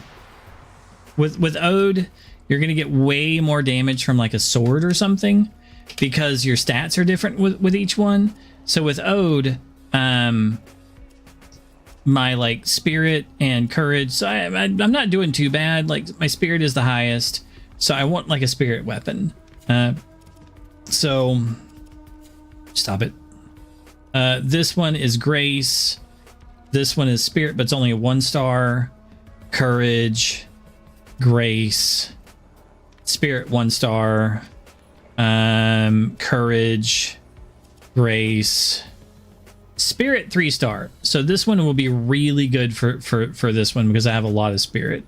So I'm going to swap to the Royal Tines.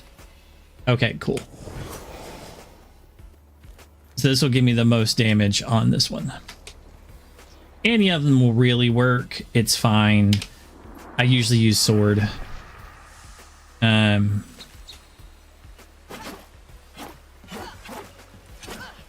cool. Let's go find some enemies. So the 3 on this makes you invincible. The 2 on this sets up an area of damage, and if people take damage while they're near that area, they take shock. So it's literally like you hit 3 and 2, and then like you laugh at the enemies as they kill themselves. So like...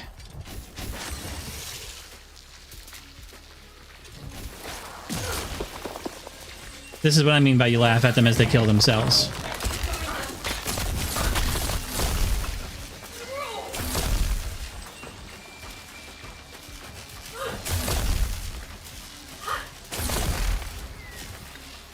Oh, my 2 is down. So he can't hit me now. But as you see, they all died as they tried to hurt me.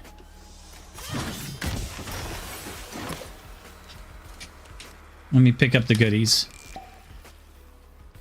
And that's without even using the 1. Like, I could have, like, actually hit them for damage, too, if I wanted to, with my 1. But I was like, nah, I'll just let you guys kill yourselves.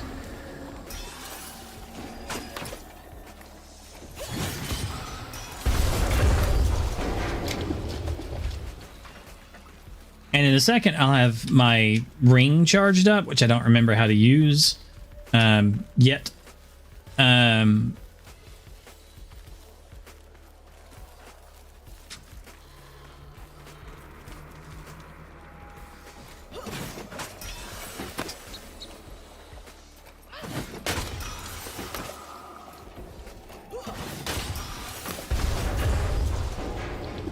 Here's some more guys. I'm gonna use my 3. Use my 2. You gonna attack me? Come on, doggy.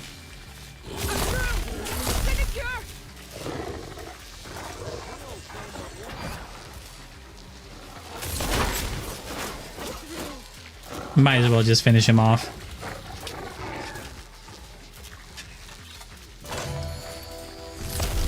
Favors.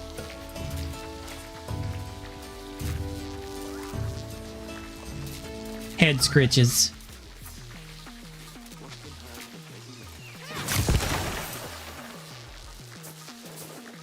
But again, like, no damage while that little shocky orb is on me. I literally can't take any damage.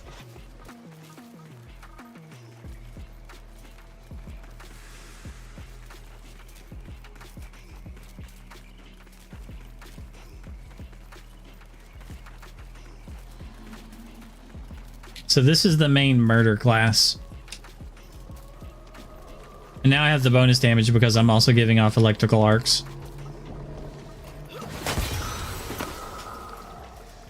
And like then if you want to do extra damage and push people around, you can always do the like 1. And that'll push them back to the edge of that. To move them to where you want them. I'd rarely ever have to use it though. And since they'll take damage if they're in your 2, they'll take bonus damage.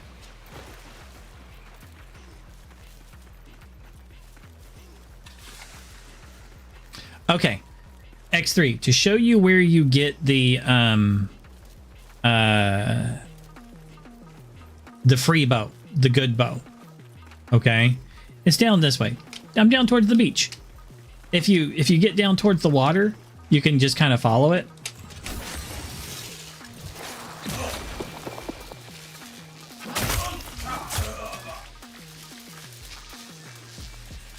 So, like, this is the water's edge, and we're going to follow it to the left. Take note, you can find some, like, little treasure thingies out in the water sometimes. Like this.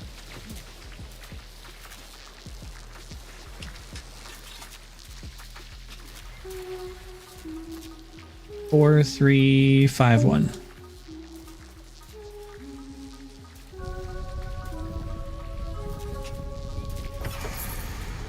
There you go. To get you some extra stuff. And this is how I found it. I'm like, what's that guy looking at? There was a bunch of like weird like treasure here, and he's looking at something. I had to play my flute. Let me. And by the way, there used to be a way to get out of the map here. I don't know if they fixed it. You have a good one, Shadow. Okay, so this rock.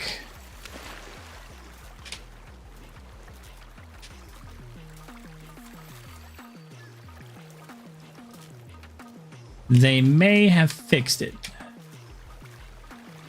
It might be when this doesn't spawn. I think when this isn't here, you can get out of the map right here. Like this rock isn't here and there's a hole in the map.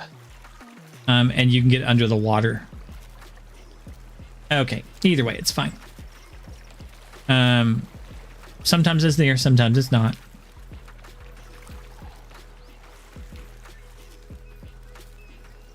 Okay. So you're going to come along here to this next big log. And we're going to turn left and go up the riverbank. Left, riverbank. Guys.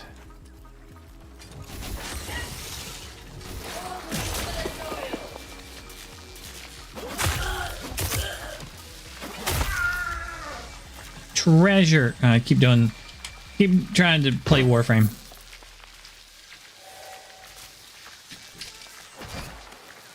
All right, and across from those guys is a little like earthen hut. Okay, you still there, right, X? Because this is the important part.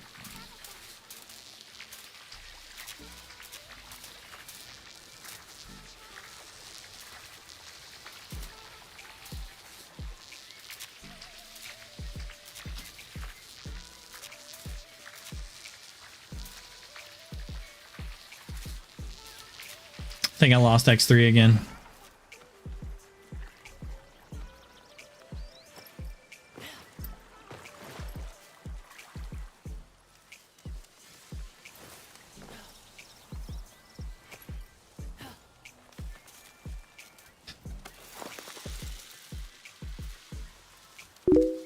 Oh, there you go. Okay. So this hut here, like that treasure out in the water, it has a little statue here where you can press F to play music, right? So you'll want to like 1555. Nope, too late.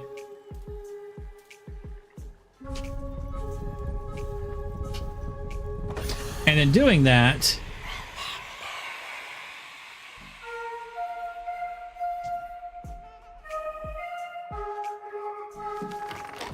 Mora's Morning. You know that song. Might be hope for our minnow yet. An envoy you'll be. Ah, to practice. it used to give you the bow here without the cutscene. The cutscene's new. Really long, hoping no minnow comes snatching it up. If you're so smart, let's see you use it. Rushed is no way for witches. In the morrow, you'll try again. Now, run fetch me some bangle nuts for this cake of yours. Eye on skies, remember. Oh, and happy burn day. Okay, so as you see, 2 of 3 for Juniper. And then you can come by again and play it again, I'm guessing. Used to be just 1 for 1 for Juniper, but now it's, I guess, 2 of 3. They made it a little bit difficult, more difficult to make. But that's at least one spot where you get the Juniper. It used to be the only spot, but shit changes.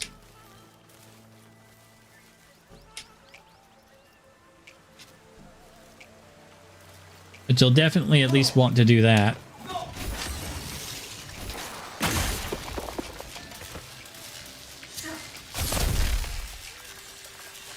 Like I said, this one's just kind of too powerful.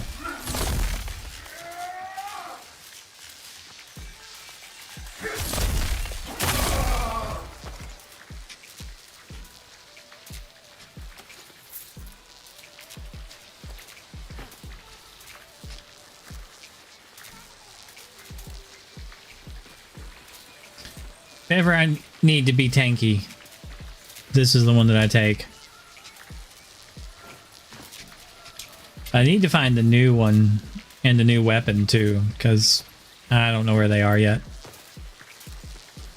This is the first time I've played since the update.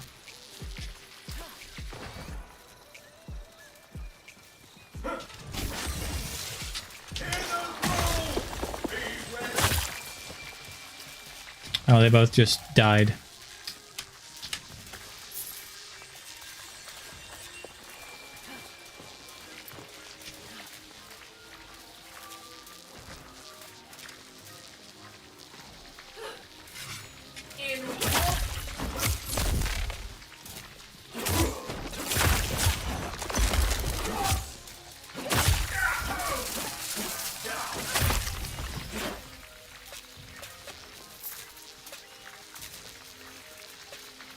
Your balls mean nothing to me. Not while I'm invincible.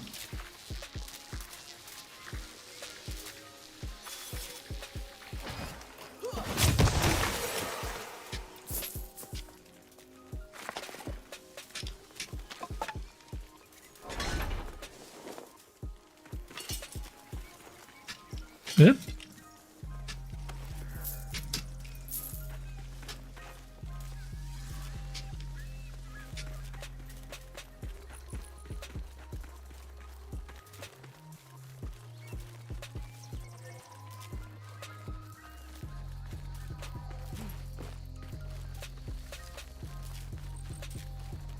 Two Odin biscuits.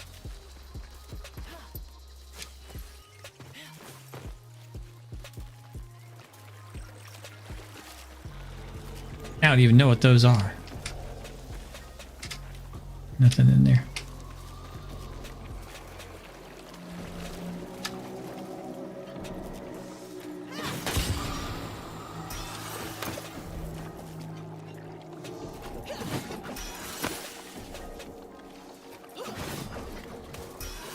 Oh shit.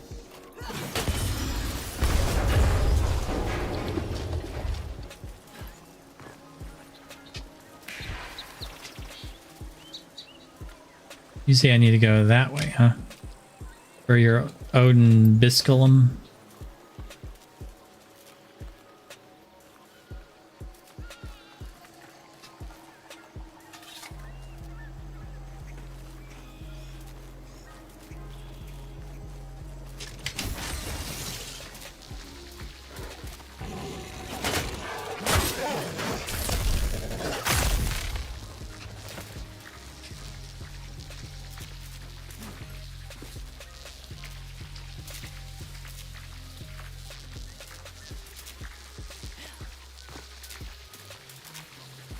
You can pretty much always keep the invincibility up too, because before it goes down, you can put it back up, which is nice.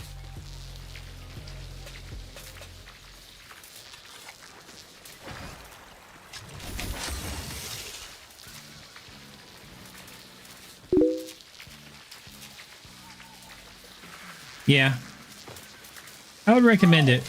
Comes in handy, like I'm going to the high level area. Like these guys are only level 7, right? So they're not tough. But if I keep going in this direction down to the water and then to the right, over the hill and through the woods, we've got to go like through this cliff or over the mountain over here, either way. This is the through area. Now these guys will be a little bit higher level. What level are you guys?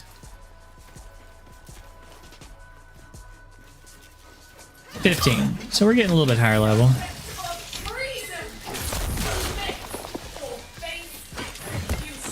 Oh, gotta call my weapon back. Alright, and then as we go further in this direction, we're gonna get higher level still.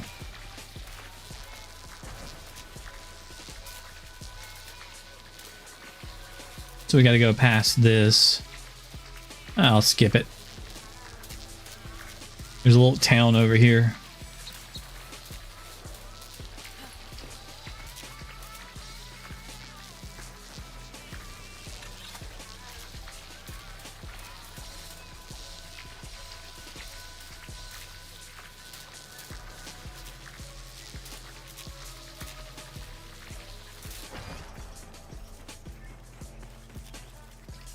Here's a little town.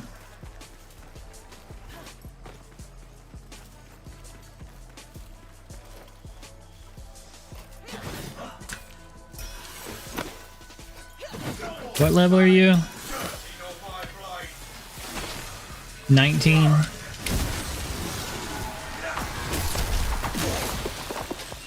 So it's still not like terribly hard or anything.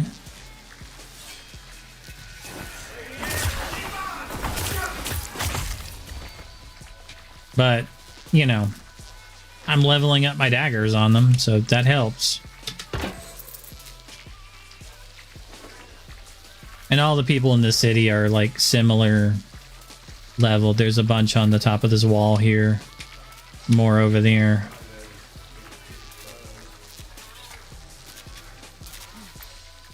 Ah, that's bull. There we go. Sneaky way.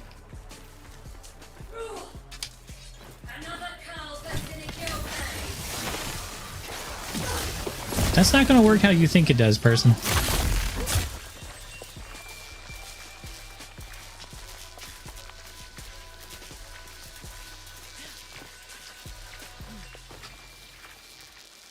And like one of the tricks, if you are like coming to these places and you do want to fight people and you do have the bow, just do this. Jump up on like one of the walls, jump up on the top of the house, they can't climb.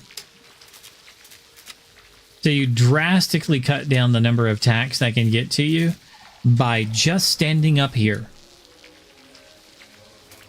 Because you can be like, oh yeah, I have a bow. So I'm just going to do this. It doesn't mean they can't like shoot at you and all, but you could do that and then...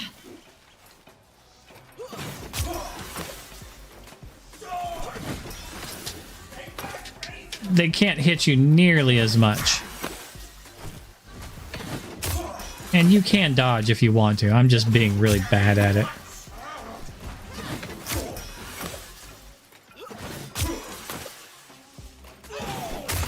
There, I dodged. I'm gonna have to get rid of that guy. Yeah, what's up? This streamer that has like a TikTok account where she posts like small snippets of her stream, and viewers can use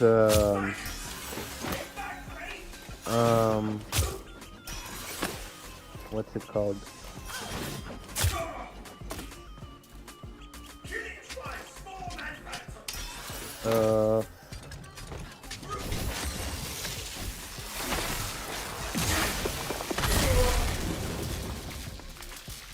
They killed themselves.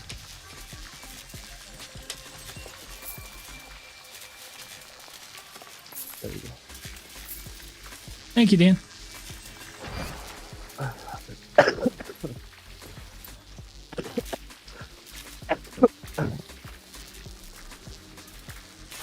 Sorry about the coughing. I'm like, try not to die. That's But why I this was tree is muted new. most of the time. But there's this Twitch account where a girl just posts like small snippets of the stream. And the viewers have the opportunity to like use certain like voice cues pre-registered, where you just type messages and have them said in a voice, you know? Mm-hmm. And most of the time, viewers use Greta from Poro to roast her. And this one Nice. time, imagine the voice of Greta saying, "I didn't know you were at the Alabama State Fair at the petting zoo, being the insufferable jackass."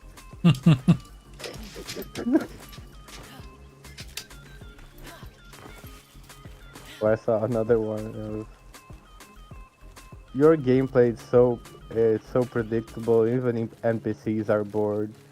I've seen more reflexes from a loading screen." Aww.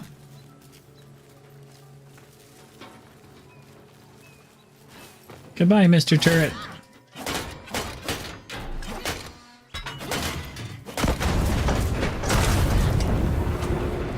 Okay, you're dead. No more shooting for you.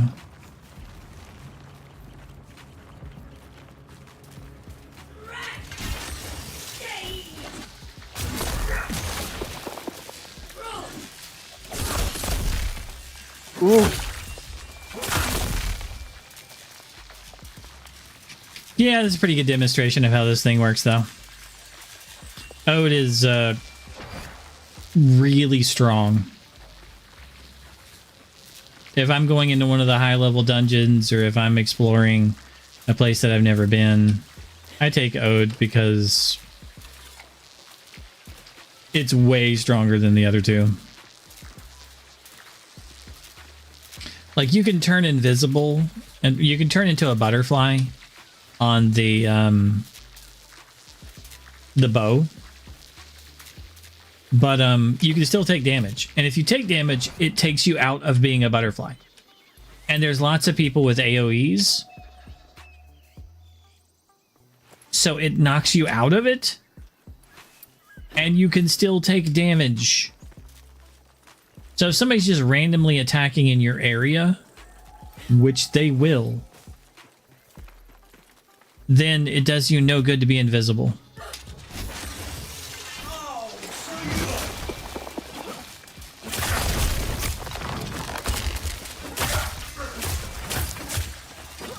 But this one is just like, I'm gonna murder all these people very quick while I'm invincible.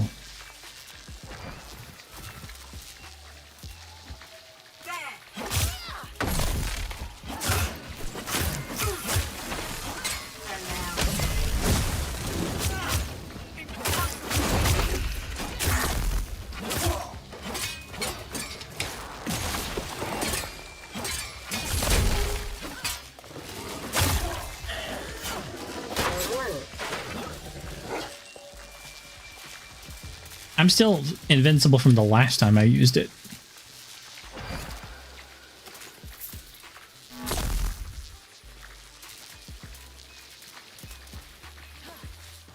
And I don't even remember what the circular thing does.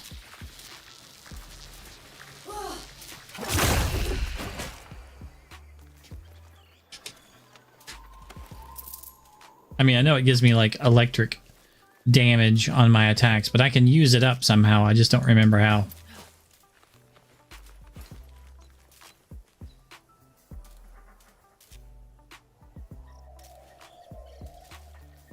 Is it C? No. R? No, that just puts away the weapon. I don't know. There is a way.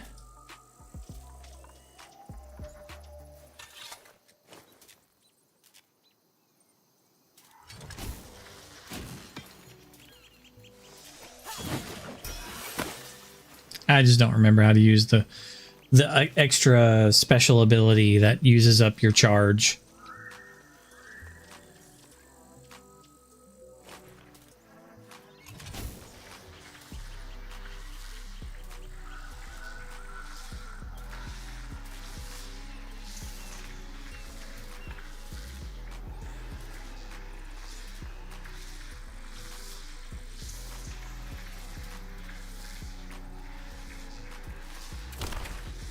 Oh, it's this one. I remembered. Okay. So for Os, if you hold control and then left click, you will start attacking and it uses up your charge. This is actually really good.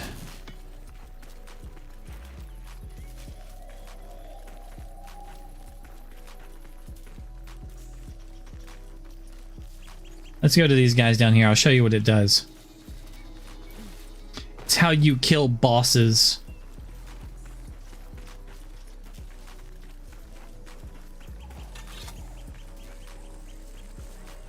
Oh my god.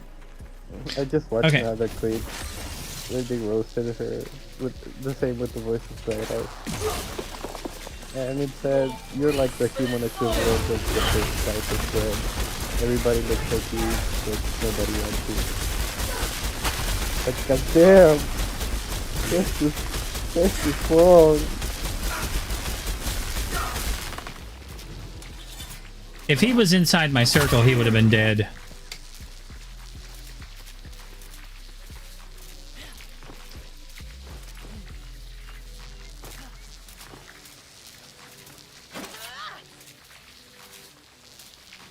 It's a Gatling gun of lightning strikes. And everybody who takes damage inside of your circle gets additional like damage from your 2. So what you do is you use that and then you use the electrical strikes to murder bosses. I had forgotten about that. Because I've forgotten about so much about this game.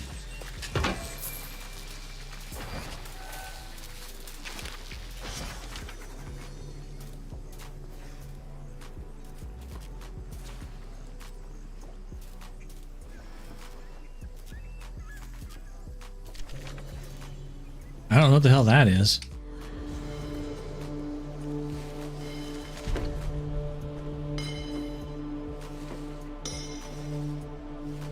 That's new. Oh, did they capture my dog?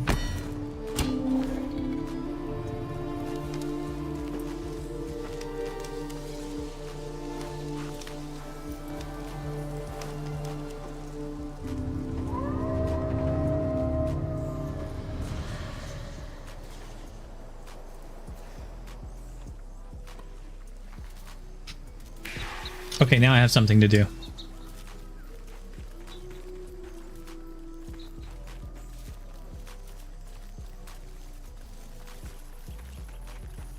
Lead me to who must be murdered.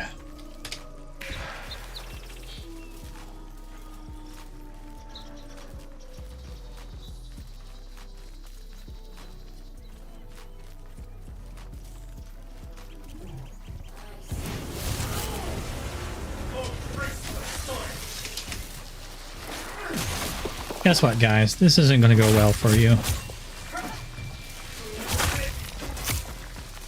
Excuse me while I rob this.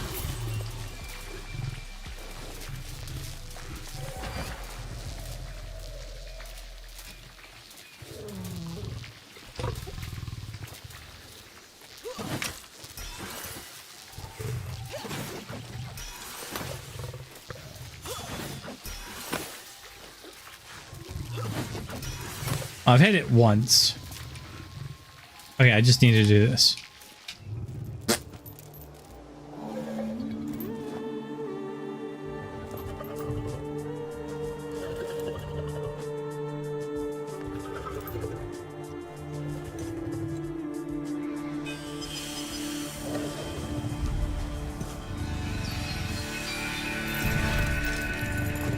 So it switched me over to the Fayark one and then back.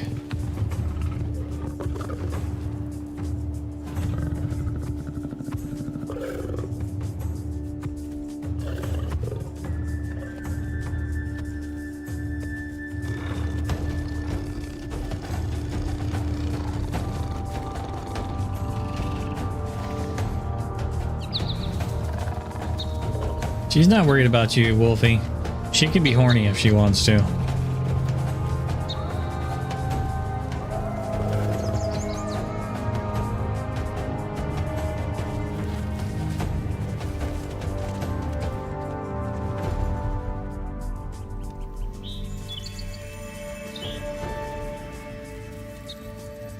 Well, that was easy.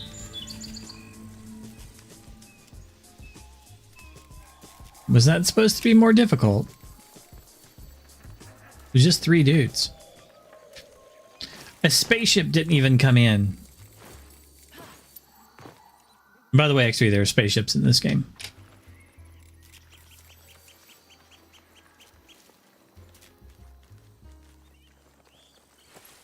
It's a little weird at times.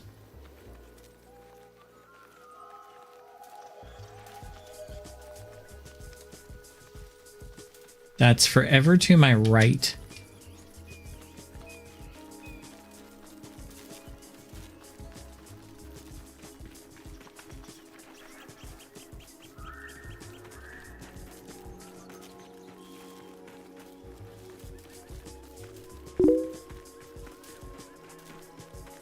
You seen that there were spaceships?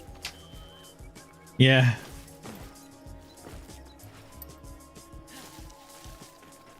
They come in and start beaming up resources and shit.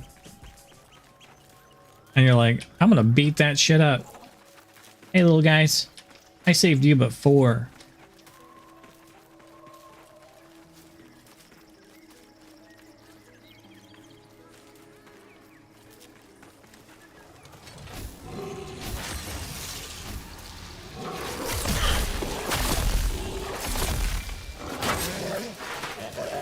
I like that you can't kill the dogs. You're just like, stop that. No biting.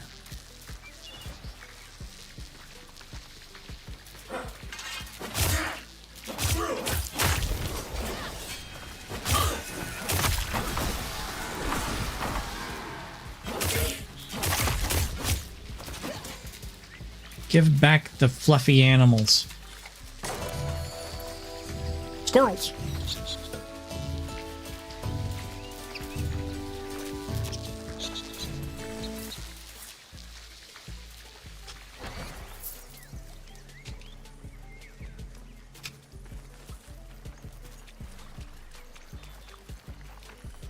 This is the first place I was attacked by ghosties.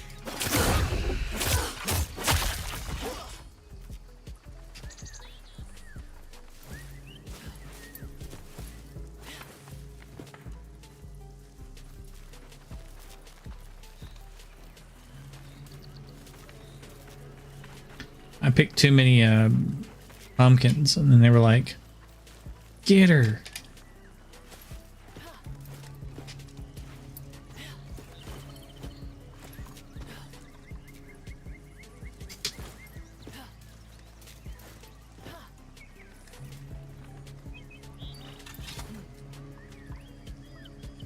The tree's completely climbable. That's nice. Yep. Till you get to there.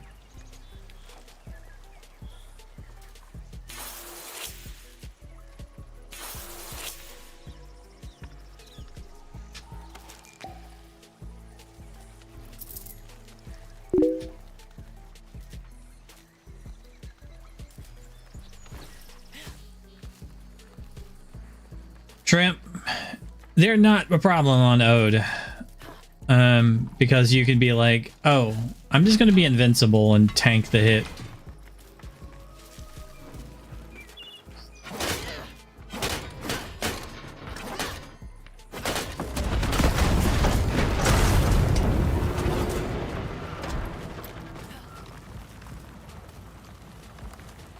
There's not a lot that's terribly tough, honestly. And then Ode is a little bit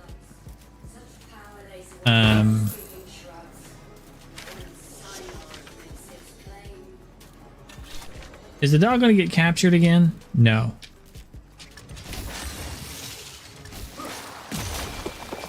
Ode's a little bit overpowered.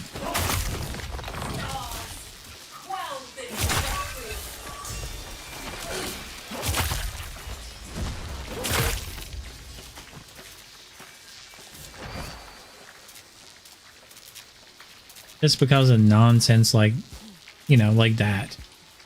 You can pretty much go into any of the dungeons and keep invincibility up the entire time and then get bonus damage to all of your attacks. Put on a spirit weapon that's usually quick in attacking that does decent damage on its own, and pair those two together and just murder everything's face.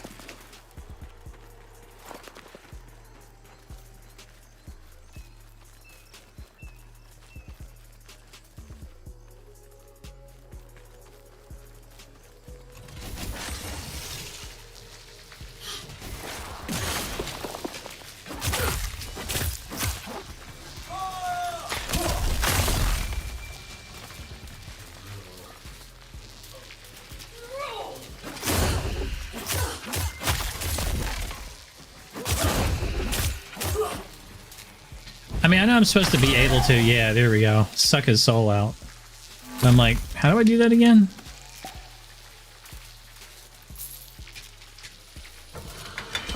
I had to figure that one out again. Found something, have you? I'll try not to see it ruined.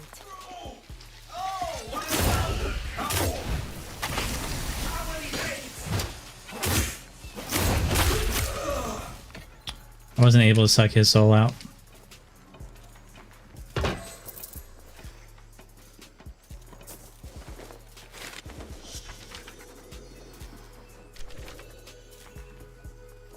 So every one of those red things has that little note in it.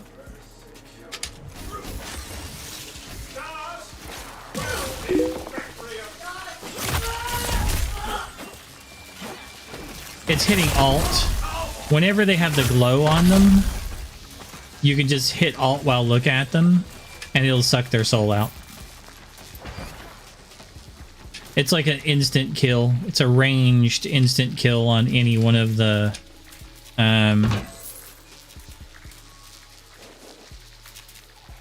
Ooh, this is new.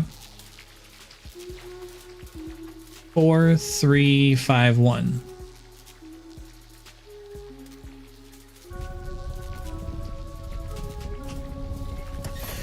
And what did that unlock?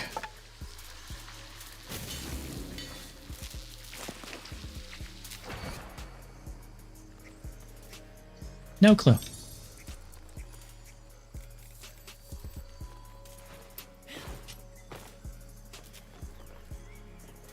Yeah, just tap like that. If they have a glow in their tummy or chest or whatever. And you'll yank their soul out for a quick kill. I'll go in without using my 2, which will be a slower fight. See, there's one.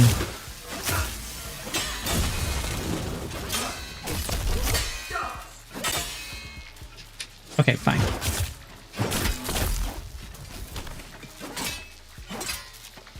Doesn't look like either one of these guys are gonna like let me get another hit on them to where they're. It's like for me the build. I think I have to get a critical hit or something, and then that preps them for like soul extraction. I forget what the ability is. There's a way to find out.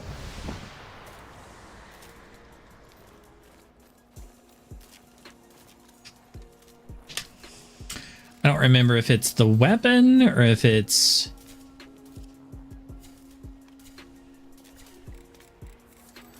I don't think it's that one.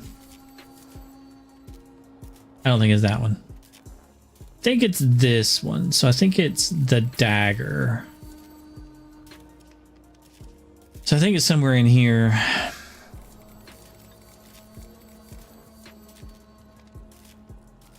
That's perfect throws.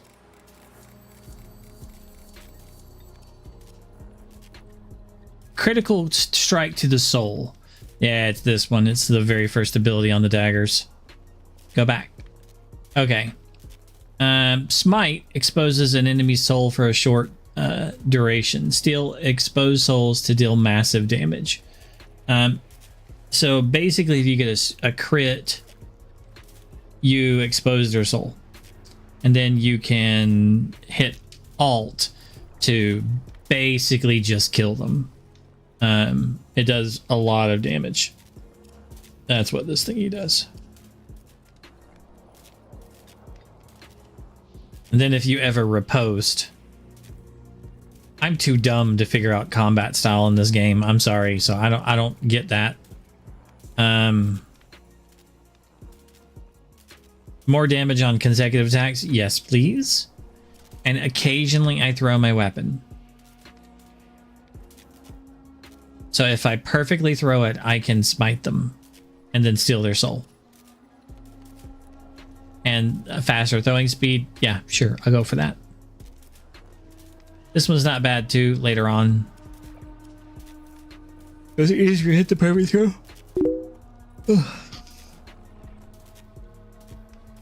Yeah, well, you're on the other one. You're on Faye. Yeah. And Faye can be decent. Like, so if I'm going to play Faye, I want, because if we look at my stats, okay, Faye is all about grace. I have plus 10 to grace. Okay.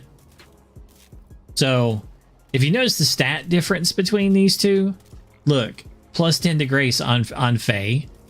And if we look at Faye, it's 14. If we look at Ode, it's 30. You can tell which one I've played more. Bond is 4. So Faye is 14 and Garen is 13. So you can still tell I've really enjoyed Ode. But if we go in here, this has got a 10 to grace. So it's a grace weapon. You can also kind of get away with a spirit weapon. There's a 9 there. But it's kind of up to you. It's kind of a 50-50. Grace or spirit. Okay. So we want to look at what weapons like work well with that. Okay. This is a spirit. Right? This is a grace. What do you know? The bows are split between grace and spirit. And Blitzel, the one that has ammunition problems, the one you have to pick up your arrows from the enemies you killed and find them in their loot. Well, I don't like Blitzel.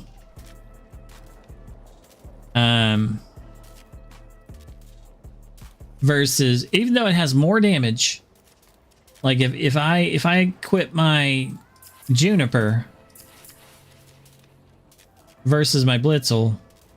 Rank 4 Blitzel, rank 21 Juniper. You can tell which one I use more.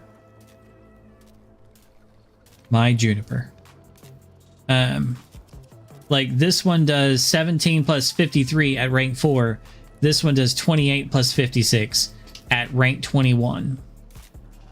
This one does way more, like this one would do way more damage than this one would, like at the same level. I just don't like running on thin ice with the ammo. Also, since it's a 2-star, it gets way more bonuses from the same amount of either Grace or Spirit. That said, I'm still going to go with Juniper. Now, if I go back out,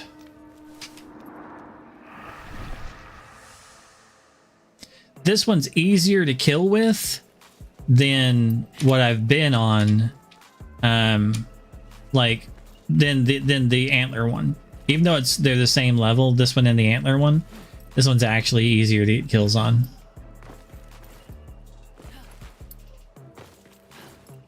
We're still at the high level area. I don't know if anybody's still alive to be... Oh. That.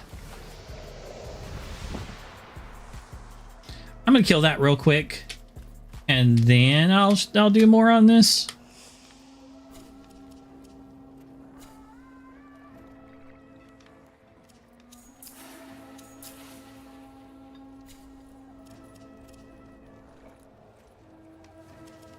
It's like, look, this weapon isn't as good.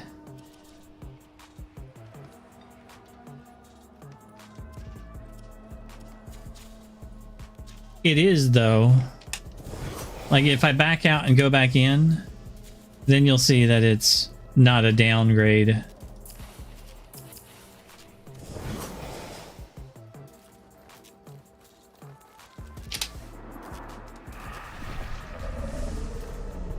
Okay, fine.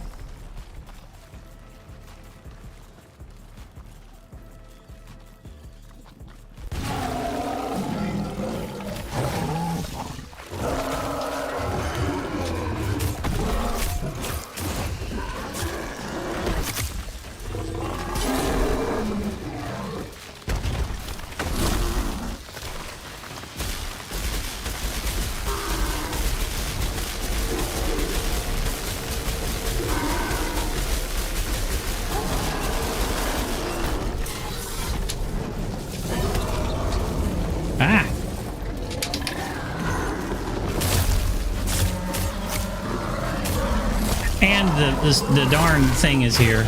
The spaceship is here too.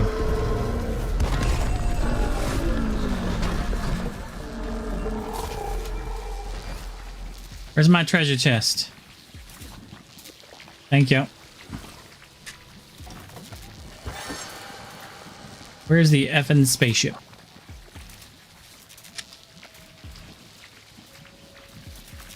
Is it this way? I don't think it's this way. Be a weird place for it.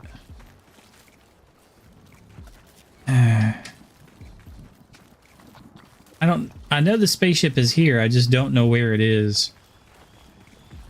Is that it over there? I think that's it. Yeah, that's it.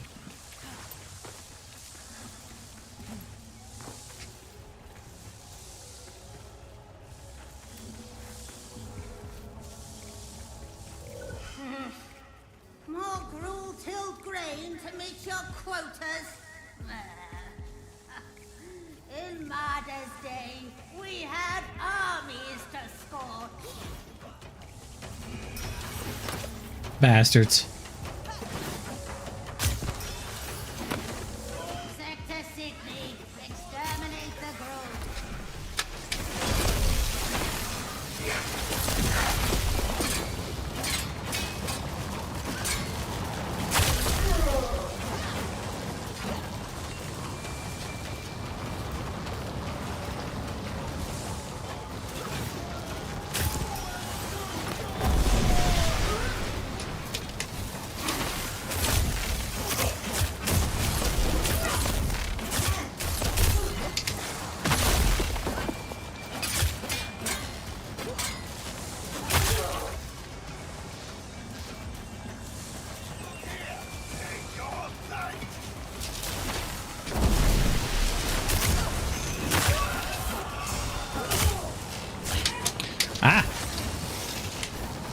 My armor went down. No, not that. I wanted to steal their goodies.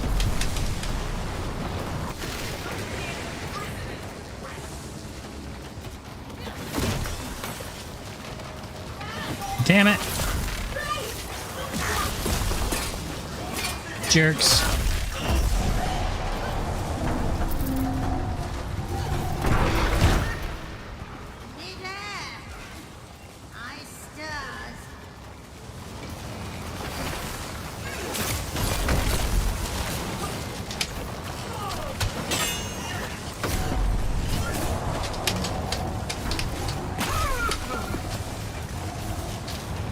Ah, crap. I lost it.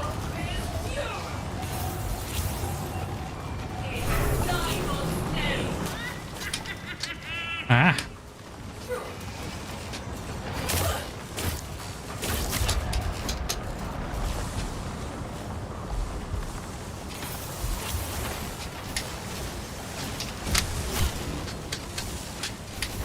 There we go. Whew. The trick is they can stun you out of it when you're going into the, when you're using the thing.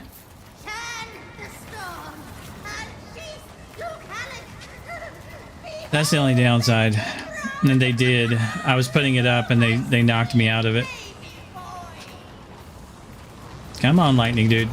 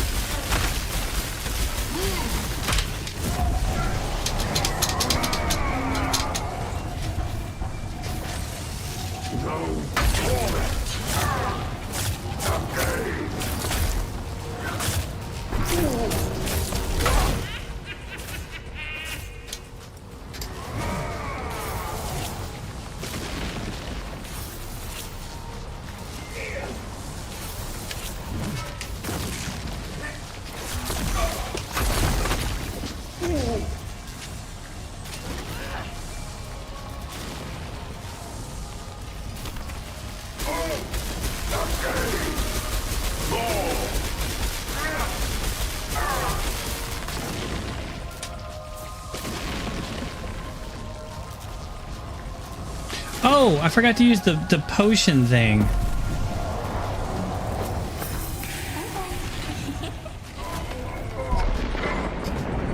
No wonder he was being so tough.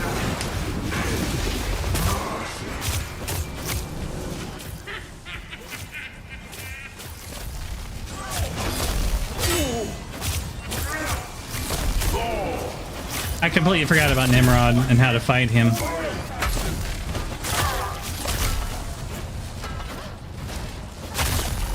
Dirt.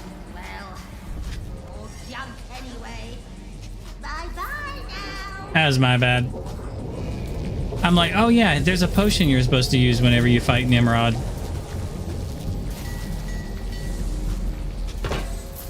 And then it makes him really easy.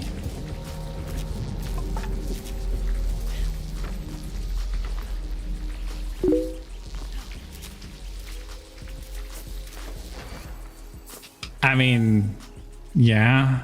I mean, it is the same people.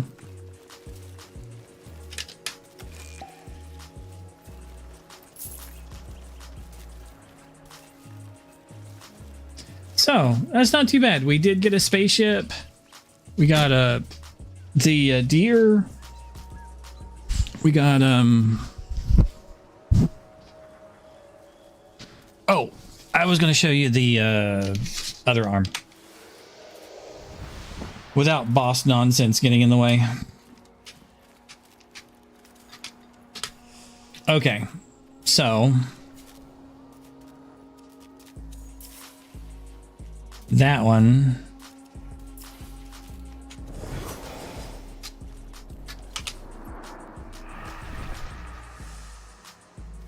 Okay.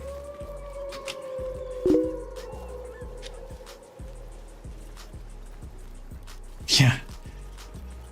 I don't know why the wolf cried.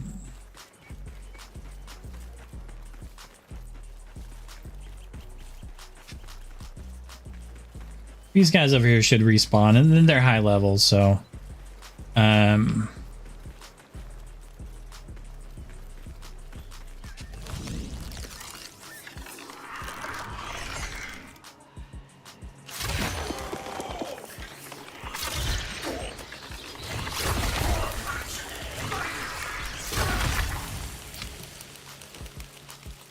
so that's the stuff you're pretty much used to. First, making them weak to like damage. Bunnies. Sorry, I'm skipping. And then like murdering them with like turning them to stone and hitting them with a flock. What's useless is the invisibility, because it's like, sure, they won't notice you sneaking up on them.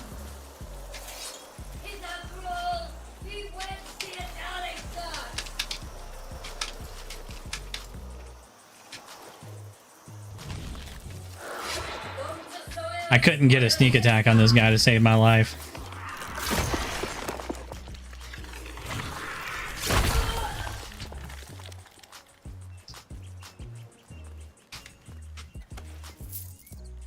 I tried.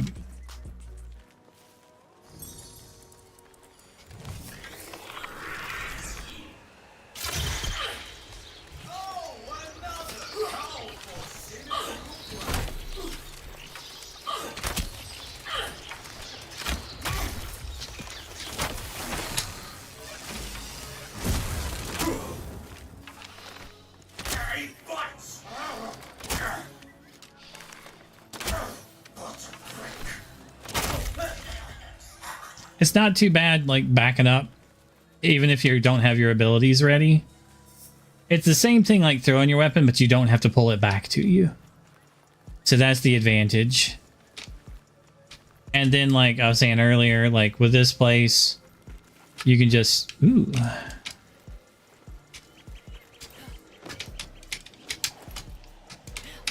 Damn it.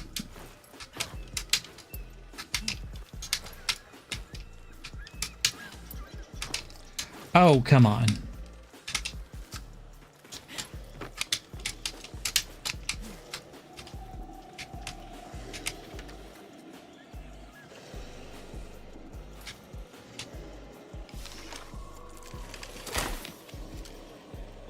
Trying to aggro that guy over here.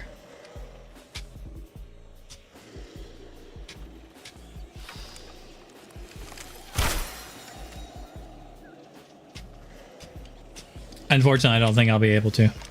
I was just going to use this to blow up some people, but nope. A good one-shot kill. Like even this house right here, right next to the wall, they can't get on top of it. As long as they spawn in and you can like see them, then you can like hit them. But that guy that's over there, he hasn't spawned in.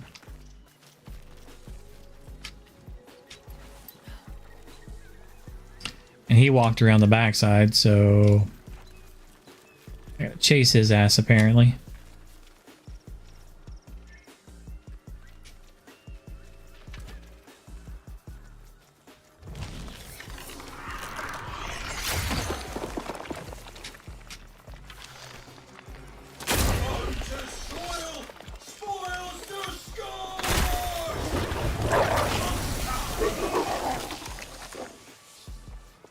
That's interesting. I ought to snap your guts out right now, human. That's new. Cunning humans are, but rat killing won't fool me. I've seen your like riding down the thunder whales. What do you want with my pups? A coat? A charm?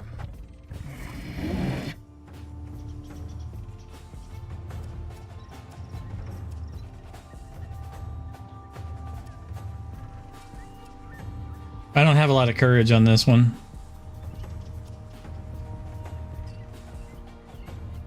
Then low and proud for the sake of my brood.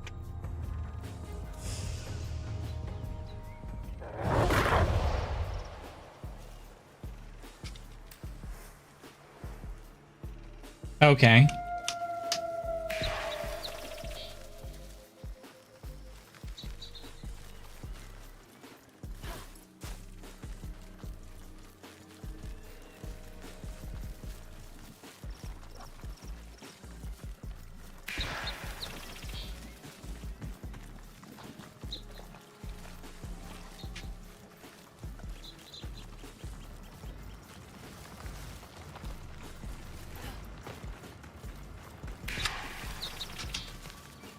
Bird, where are you going? Bah. Bird.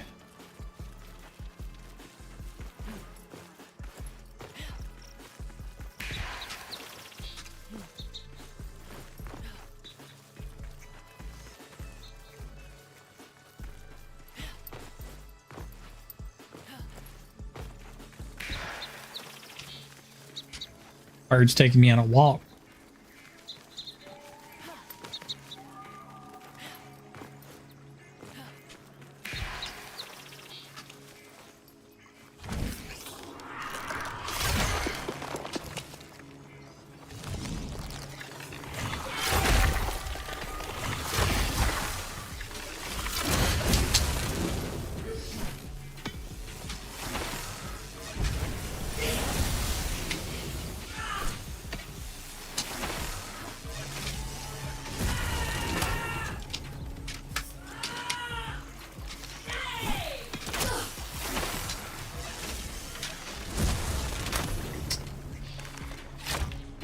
Ugh.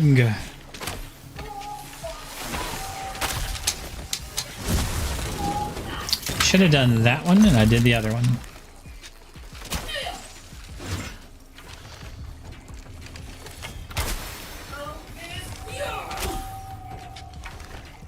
Sorry, guy. I am going to rescue some pups.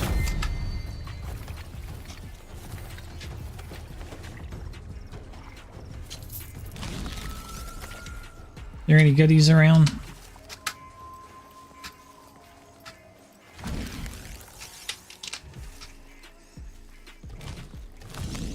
I was the only one. Grr. Where?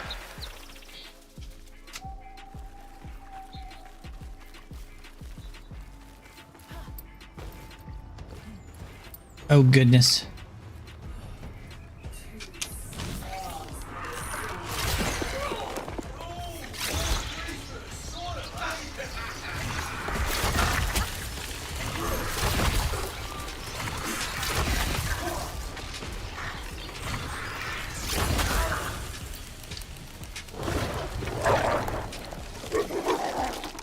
Useful.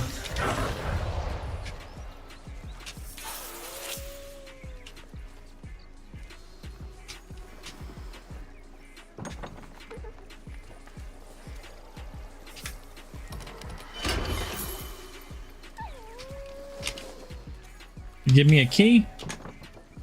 Nope. Where's this key at?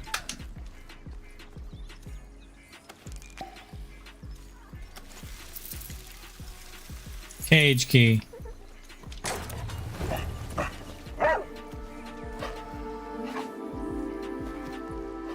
Woofies. Captured. What did I say to you and your sisters? Mushy brats. A year in Silvern for you. Woofies. We got more? Yep.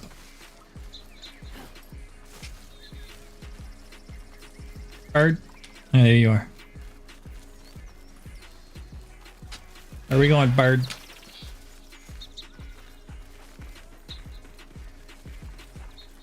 Okay, the wolf is a nice addition to the archer.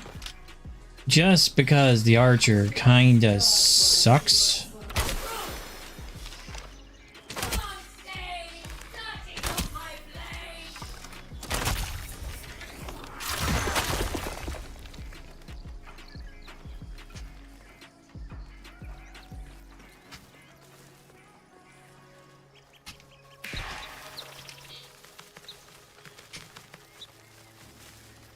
Big direction, bird. The zigzags ain't helping.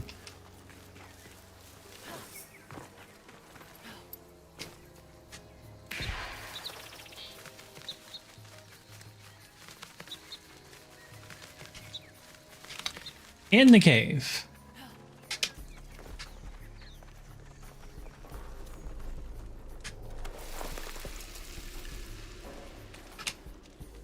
Oh, which way do we go, bird? That way. Straight ahead.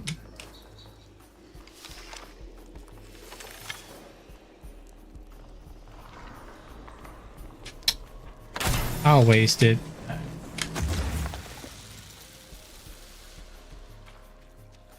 I prefer to use those when there's somebody to murder with them, but sometimes the room's just empty.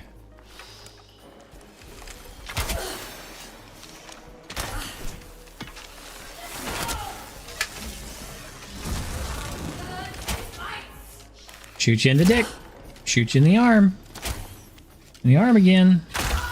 That was the dick.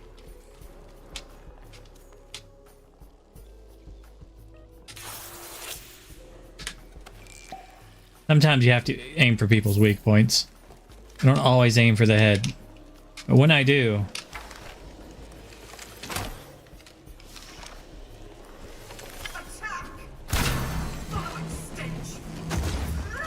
I do it and I totally miss.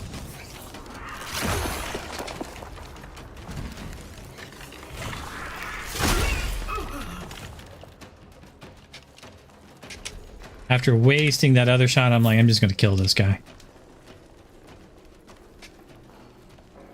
Bert, which way do we go?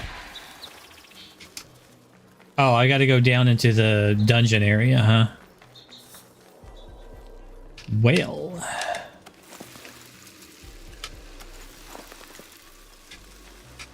Looks like they want me to travel in here.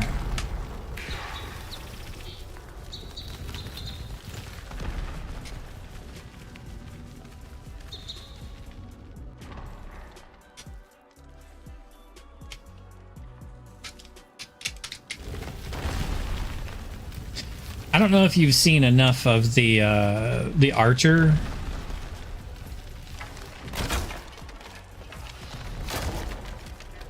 Because I'm like, I want to go back to the invincible class now. Tight corridors. Possible boss fight. Okay. It's not bad. Add a bow to it and it lets you fill in between your abilities and just backpedal. Find areas of, you know, high ground and shoot from it. Level up a couple different bows. Right? It ain't bad. However, I kind of prefer, you know, this one. And then when I do play this one, because of the stats, like 20 in spirit, 13, 15, right? I'm usually going to go with like, this one really isn't bad. It's nice and fun. It's the fire sword, but I'm usually going to go with something like You kind of have to look at like what does it do? 33, 54. This is 40 and 80. It's still 120 on a regular attack. So even though it's not the best thing, it's still like, this is heavy attack but slower. This is light attack, so it doesn't do as much, but it's faster. So I'm usually going to go with the dagger on this. Yeah, that's kind of the best one for it.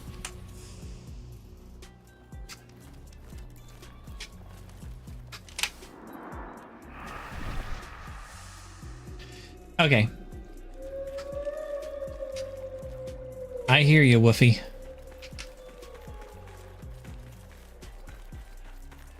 Now, normally when I would come down here, I would break every container. But that's when I'm playing by just for myself. Right? I don't know if I should do that with like people watching, because that takes a long time. Ooh, what do we have over here? And I like explore everywhere. Okay, so it's just 2 ways to go to the same place. That's the wrong button. I'm sorry. Can I get the map up again? No. No. No. There we go. Yes. Alright.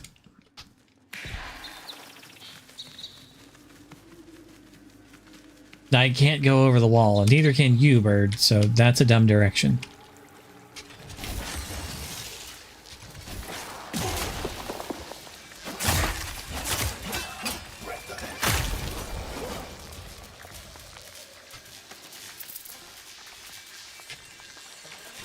Now where are we going, bird?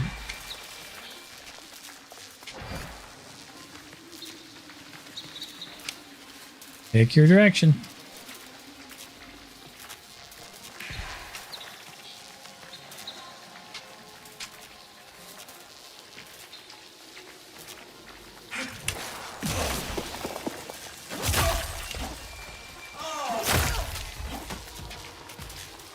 No, no chance for you to speak, people.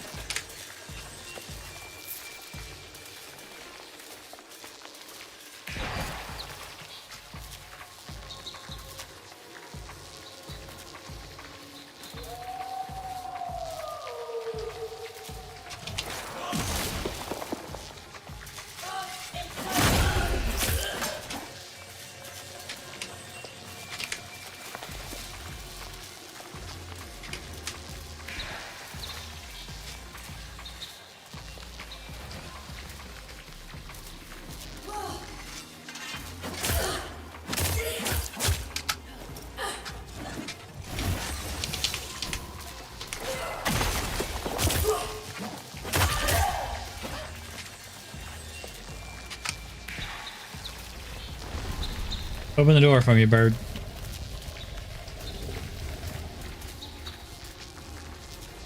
Water. That's new. Excuse me, coming through.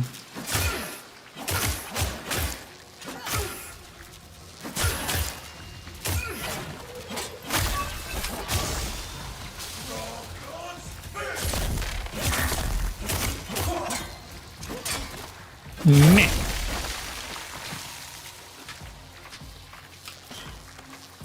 Okay, where?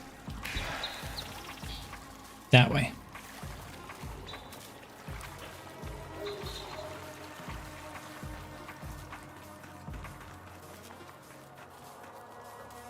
Whole series of wet tiles.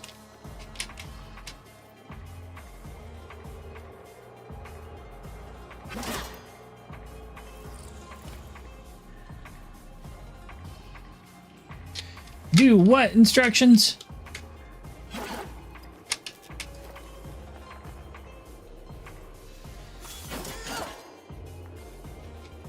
You do not make sense. It looks like it's right click and blank to throw a grappling rope.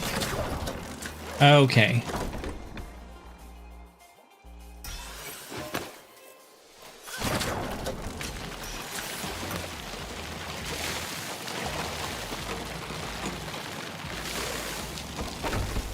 Well, that's a thing.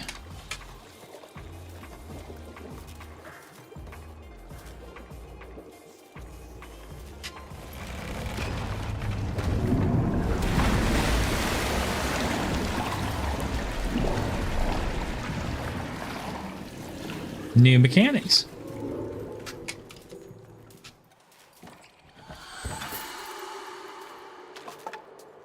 Give me your stuff.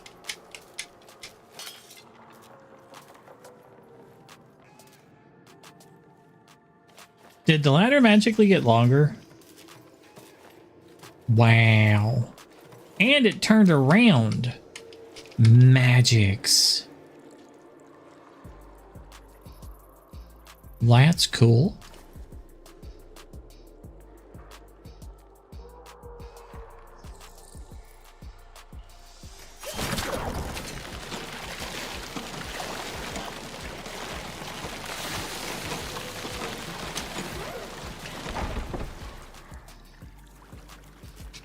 Aha.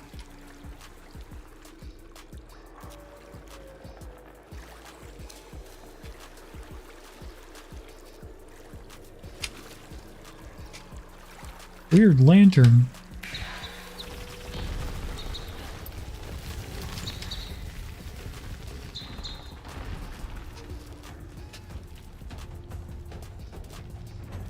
Well, that's a music change.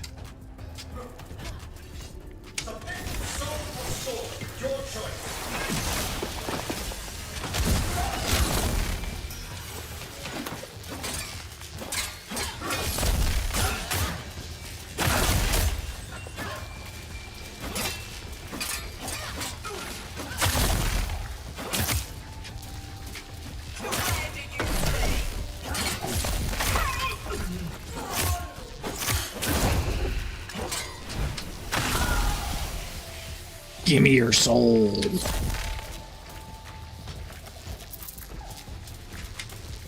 Anybody else alive in here? Oh, doggos. No key. There's usually a puzzle to this place.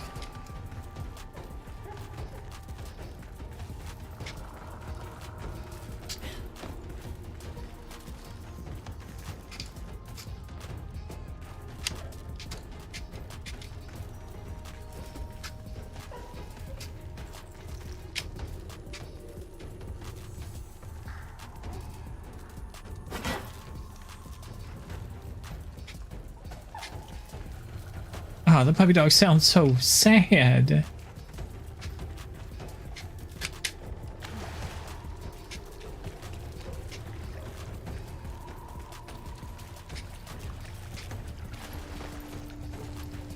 Okay, here we go.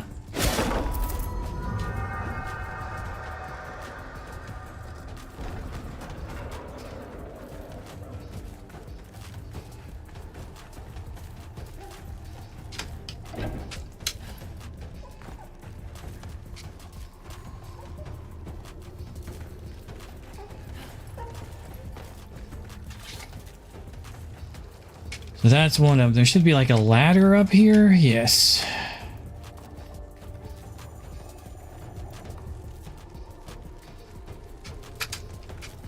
There's usually a switch in the back of one of these, and there's goodies in several of them. There's some goodies. There's some goodies.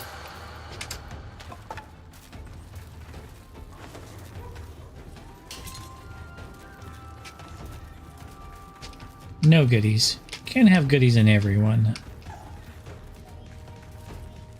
And there's stuff down there to the right. I'll deal with the stuff back there in a minute.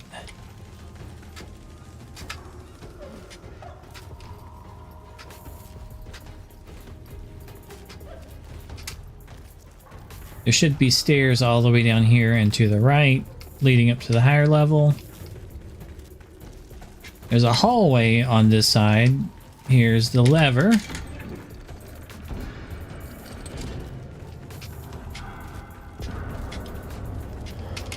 That's the hallway.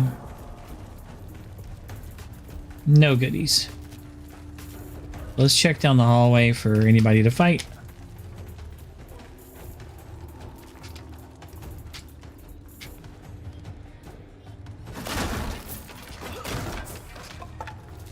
The barrels were teasing me. They said my character's hair was silly. And I didn't agree with them, so I murdered their faces. Alright, so just one treasure chest and a save teleport point. Okay.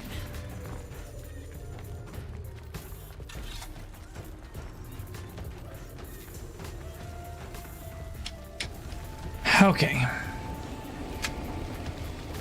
So this thing has moved out of the way. We got the button underneath now.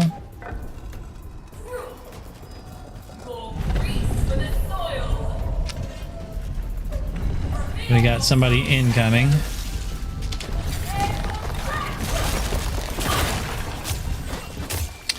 They didn't last long. And that should open up all the stuff over here.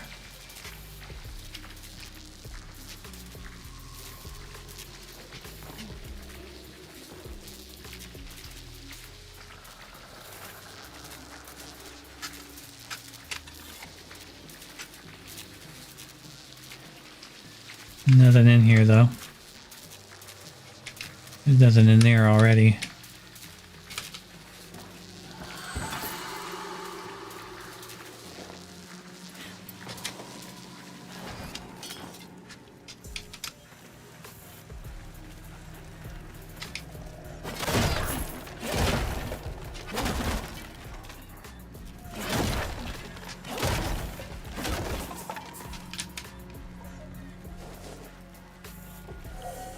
Sorry, little guy. I still have enough. Ooh, that probably has the key. 2 bags. 1 cage key. Yep.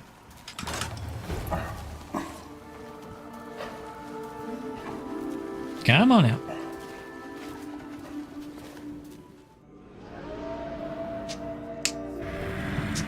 I should tug your tail off, out of my sight.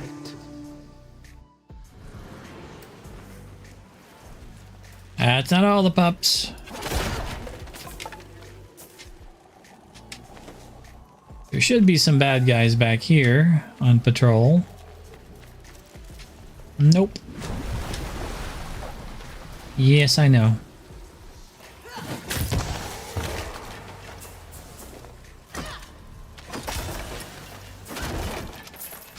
Alright, so that there goes to the treasure room. That's what I did all those button presses for.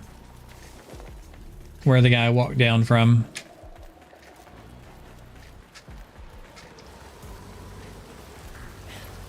It'll open when I jump here. Treasure room. Usually like 3 chests in here total. There's usually 1 back here, but it looks like I'm just gonna get 2 this time. I'd be keen to see it whole. There was 3. I just missed the one on the right. Alright.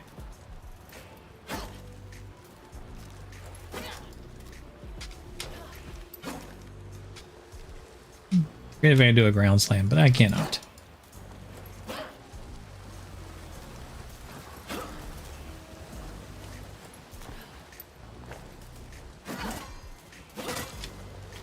But that's the treasure room.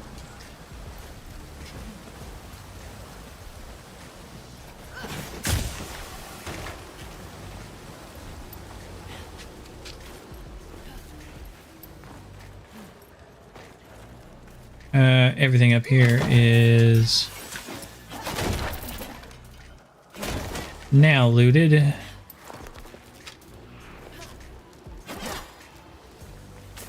The goodies are gone from there. Let's go down this way, which should be to the next area, which should be where the bird's telling me to go.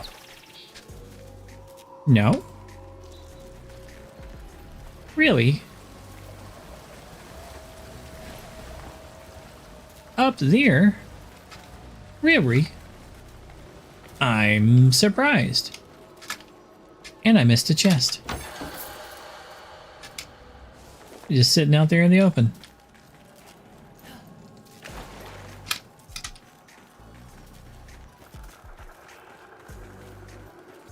I'm quite surprised.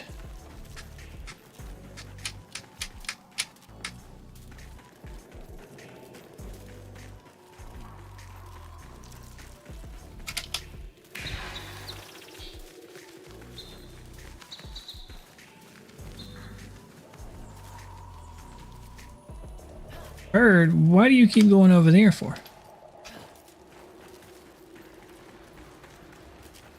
You want me to go this way? Is that what you're trying to say?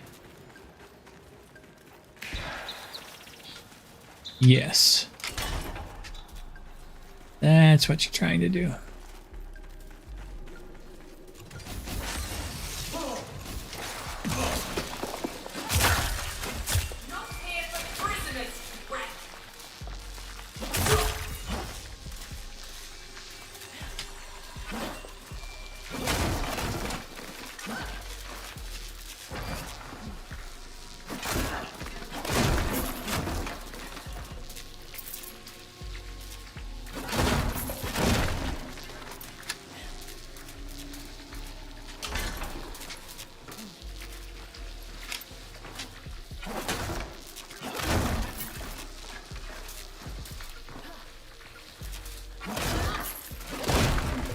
Okay, I'll get back to running. There's just a lot of arrows there. I'm like, oh, that's the end of the place. Okay, cool. Ah, nice. They broke the ladder on the left-hand side. A couple times I got sent into space by while climbing that ladder. So I started always going to the right, just jumping it. She was born a runt, but cunning. This howl of hers is not a cry, but a warning. They are waiting for us, Envoy. It's okay. I'll murder them. It's fine.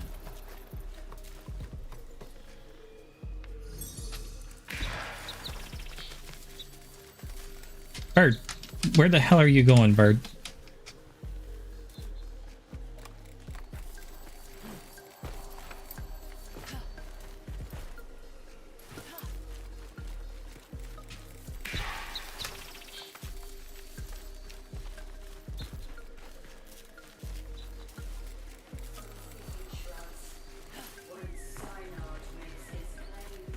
Cool lamp.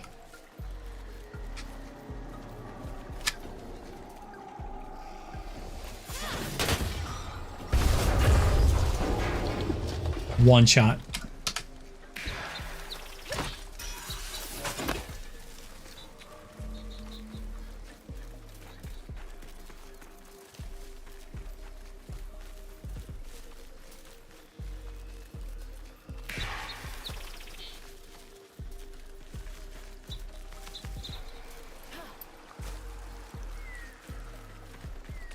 How far away is the run?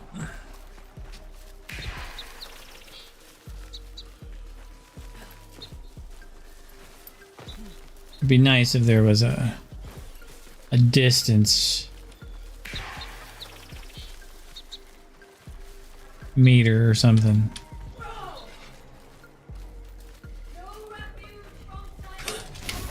Fine, people, chase me.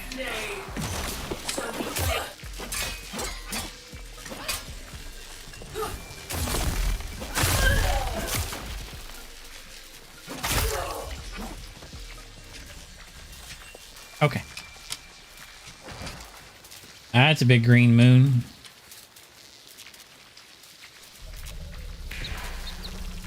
Oh, and the deer is here. I think I want to fight the deer again, honestly. Since it's right over here somewhere. Come on.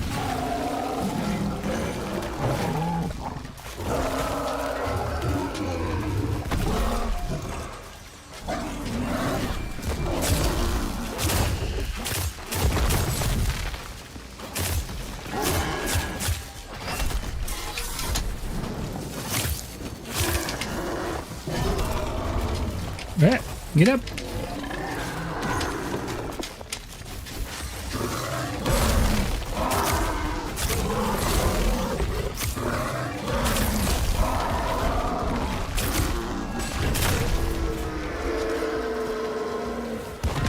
Give me my treasure chest.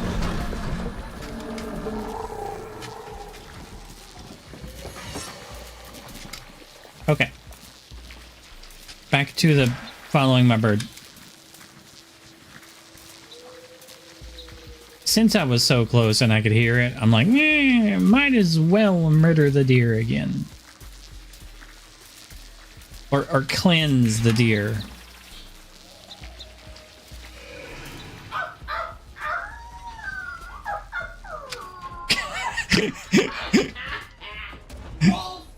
That was funny.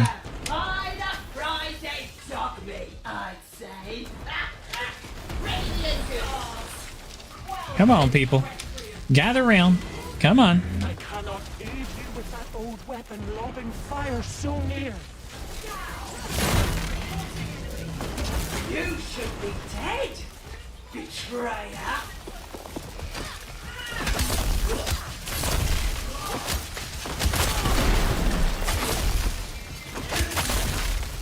Oh, I need my sword.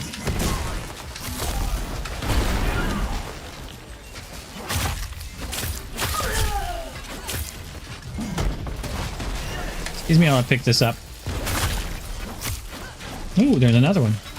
Excuse me.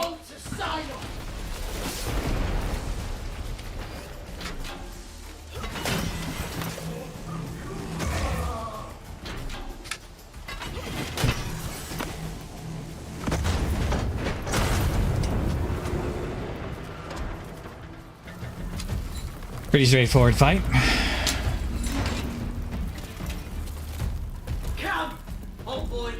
Simon is anxious to meet you. Old boring pieces. My baby's the same.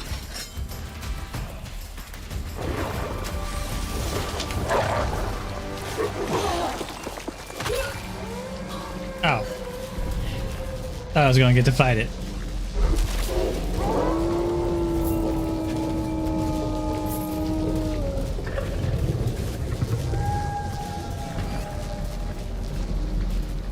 Whale. Anticlimactic. Where's the little cage at?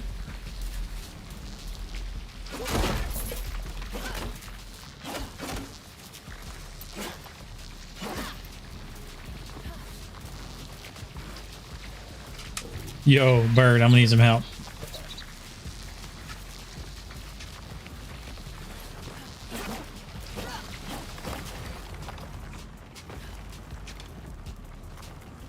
Is it underneath here, bird? What are you trying to tell me?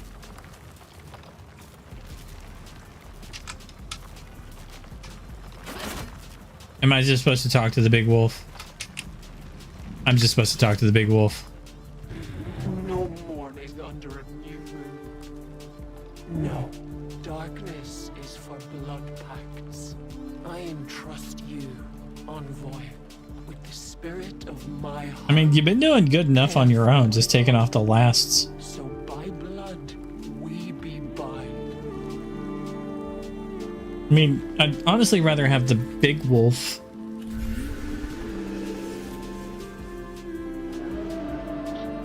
Oh. I get to pick.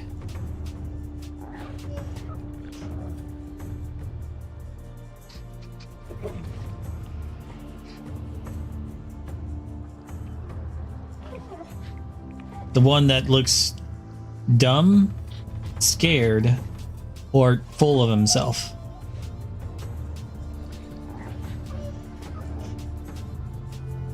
I mean, this looks like my idiot of a dog right here.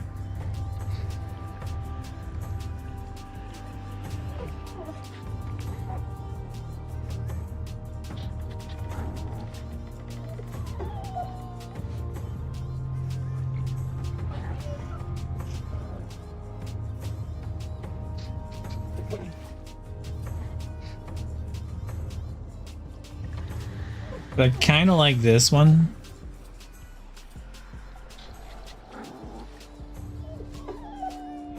Not gonna be him.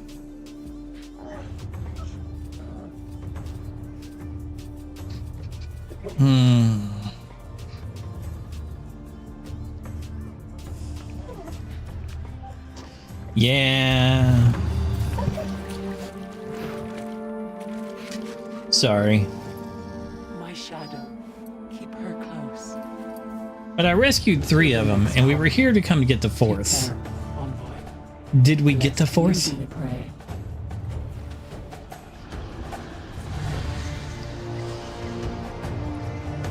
Oh, was that the new armor set too?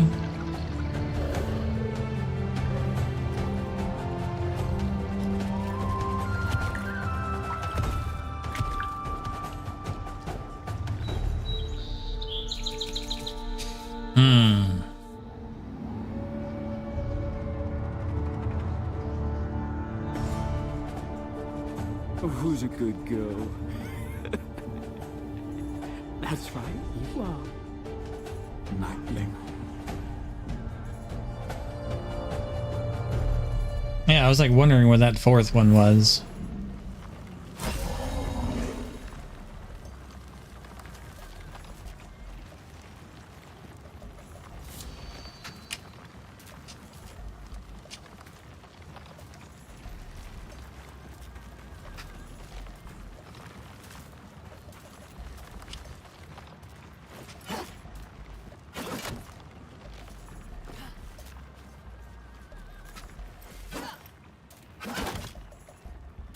Okay. I mean, the fight wasn't too bad. They didn't do any damage to me because I'm on Os and Os is fucking overpowered. They're going to end up nerfing this because like there was a cannon shooting at me and I forgot about it. Like, we have a cannon super weapon. It's like, oh, is that what that was? I forgot to pay attention.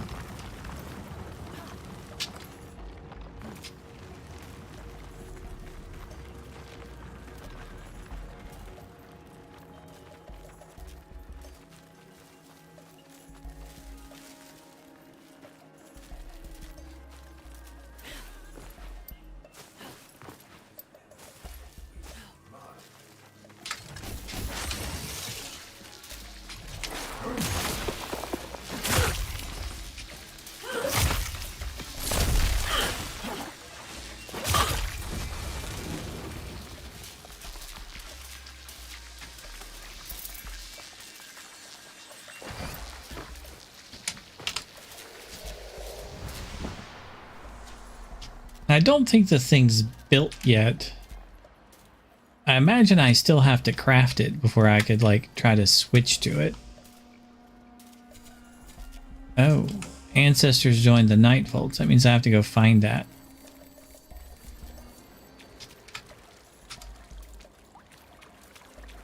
Where? Normally it means I have to go click on it.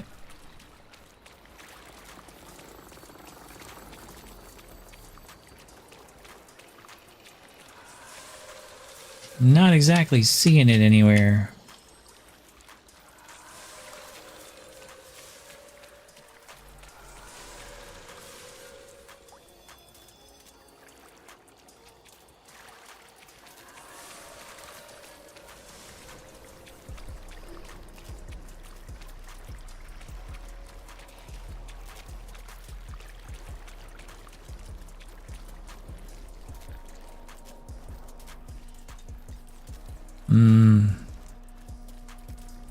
Yeah, I don't know where this one is.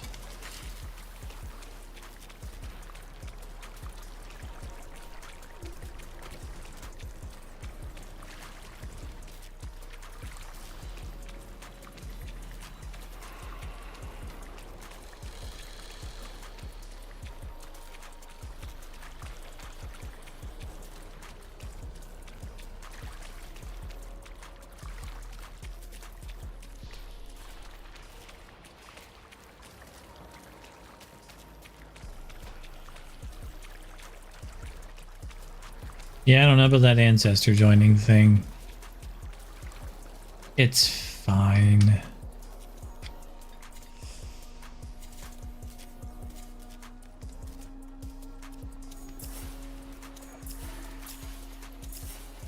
Still just have the 3. That must mean I have to build that one.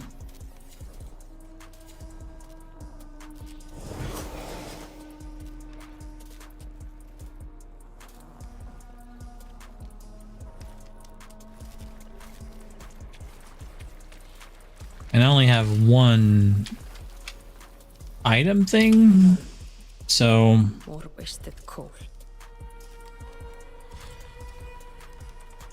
is that all I need?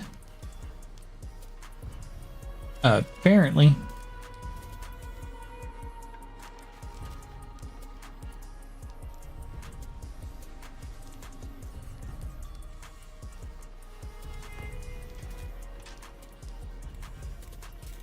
Oh, this is in fragments. Barely made, but quenched too soon. Oh, joinery. A symbol. If only Kane were here to yield you worthy stuff. Alright, so that'll be ready tomorrow.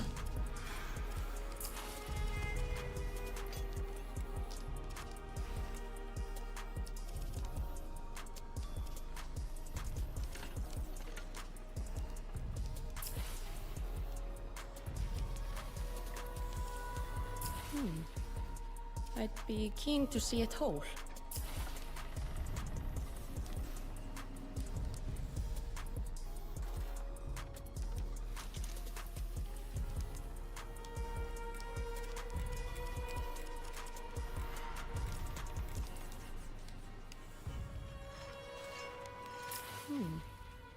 I'd be keen to see it whole.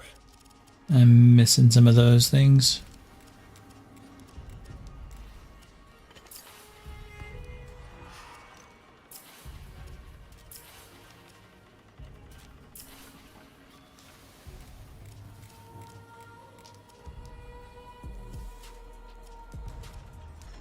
Barely made, but quenched too soon.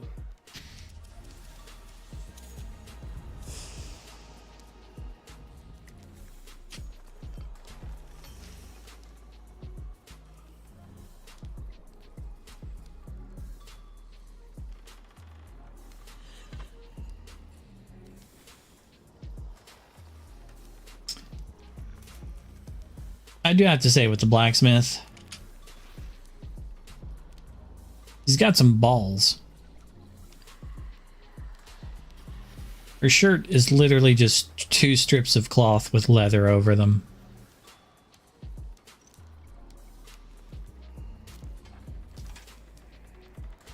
And then just wearing a harness and an apron and a loincloth.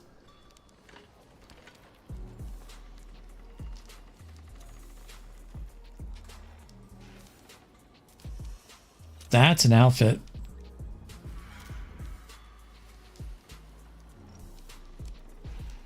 I mean, yeah, you're working at a furnace all day, but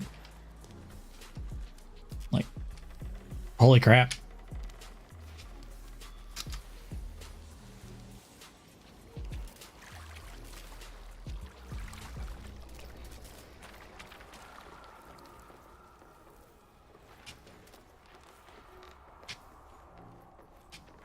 Do you do anything new?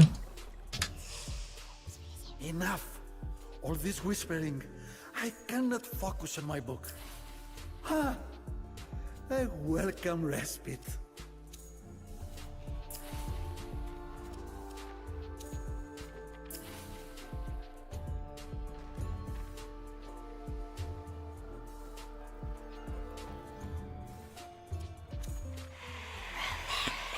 Ah, that thing.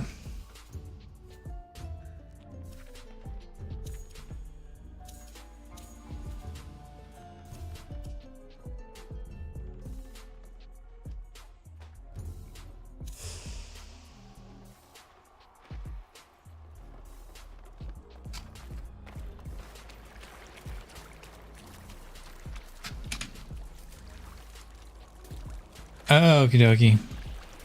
I think that's it. X3 for Soulframe for now. I'll end up playing more of it soon. And I'll likely stream it when I do.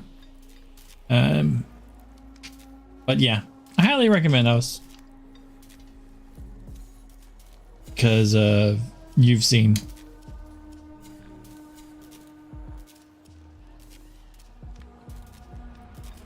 It would be nice if the armor did something.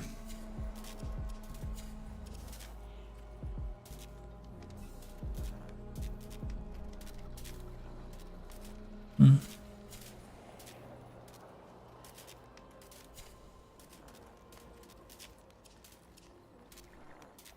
And you can kind of tell I've used the dagger a lot since it's level 12 versus 7 on swords, 4 on polearm, and 5 on bow. And the shield is 3. It just goes too well.